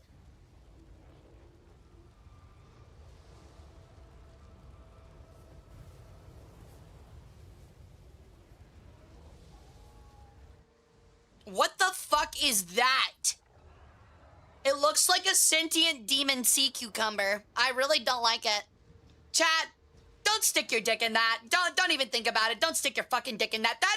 That's Jim. That is Jim. Do not stick your dick in Jim, bro. Don't stick your dick in him. That's crazy. The Skinks questionably have moved forward and have been caught. What is the AI doing? All of the Skinks just got caught out by executioners. But oddly enough, they're dealing a ton of damage. What is happening? I'm completely lost as to why these chameleon skinks were moved up this pathway. What a fumble by the AI. They fully committed to this left flank as well. There's plenty of executioners moving around the right side. This could be disastrous for them. What were they thinking? They did not hold their line.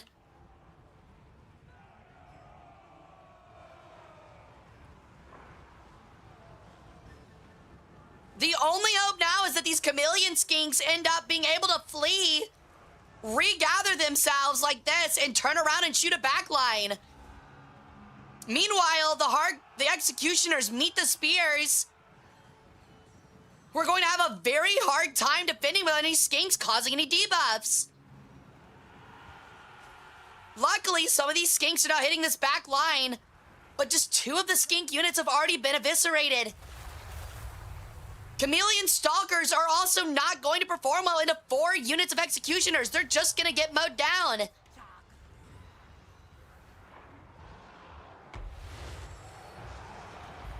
This is looking really hairy. The lizardmen are already having a difficult time.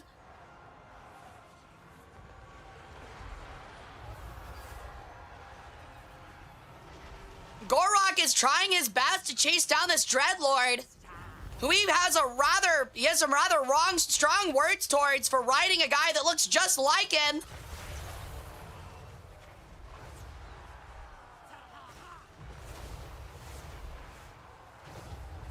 Yo, what's up, Tyladron? Me when I am AI. The skinks are back, actually having free shots on the back line of these executioners.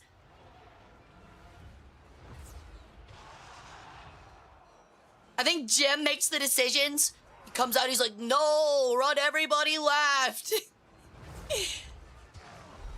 This right flank, though, it's looking hairy. I think if half the skinks hadn't died trying to find a good position, the lizardmen would be in a much stronger headspace.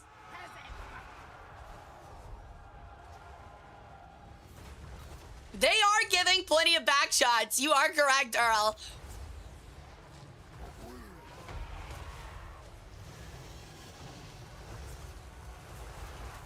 Both sides are seeing the executioners starting to take the lead here.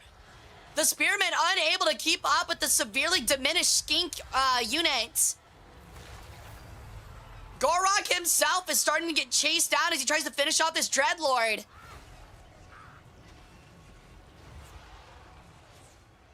It's only a matter of time now. The executioners are doing a good job of holding the line.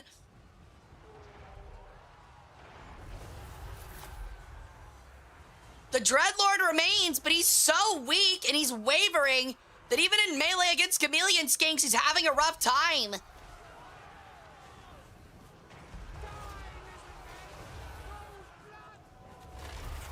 Gorok is surrounded by executioners, however. Same for this Bastillodon. 4 stacks of executioners, even at half strength, are just too much for 2 Saurus Spears to hold. This might finally be what breaks their limit. Gorok is down to 300 HP. As the Dreadlord flees the field, more blow darts continue to prickle the back of these high-armored executioners. But it's not enough. The Bastillodon and Gorok are both fleeing.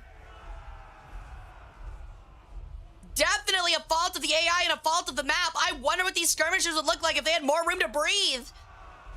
Oh no, these spear shields are about to be clashed into from all sides by executioners. Oh, but they turned at the last minute to try and deal with these chameleon skinks that have returned. It's only a matter of time now.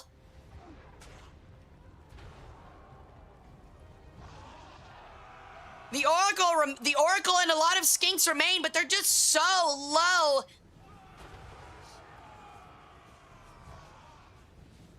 They desperately need to kill this Dreadlord and fast to keep it off of them and keep their morale up. Stop talking about how hot Jim is. God damn.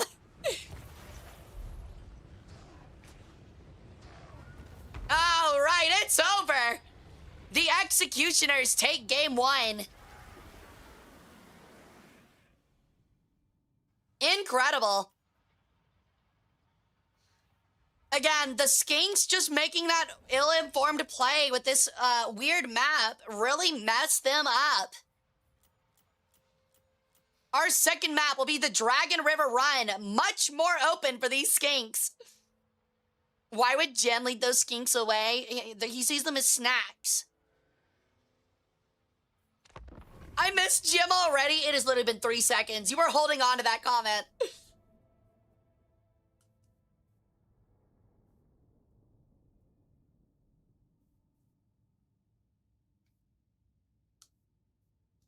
All right. So our second map begins. This will hopefully go much better for these this skink-heavy army, which no longer will be charging into literally some of the best melee units in the tournament by themselves, untouched, unprompted. So we'll go ahead and start up our second battle.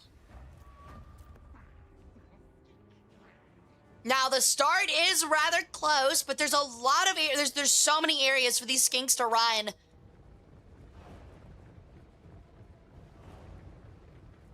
And all of these executioners are gonna be stuck in the middle. The skinks have moved up early and immediately shot their first few rounds.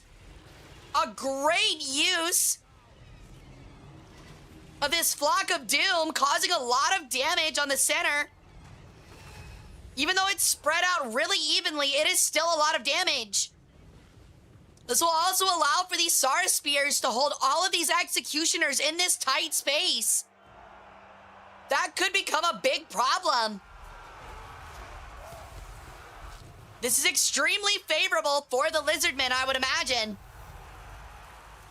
Surrounded by their lords, protected by their Bastillodon, and their skinks now firing on all cylinders.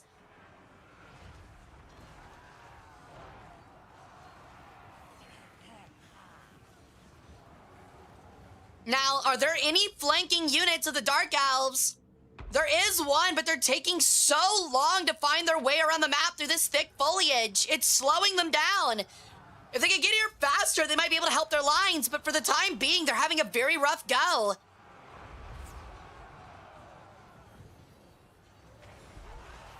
They're just, oh, they're so slow by this. They're slowed down so much by this thick brush. The moment they get this flank off, it could be huge. But it's going to take them a while. They need it now. Luckily for them, some of these skinks have already been wiped out by executioners. One of the units got caught, having moved far too close.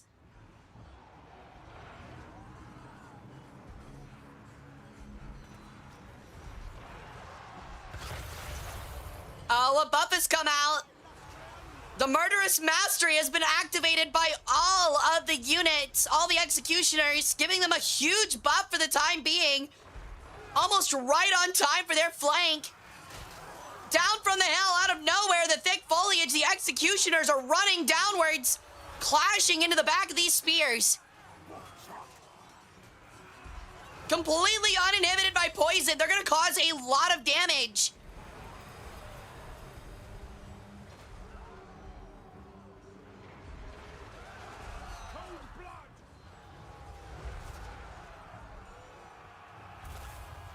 Most of the skinks have now been trapped and pushed out of the map. A really bad event for the Lizardmen. This could be it right here.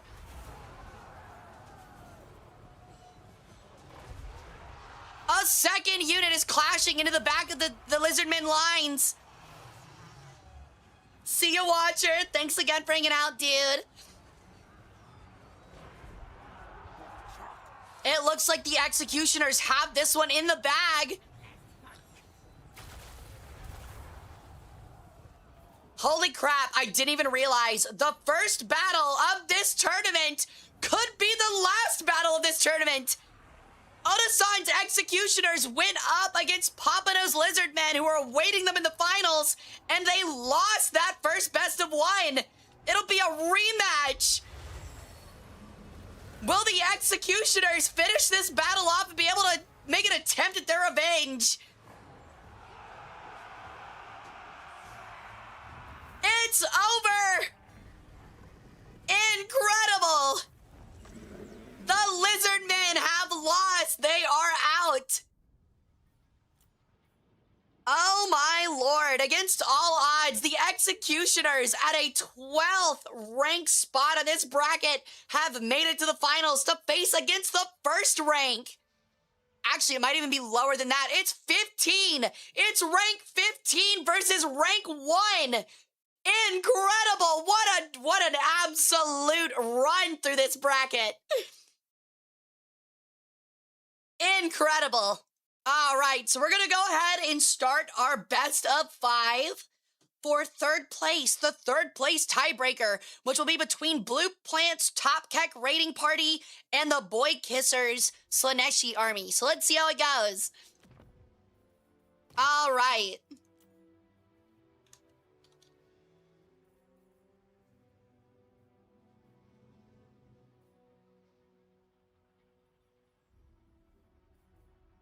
Okay, Blue Plant.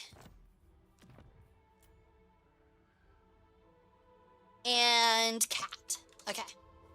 So this will be our best of 5, the start of our best of 5 for 3rd place. But congratulations! It's so insane to think that our finals are the very first battle of this tournament. Who would have thought that that's how this would have ended up? I'm so excited to see it now. Yo, Greg, thank you for the 35 stream streak. Welcome back. How you doing? Thank you for your devotion to the cult. All right, so our battle for the 3rd place begins now. Get your predictions in. We have the Slaneshi army with those scary pleasure seekers going up against this lizardman army full of skinks and spearmen. Will the skinks be able to whittle down all of this cavalry in this best of 5? We'll have to see.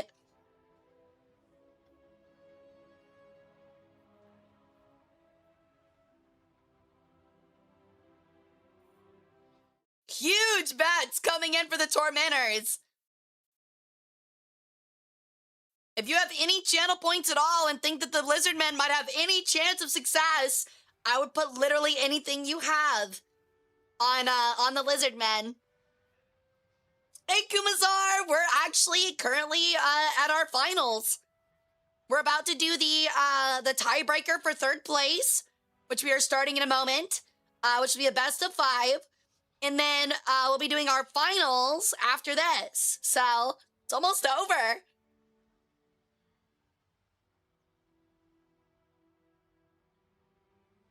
I'm honestly surprised that a doom stack of our executioners have made it as well. Actually insane. Which faction has the most wins? The Lizardmen, undoubtedly. It is undoubtedly the Lizardmen. The Lizardmen, I think, submitted 3 armies, and they're going to finish 1st and at least 4th.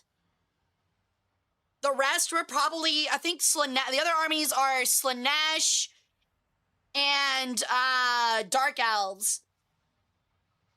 The Dark Elves, the other Dark Elf army didn't do too well. The Doomstack is in the finals. Meanwhile, Slanesh had 2 armies in the finals, so they probably had the highest win rates. Lizardmen, then Slanesh, if I had to guess. Every time I glanced, I saw the lizards lose. Really?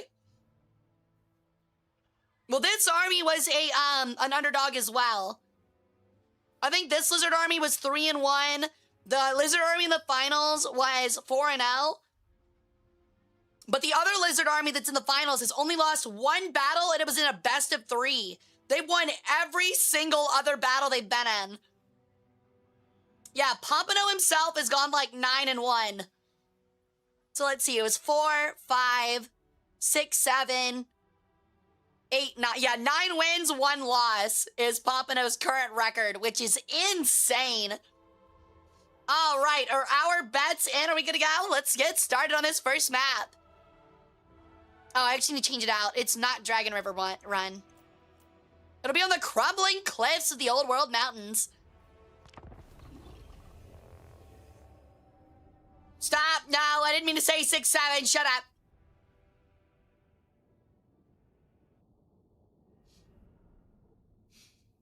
Oh, it'll look funky to you because I'm playing a Lizardman unit, Kumazar, which means that I retreat. And if the army on technically my side loses, it'll show up as the Lizardmen losing. Because I'm the Lizardman and I retreat mine off the field.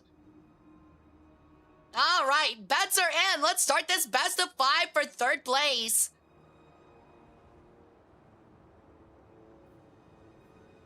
I almost won 4 battles in a row, but Hara changed an item for the high elves for that battle that made me lose. For real, for real. Oh, don't complain. That high elf army didn't even make it to the top 4. You lost 1 battle and made it to top 3, at least top 4. Shut your mouth. In the long run, it literally did not matter.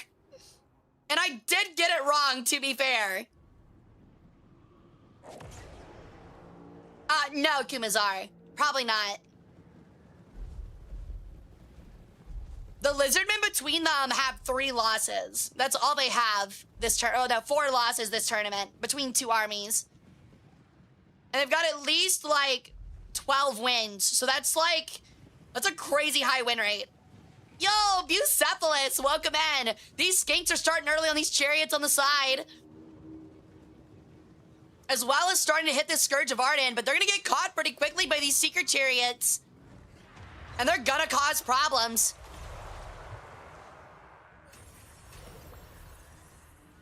Instead of being focused on this front line, however, these skinks are having to focus on other things, and these Pleasure Seekers are still left alone. Slaanesh could get a really good flank here and cause a lot of problems. The only benefit is that the Lizardmen have superior forces in number, but the shields are absolutely getting cooked over here by Dakala. They really need Gorok to take the heat off of them. But Bastillodon is charging in to try and break the back of these Chaos Warriors in the center. But instead, he changes his charge to help against the Pleasure Seekers. The Pleasure Seekers get their flank, but it's against an Oracle who we've seen soak up a lot of damage so far today. Oh no, the skinks get caught out by chariots in the back. The skinks on both flanks have been covered. That's very bad for them. Meanwhile, the archers for Slaanesh remain untouched. The skink Oracle is wavering at the cost of these Pleasure Seekers. Meanwhile, Dakala continues to rip Gorok a new one. One of the best duelists in the game. She's making it obvious.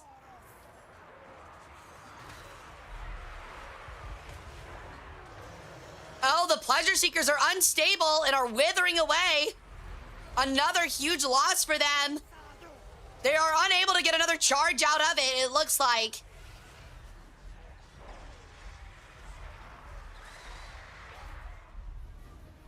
It is rather even, but it looks like Slaanesh does have the edge. Gorok is dead, having died in single combat to Dakala. A huge loss that might just signal the end of this battle. Because while this Bastillodon is strong, it is no Dread Saurian.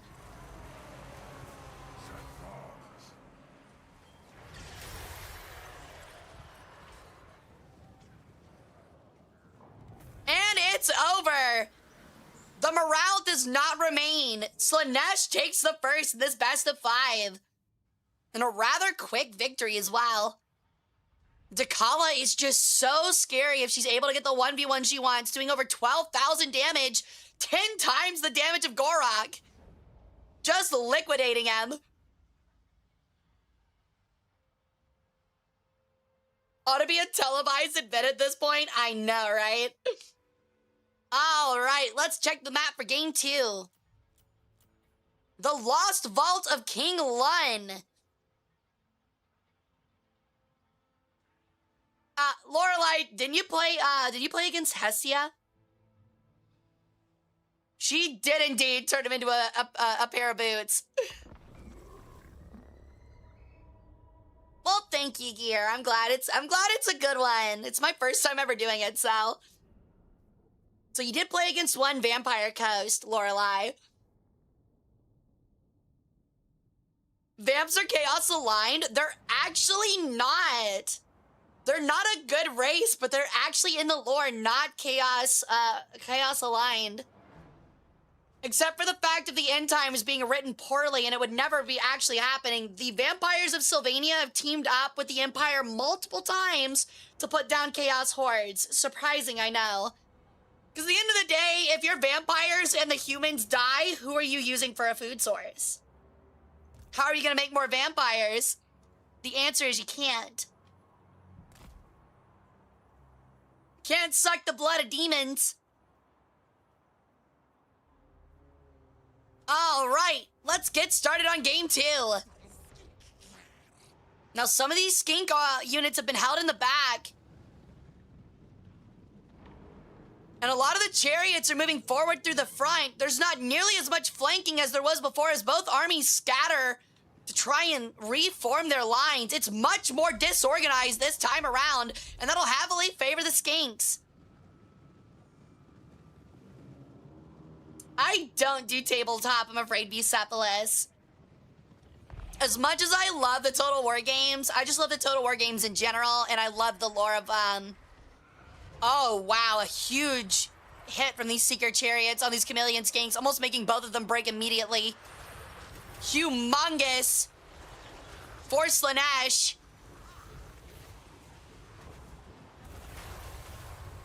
But no, I don't play the physical tabletop.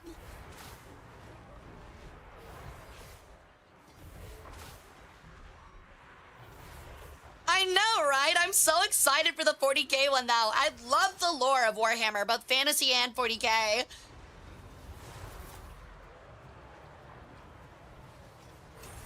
Yeah, it's true. Dark Elves aren't Chaos aligned either. Neither is Vampire Coast. You have to remember that when the end times aren't written horribly, Chaos is literally hated by everyone because they're literally trying to blow up the planet. While the other evil factions do evil things, they are not trying to blow up the planet. It's looking really rough for the Lizardmen already, though. They're having a very hard time dealing with Dakala. Luckily, the Scourge is going to fall relatively quickly to Gorok, who's able to finally get a good 1v1 that isn't Dakala. But all along the line, the rest of the Lizardmen units are having a tough time keeping themselves together.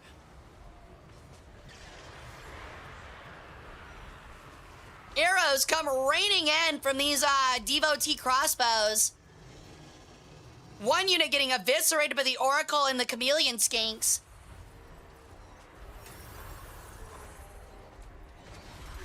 This Bastillodon is losing hard to Dakala, who despite poison continues to just tear through anything in the Lizardmen army. The rest of these Chaos Warriors on the side are completely surrounded, however, and are probably going to fall very soon. Especially when Gorok is included in the brawl. Oh, but here comes a huge cavalry charge. That could change it. Oh, it will. Huge losses to the Blessed Chameleon Skinks.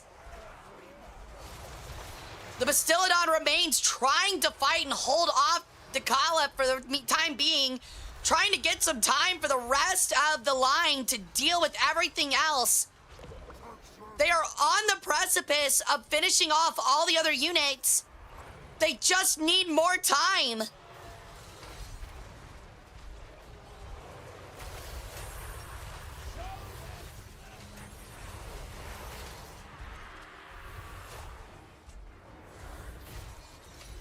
Looking at it, though, there's more than enough Slanesh units left over. You're perfect for this? Thank you. This is my first time doing it. I've never had any practice or anything, but I'm glad you guys are liking it. I'm just kind of copying whenever I watch, like, the NBA. Arrows continue to rain in. Dakala is now down to half. Gorok is healthy, but he doesn't have many units left around him. Had he been able to stay onto the dragon, the Scourge of Arden, it might be a different story. The Oracle Skink remains, finishing off this devotee of Slanesh crossbows alongside these Chameleon Skinks. If they're able to do so fast enough and turn around and help, that could be a huge boon to keep them in the fight. Oh no, the Bastillodon is fleeing, leaving Dakala free. Even if she's only half health, she should still be more than enough of a match for Gorok. The Scourge is also wavering.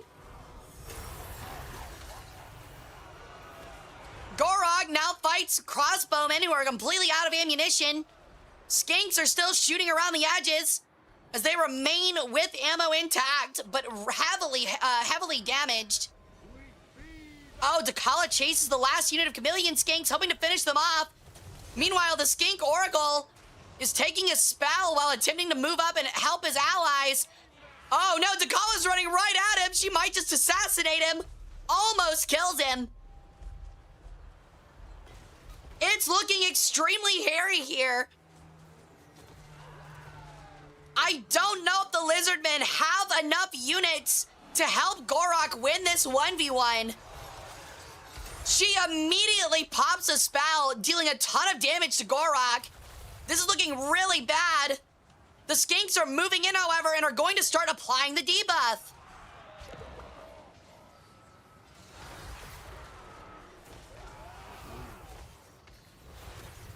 2 skink units remain on the outskirts, still applying poison. The Kala still remains, but is it enough?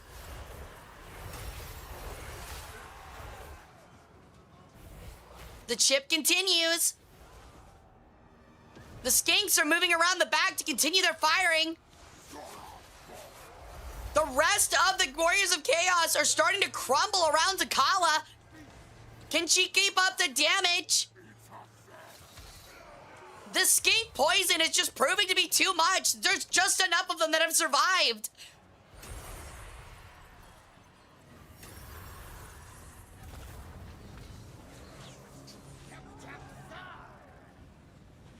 And with that, a lot of these Saurus spears are starting to surround Takala, hoping to keep her contained. The last of these skinks units trying to whittle down the devotees to free up Gorak.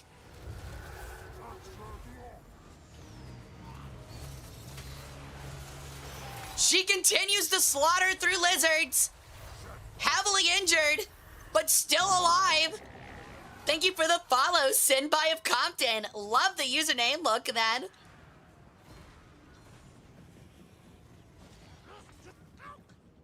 These skanks are slowly moving away from the battlefield when they're needed most. The other units circling around. The Kala actually is not currently poisoned. She is at full damage.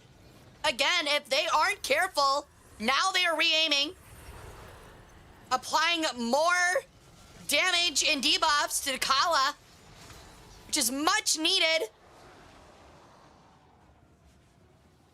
They need that debuff on her as she snakes her way towards Gorak, dealing some major damage. If he's not careful and goes down, this could be the end of the battle right here. If she's able to snipe him. The Kala is winded, but the Kala is exhausted, but Gorak is winded. 1,500 to 1,400 HP. Gorak has the stat benefits, especially thanks to the poison and the surrounding of his allies. But not much damage is being done to Takala. He continues to be chunked out.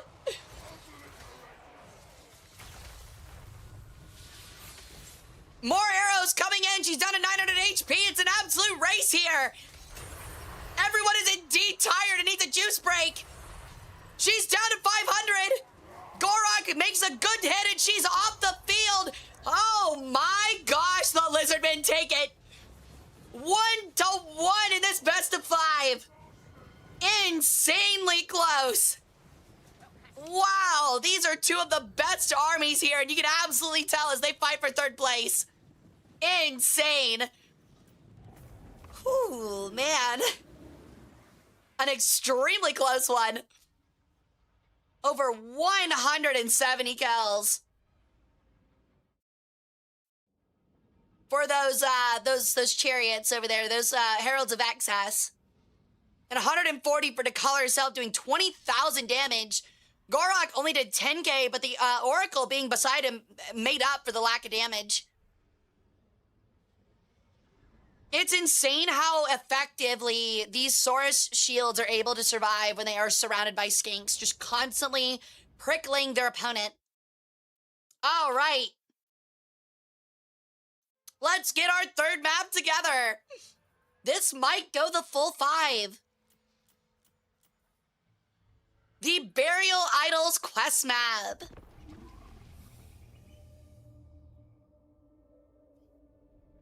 Yes, I know a porcupine would be interested in prickling.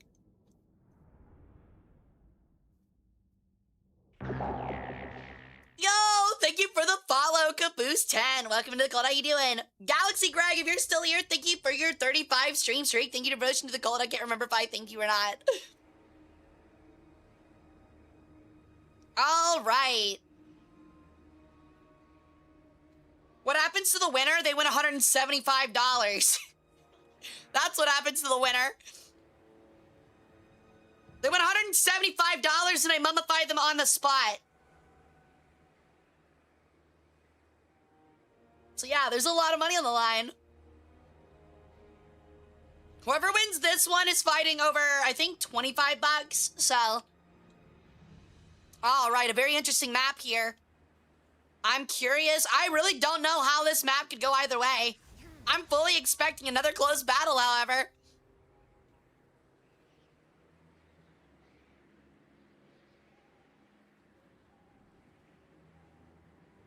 It's a lot of money for a community competition. I thought it'd be worthwhile.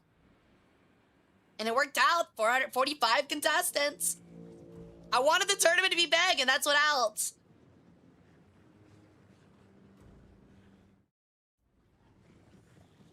All right. A rather wide open map. The first shot from this Oracle hitting a tree, however. Meanwhile, these skinks are trying to move around the sides, just get a couple shots off.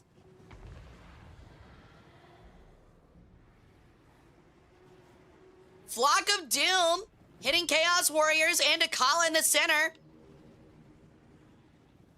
The lines are getting close to meeting. Skinks are shooting some of these chariots on the side. We piss on your pyramids. No! But I don't think they realize the danger they're actually in there. Some good damage coming out from these skinks on the sides, though. The lizardmen are now in a full charge. Mistakenly, though, this skink Oracle is caught surprisingly close to Dakala. A really bad place for him to be. Meanwhile, skinks continue to move around the edge.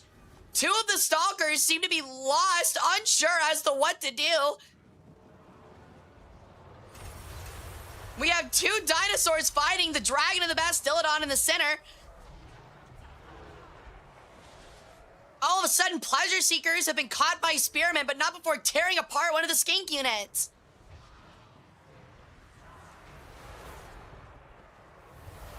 Luckily for them, those Dread Sauruses are holding quite well.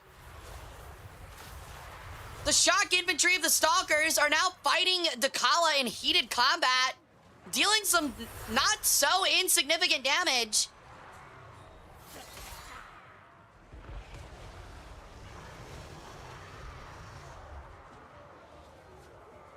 It is an absolute fustercluck down here.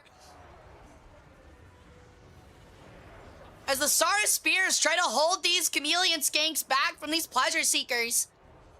Meanwhile, the battle between these marauders and the Saurus Spears in the center is going quite evenly.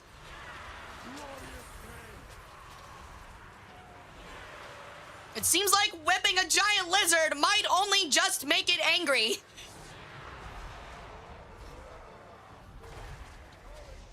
Finally, the blessed chameleon stalkers have broken against the Kala, but not before taking a third of her health bar. A much-needed diminishment there. And archers continue. These skanks continue to lay into her back. That could add up to a big problem later if it comes down to the wire. One of the Heartseeker chariot units just completely dissipated. It looks like the pleasure seekers are starting to reach that point as well, the poison taking its toll as they're being held back by chameleon skinks and blessed stalkers. Meanwhile, Gorok and the Bastillodon in the center fight Dakala and Scourge on a 2v2.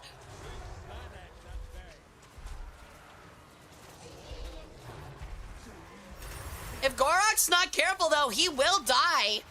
She is much better than him in close quarters like this.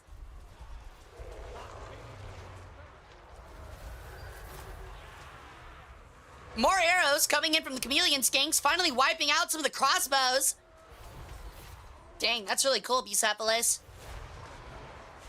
I want a big-ass iguana. Oh, and just like that, Gorok is actually fleeing the field already. A really bad look for the lizardmen there on that flank, and these pleasure seekers are still tearing into these stalkers. Not enough of them have actually died. More of them need to go down so they wither.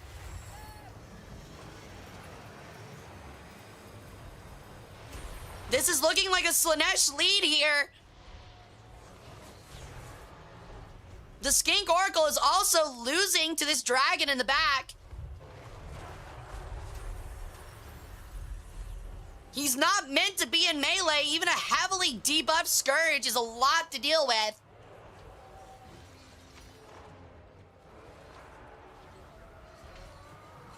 The Lizardmen continue to try to hold against this small unit of devoted Slaanesh. The Pleasure Seekers are finally wavering and will finally be dissipating here soon. But it looks like they've done a ton of damage and kept a lot of the Skinks off the back line.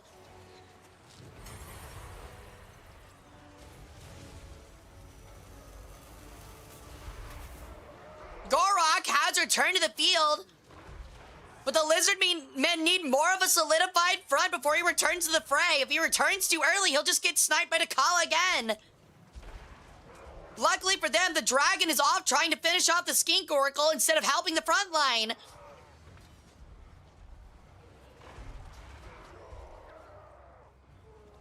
Dakala openly charges Gorok, immediately sensing his weakness.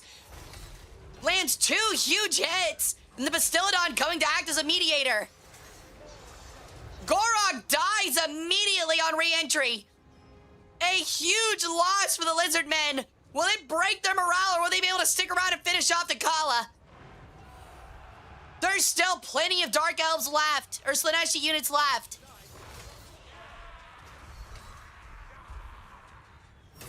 The Bastiladon is hoping to hold its own, putting some pretty big swings in, throwing it back on top of the denied one of Slaanesh. She's not getting denied now. There's a dinosaur ass right in her face. Insane. Oh, and she makes it flee. She's too gross for it. And that looks like that is it. Slaanesh takes game 2. Insane. The ugly mug of Dakala getting it done. It is now a 2-1 lead for Slaanesh. It really does come down to how separated is Gorok from Dakala until the very end of the fight.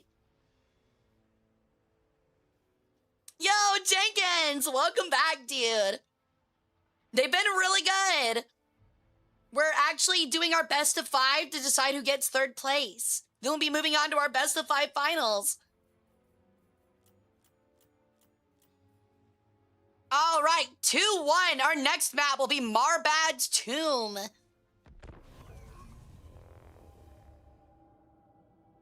It is indeed a best of 5.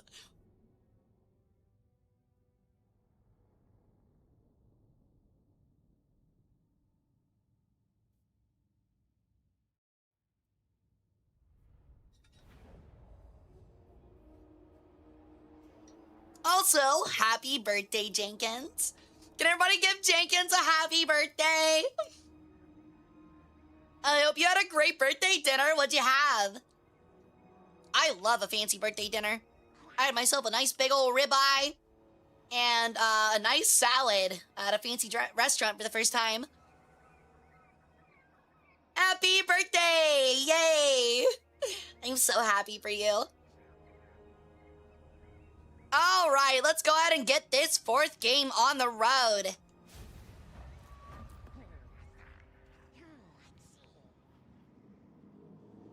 Another rather interesting map, but it looks like the Dark Elves have themselves really backed against a corner over here. No trees in the way to stop the first shot from the Skink Oracle.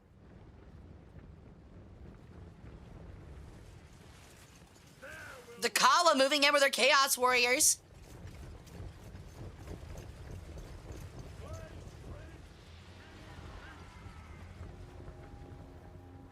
The battle trumpets sound and the clash begins.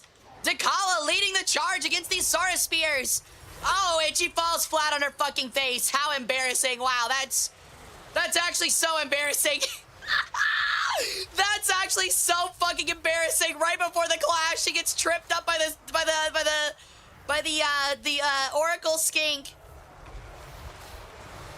and trips on a rock. She looks so cool on that charge and then gets tripped by the magic of the Skink Oracle and falls flat on her face. However, she has found Gorok early. That is something we mentioned does not need to happen for the Lizardmen.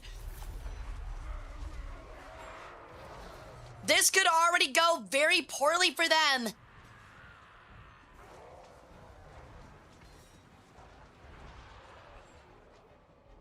Furthermore, some of the stalkers have been caught by the Ardent in the back. The lizard men are looking like they're in a lot of danger all of a sudden. They really do not need the Oracle, neither Gorog need to be close to Dakala right now.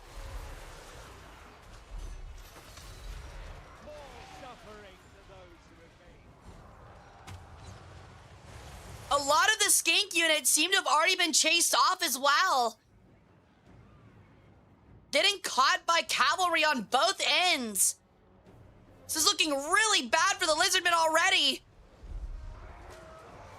Dakala and the Scourge of Arden are just cleaving through lizards in the center, not caring they're surrounded.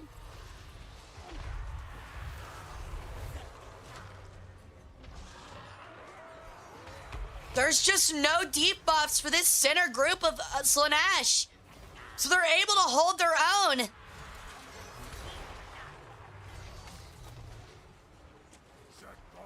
Send your stuff to GW. I would love to, dude. What spells the Oracle have? Not a lot. Let me double check here. So the spells on the Oracle are Focus Instincts, Foe Seeker, Earthblood, which adds healing, Flock of Doom, Fireball, which is used a couple times, and some other minor buffs.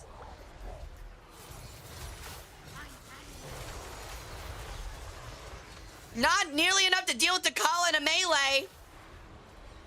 That can be seen by the fact that Gorok is fleeing, as is the Oracle. She straight up 2v1 them in the center, as she is known to do, and that might just cause the end of this battle already. Disastrous for the lizard men. How do you trip a snake? I don't know, dude. You did it with magic. With magic. Magic, yeah.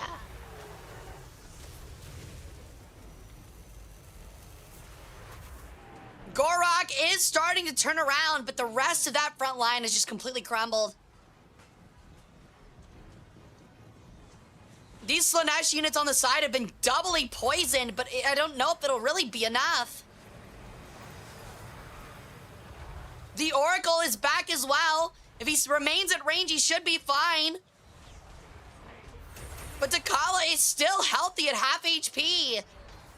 We know for a fact that half HP means nothing for her. She's like a 2-stage boss. You get to that first stage and the second one only becomes harder.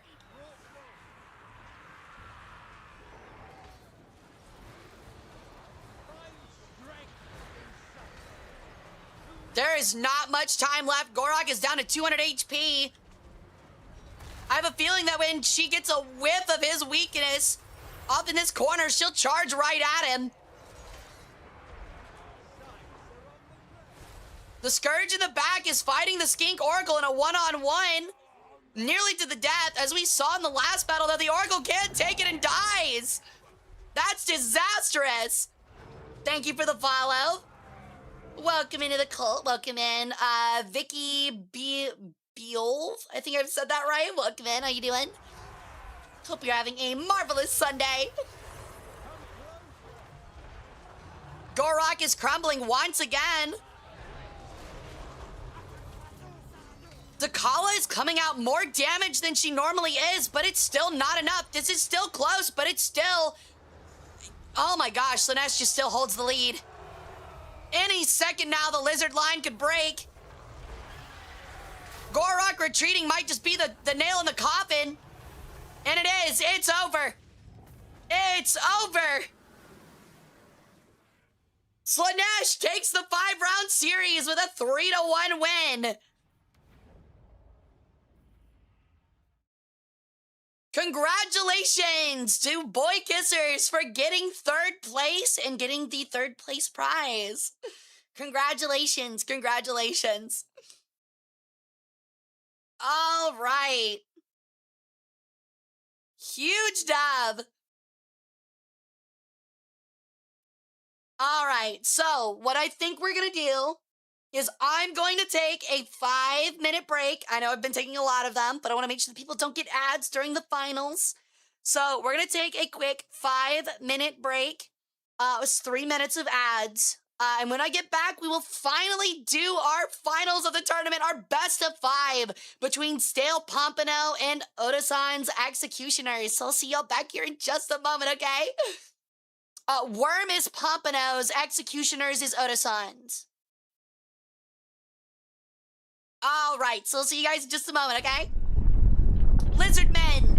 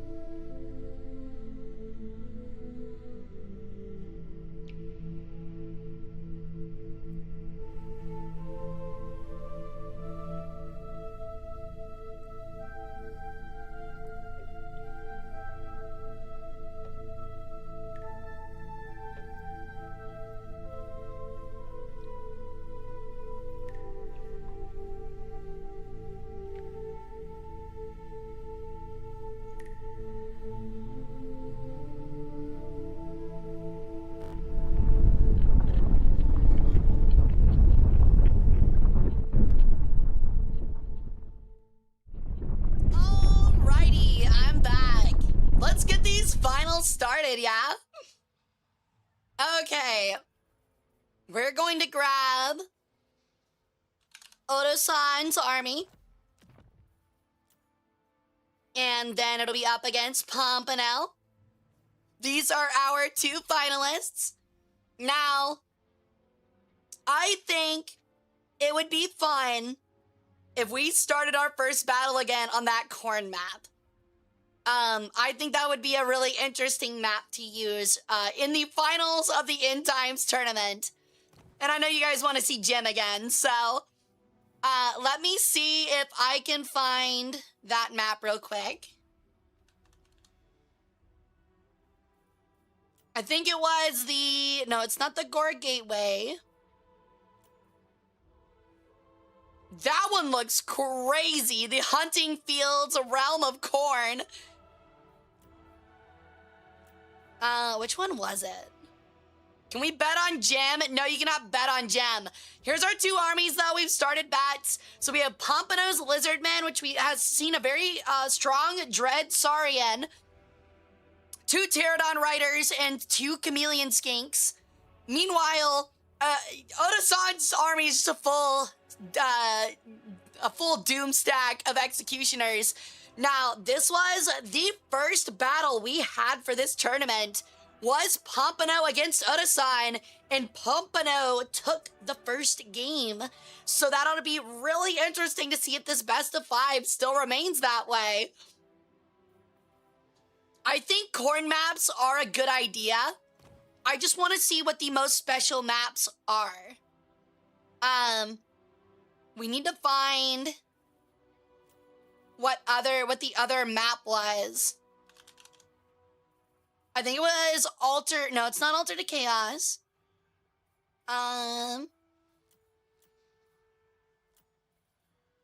There's actually so many maps for this game. It's kind of crazy.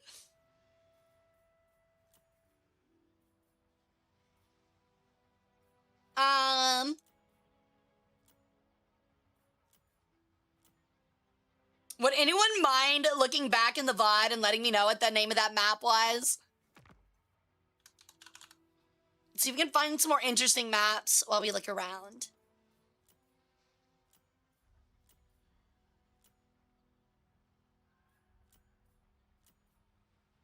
All right, so these bets are me for the final best of 5. We have 170,000 points bet at the moment. Absolutely insane.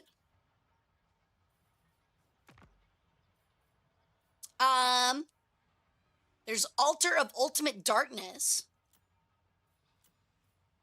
I think I legit would have an easier time just hitting random until I got it again. Oh, right, I can just search Gem. That's right. No, you're right. It is just Gem. Let me see if there's any more with those little wrenches next to them. Because those look like those could be really interesting maps.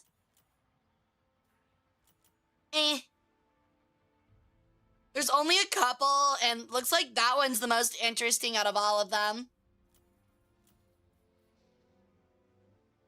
Alrighty, good idea though. Yeah, just searching Gem was the great idea.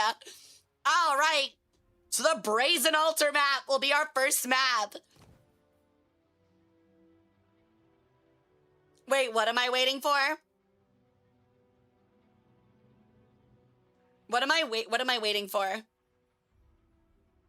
Psst, Gear. Don't spam all of the links at once. Do them at random times differently. It causes a block of text and makes chat look weird. Nah, it's all good. I'm just letting you know. For me! Now go! Yo, what's up, Theo? I just looked it up. It's all good. It's all good. All right, here we go. Our first battle of the finals. Actually, you know what? I should probably let everyone know that the finals are starting.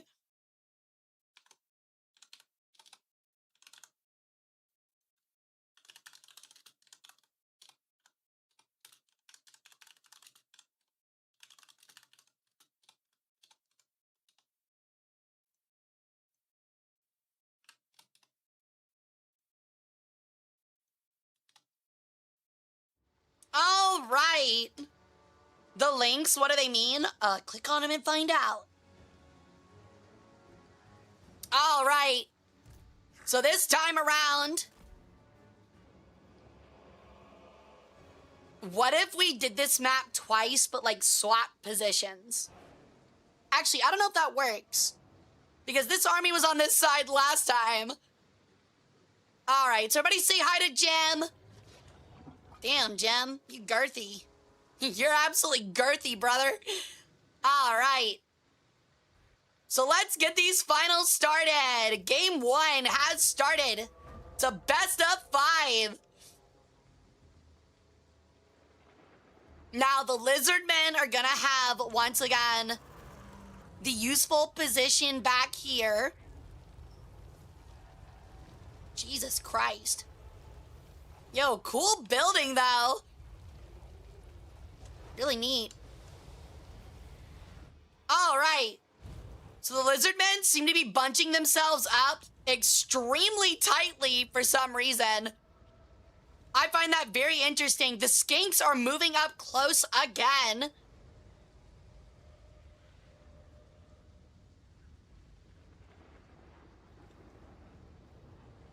I wonder if they're gonna immediately, they're gonna immediately open up and ambush this Dreadlord, but they are not doing much to him. Ooh, just like last map, actually the AI is acting really stupid. You know, I didn't think the AI would do this twice, but it looks like they are. If it is totally disastrous, we might remake and choose a different map. Because this is extremely stupid by the AI. Actually, it's not that bad. There's only one this time. There's not 5 of them running in. So it's not the worst thing ever. If anything, it actually might help them because those Pterodon Riders are chipping really early. The rest of this map is simply, the rest of their units are simply cornered over here, which is very interesting. They formed themselves into a little miniature wall. And actually, it's working out in their favor because these Skinks are just peppering these Executioners who are trying to run their way to this line. Can we go back to staring at Jem? No, it's the finals. This is looking very hairy for the Dark Elves. They're getting chipped a lot as they try to make their way down this hill. Skink causing a lot of early damage to this Dreadlord. However, these Skinks are about to be caught. The Pterodons are using almost all of their ammo as well. The Skinks are trapped between a rock and a hard place. Really bad for the Skinks. The AI tried to get a little special with it. So it looks like they're gonna move out to try and meet them and help. The Dreadlord being so low is not great, but as we've seen with these Dark Elves, they do not care if their lord dies. That means nothing to them. The Goroks begin, the Kroxigors begin charging in. Meanwhile, Nakai the Wanderer meets the Dreadlord in the center. A lot of these units are actually firing entirely freely, the Skinks.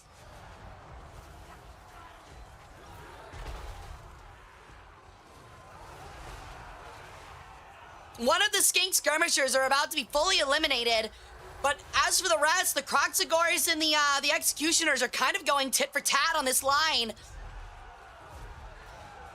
Base weapon damage has been brought down with the Shield of Grond. Meanwhile, the Dreadlord is already fleeing.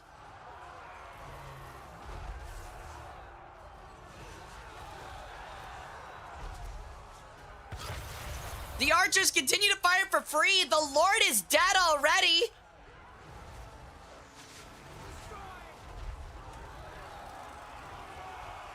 It's looking rather even on this front line, but again, these skirmishers and Pterodon Riders being able to fire freely is causing a lot of trouble. Kroxigor, yeah, there you go. Jim over Slanesh. What, are we making Jim the new Chaos God? Is that what we're doing?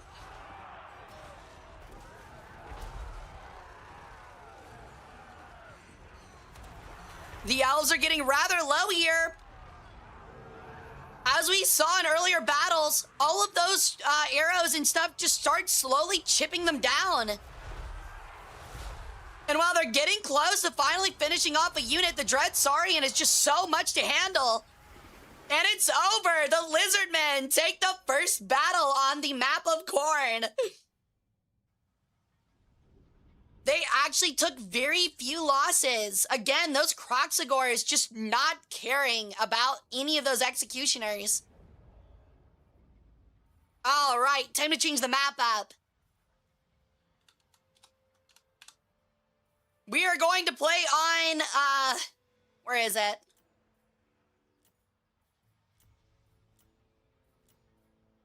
The hunting fields.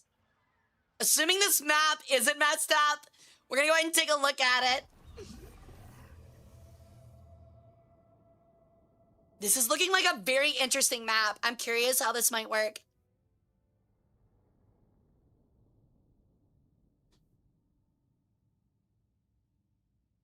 The betting has already happened, I'm afraid, Dark Knight.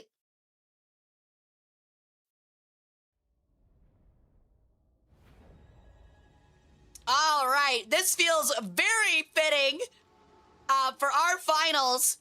A pool of blood in the center, a coliseum for Khorne and all of his chosen to watch. Let's get this battle on the road. Actually, I don't know if I can retreat this out of here. What would be the way out? Is there even a way out? Oh, I believe it's there. That's not good. We'll see what he can do. We'll put him in the corner. If he ends up interfering with the match, I will, I'll change maps. Oh, yeah, he has to go somewhere else. We're gonna leave him back here. Oh, actually, if I can't get him out of here, that might be a problem. I did not realize the only way out was all the way back there. That's not good.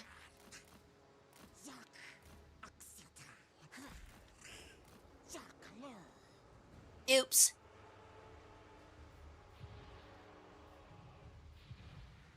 That might change things. I don't want to give extra support, but I also don't want him running through the center to get out. We're gonna do this instead. We're gonna swap armies. That way, the Dark Elves start on the opposite side, and then I can just retreat them.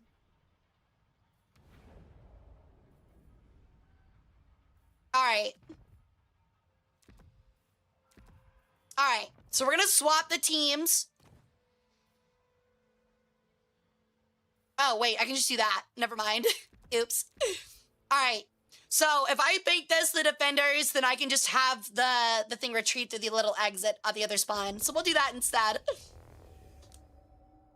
It's more like I don't want my hero to remain on the field and give the Lizardman army extra support.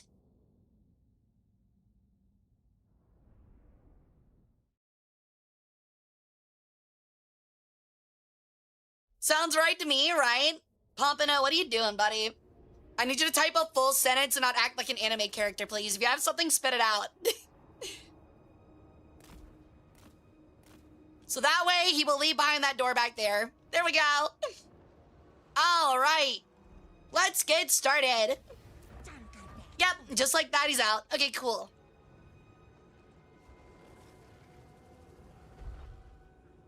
But Hara, what? What implications? Oh my god, shut up. All right.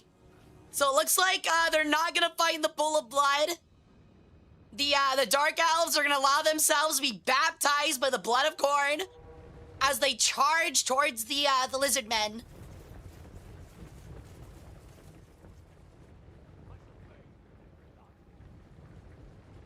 Honestly, a fountain of blood just feels so extra.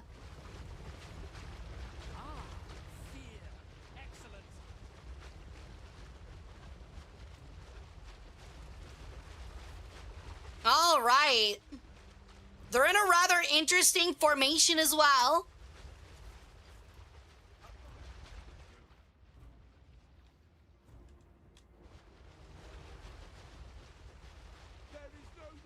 Oh, well, I went too close and now the blood has disappeared.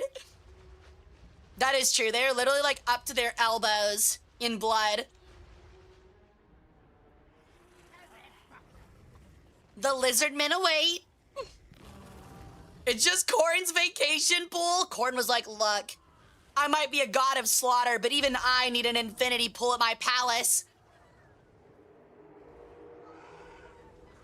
All right, the Dark Elves are now running up the steps towards the chameleon skinks.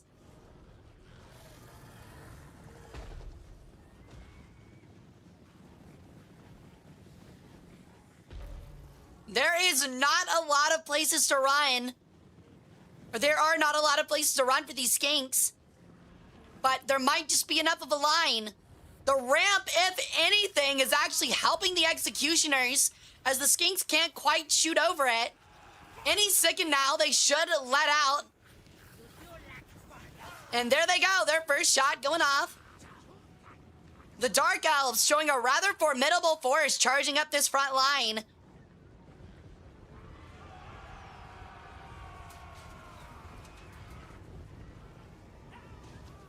The Dread Saurian remains, simply waiting for something to engage on it. And there come the Croxagores.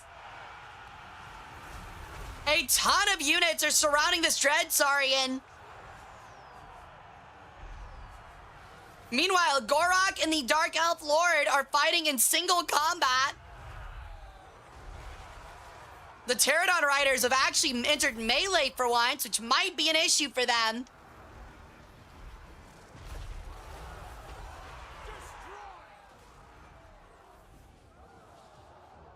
Skinks continue to fire along the back line. The Pterodon Riders realize they can separate from melee and are doing much better. The poison, however, is taking its toll again on these Dark Elf executioners. The left side has already been completely eviscerated by the cohort of Waddle. They are armor sundering, which means whatever they hit loses the armor. Not just being armor piercing, allowing other units to be really effective against them.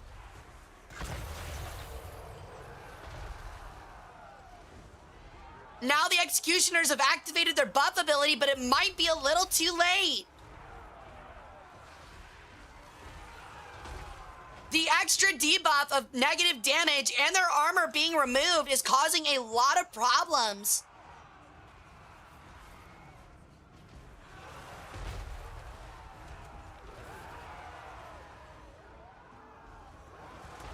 Two units, about to be 4 of executioners, are already fleeing the field.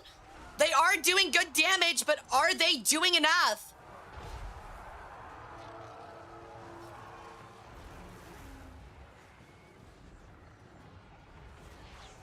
The Saurian is down to half HP, but how much have they lost trying to chip it down? The Sacred Croxagore are fleeing. That's one unit down, another one extremely close, but they've just lost so many units trying to finish this Dread Saurian off. Now the Dreadlord is wisely aiming to knock out the chameleon skinks in the back, at least keep them busy and keep that poison off of his units.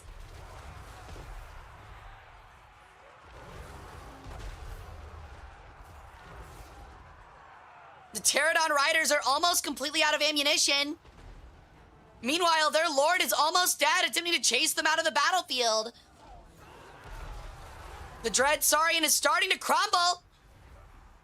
It's down to 2,000 HP. This could be the first time we see these Dark Elves actually kill the Saurian, but they are so weak.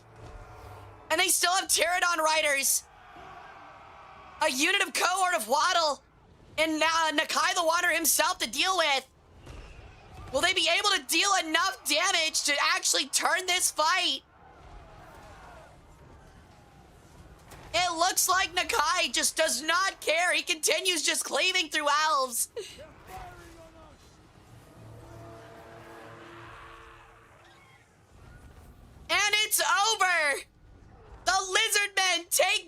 going 2 of 5. One more and the Lizardmen have their victory. All right.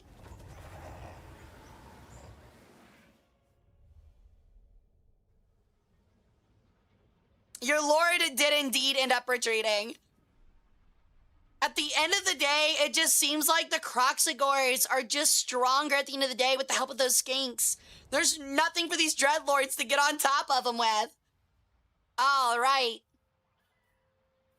Our third battle. Let me see if I can find something else that looks really cool. The quest battle maps are usually the coolest.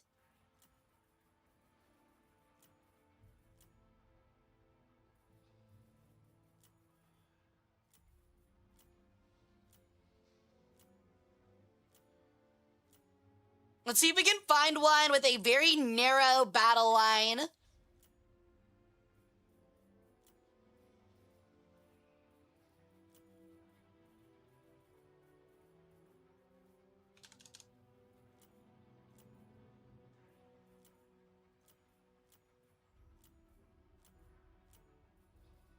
Give me one moment.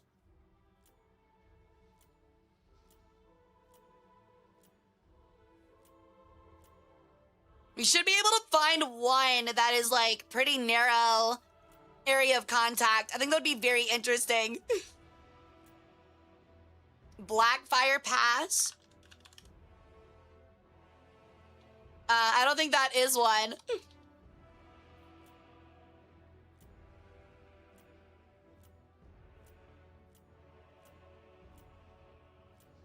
See, we had one earlier. I'm just trying to see if we can find it again.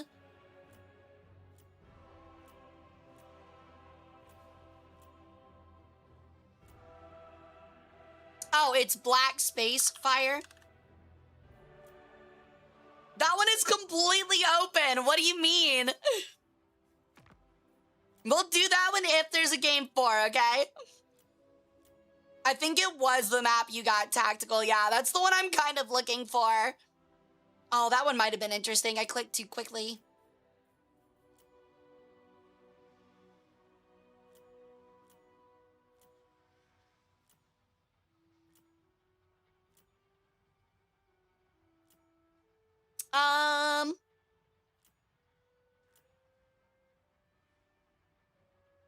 Shit, that one looks cinematic. Yeah, I was about to say, yeah, we're talking cinematic. This one looks incredibly cinematic. All right. You know what? Let's do the Battle of Itza. This seems like a really good place. Oh, it's actually left to right, not top to bottom.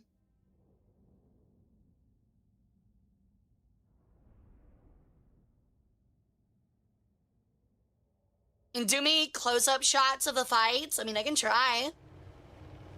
All right. Now this is a cinematic map. All right. Little fucking pyramids beaming energy and shit. Who doesn't love it?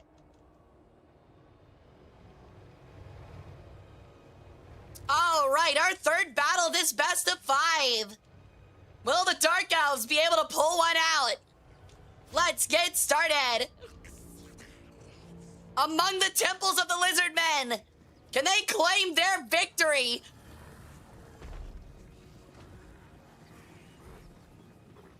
Oh shit! Nakai the Wanderer throwing out the Fortnite emote. Incredible.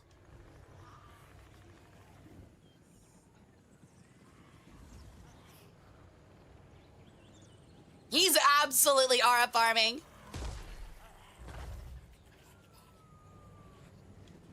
All right, these ranged units began their push forward. The beast is mine.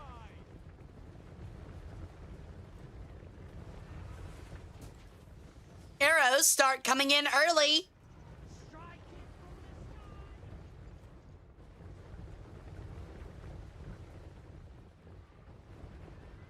It looks like the Lizardmen have realized that they can start pushing forward as well.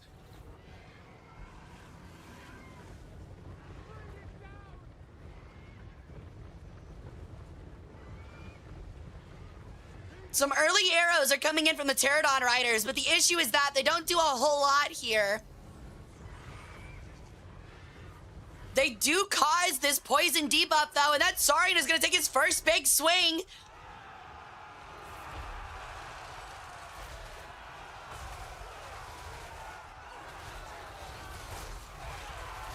Oh, man, these Sacred Croxagores are just biting into these Executioners.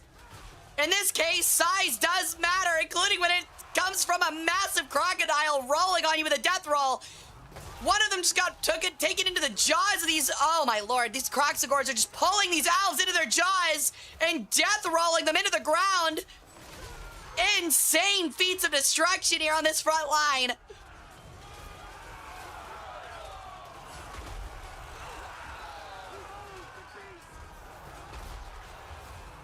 It's looking like on this flank over here, the first unit of Croxagore are starting to go down to these Executioners.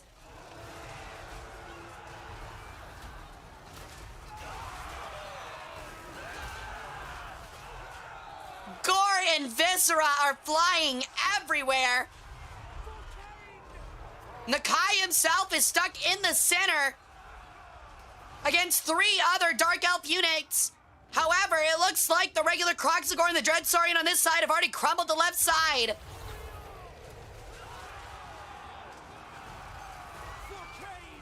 Another unit of Croxagores are starting to fall. And they're now trying to encircle the last thing, a Total War Warhammer 3 AI tournament. Been doing it for like 2 weeks. You missed all of it. This is the finals.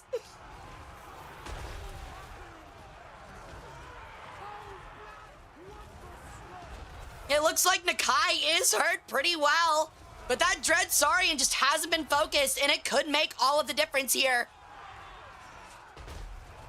Simply the 2 units, being the cohort of Waddle and the Dread Saurian, are making the difference. They are absolutely making the difference here. If they can chip down Nakai fast enough, it might make a change, but it's causing a huge problem. Hi, Ilya Reziad. Thank you for the follow. Welcome to the cult. And hi, Sylvester. Welcome. And how are you doing as well? I'm doing great, thank you. The Dread Saurian is moving in with these Terror Riders, or the Terror Riders are moving in to try and help. But it's already broken. And that is our finals. It is over. The Executioners, while extremely powerful, were just not diverse enough to keep those few skink units off. And the poison made all the difference on that front line.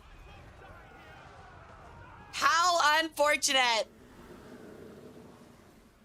And with a 12-1 total record, Pompano, Stale Pompano and his Lizard Boys are our winners of the first ever In Times tournament. Congratulations. Insane. Congratulations, Pompano. Can we get a round of applause for Pompano, please? It was a long way coming. Over 45 contestants. And Pompano takes the victory. Thank you for the 7-stream streak flyer. Thank you for your devotion. And thank you, everybody, for coming and watching the tournament. I hope it was a great time. Everyone that finished first, second, and third, so Pompano, Odasan, and Cat Almighty, if y'all could open up a ticket and post your PayPal accounts, I will send you guys your winnings sometime very soon.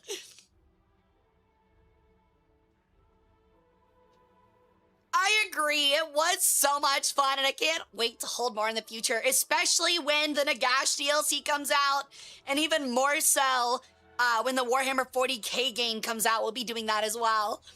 We're going to change things up, too. We might hold another one sooner than you think that might be based on siege battles or multiple battle free-for-alls. We'll have to see.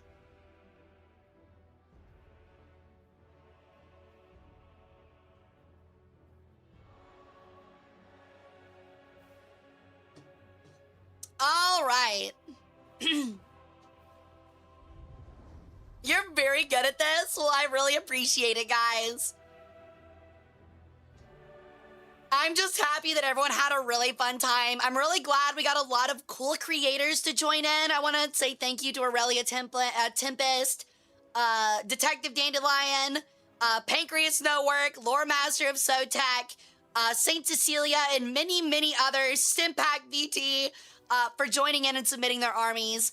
I think it was really cool that a lot of people got to play against some of the cool Warhammer content creators, and I'm hoping that by the next time we do another one of these, we can get even more to participate. That way you guys can play against some of your favorite Warhammer, people. I think that'd be really neat.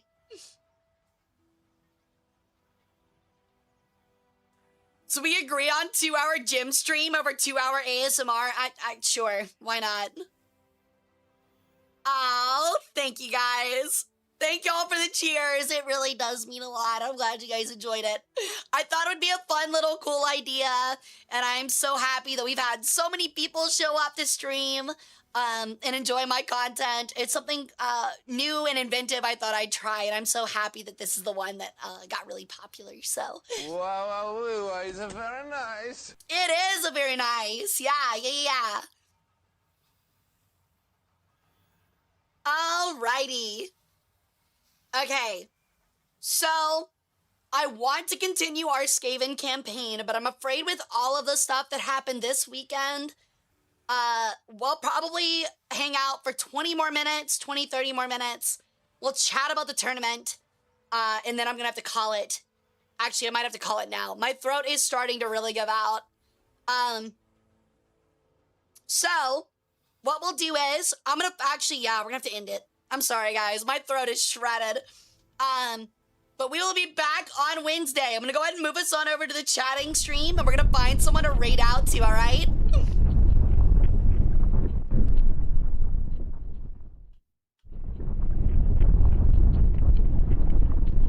Alrighty. But yeah, thank you again, everyone who came and hung out. I really hope you guys had fun with the tournament.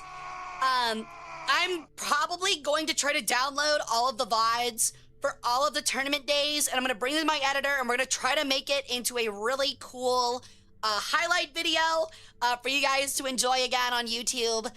So keep an eye out for that. I got to get those downloaded, and I will tell you guys more about that in the future, okay? Because I think there was some really cool, really cinematic moments, and I think it would be really awesome to have a really fun compilation of them. All right. So let's see who we're gonna raid out to.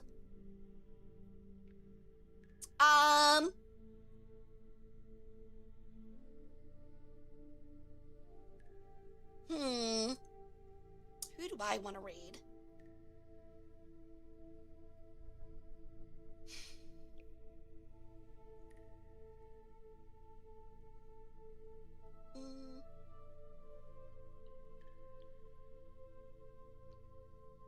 I think we're gonna raid Spit. All right. So you guys go have fun with Dragon Spit. She is really awesome. And I will see you guys back here on Friday at 7 p.m. CST. I'll have the schedule posted soon. I can guarantee that Sunday we'll be back with more Total War Warhammer 3, trying to finish our Ikit Claw campaign. And then on Wednesday, we'll probably get back to playing Indiana Jones. We put that on hold for the tournament, considering all those internet problems. We'll be back to a regular week this week. So War Thunder on Friday, Indiana Jones on Wednesday, and more Total War on Sunday. Thank you guys so much. I want to appreciate all the I want to say I appreciate all the new people who came in and hung out during the tournament. I hope you guys had a lot of fun, and I hope to see you guys back in here. I love seeing new people, and I promise when I'm not shoutcasting, as good as I am at it, I can be way more chaotic and way more funny and wacky during our little fun streams. So I will see y'all then. If you want to catch me until then, I am on Twitter, Discord, Instagram. I'm on fucking everything now. So make sure you guys join in and check those out. And I will see y'all on Wednesday. Okay? Bye, guys. Love y'all a bunch. Mwah. Y'all have a great week.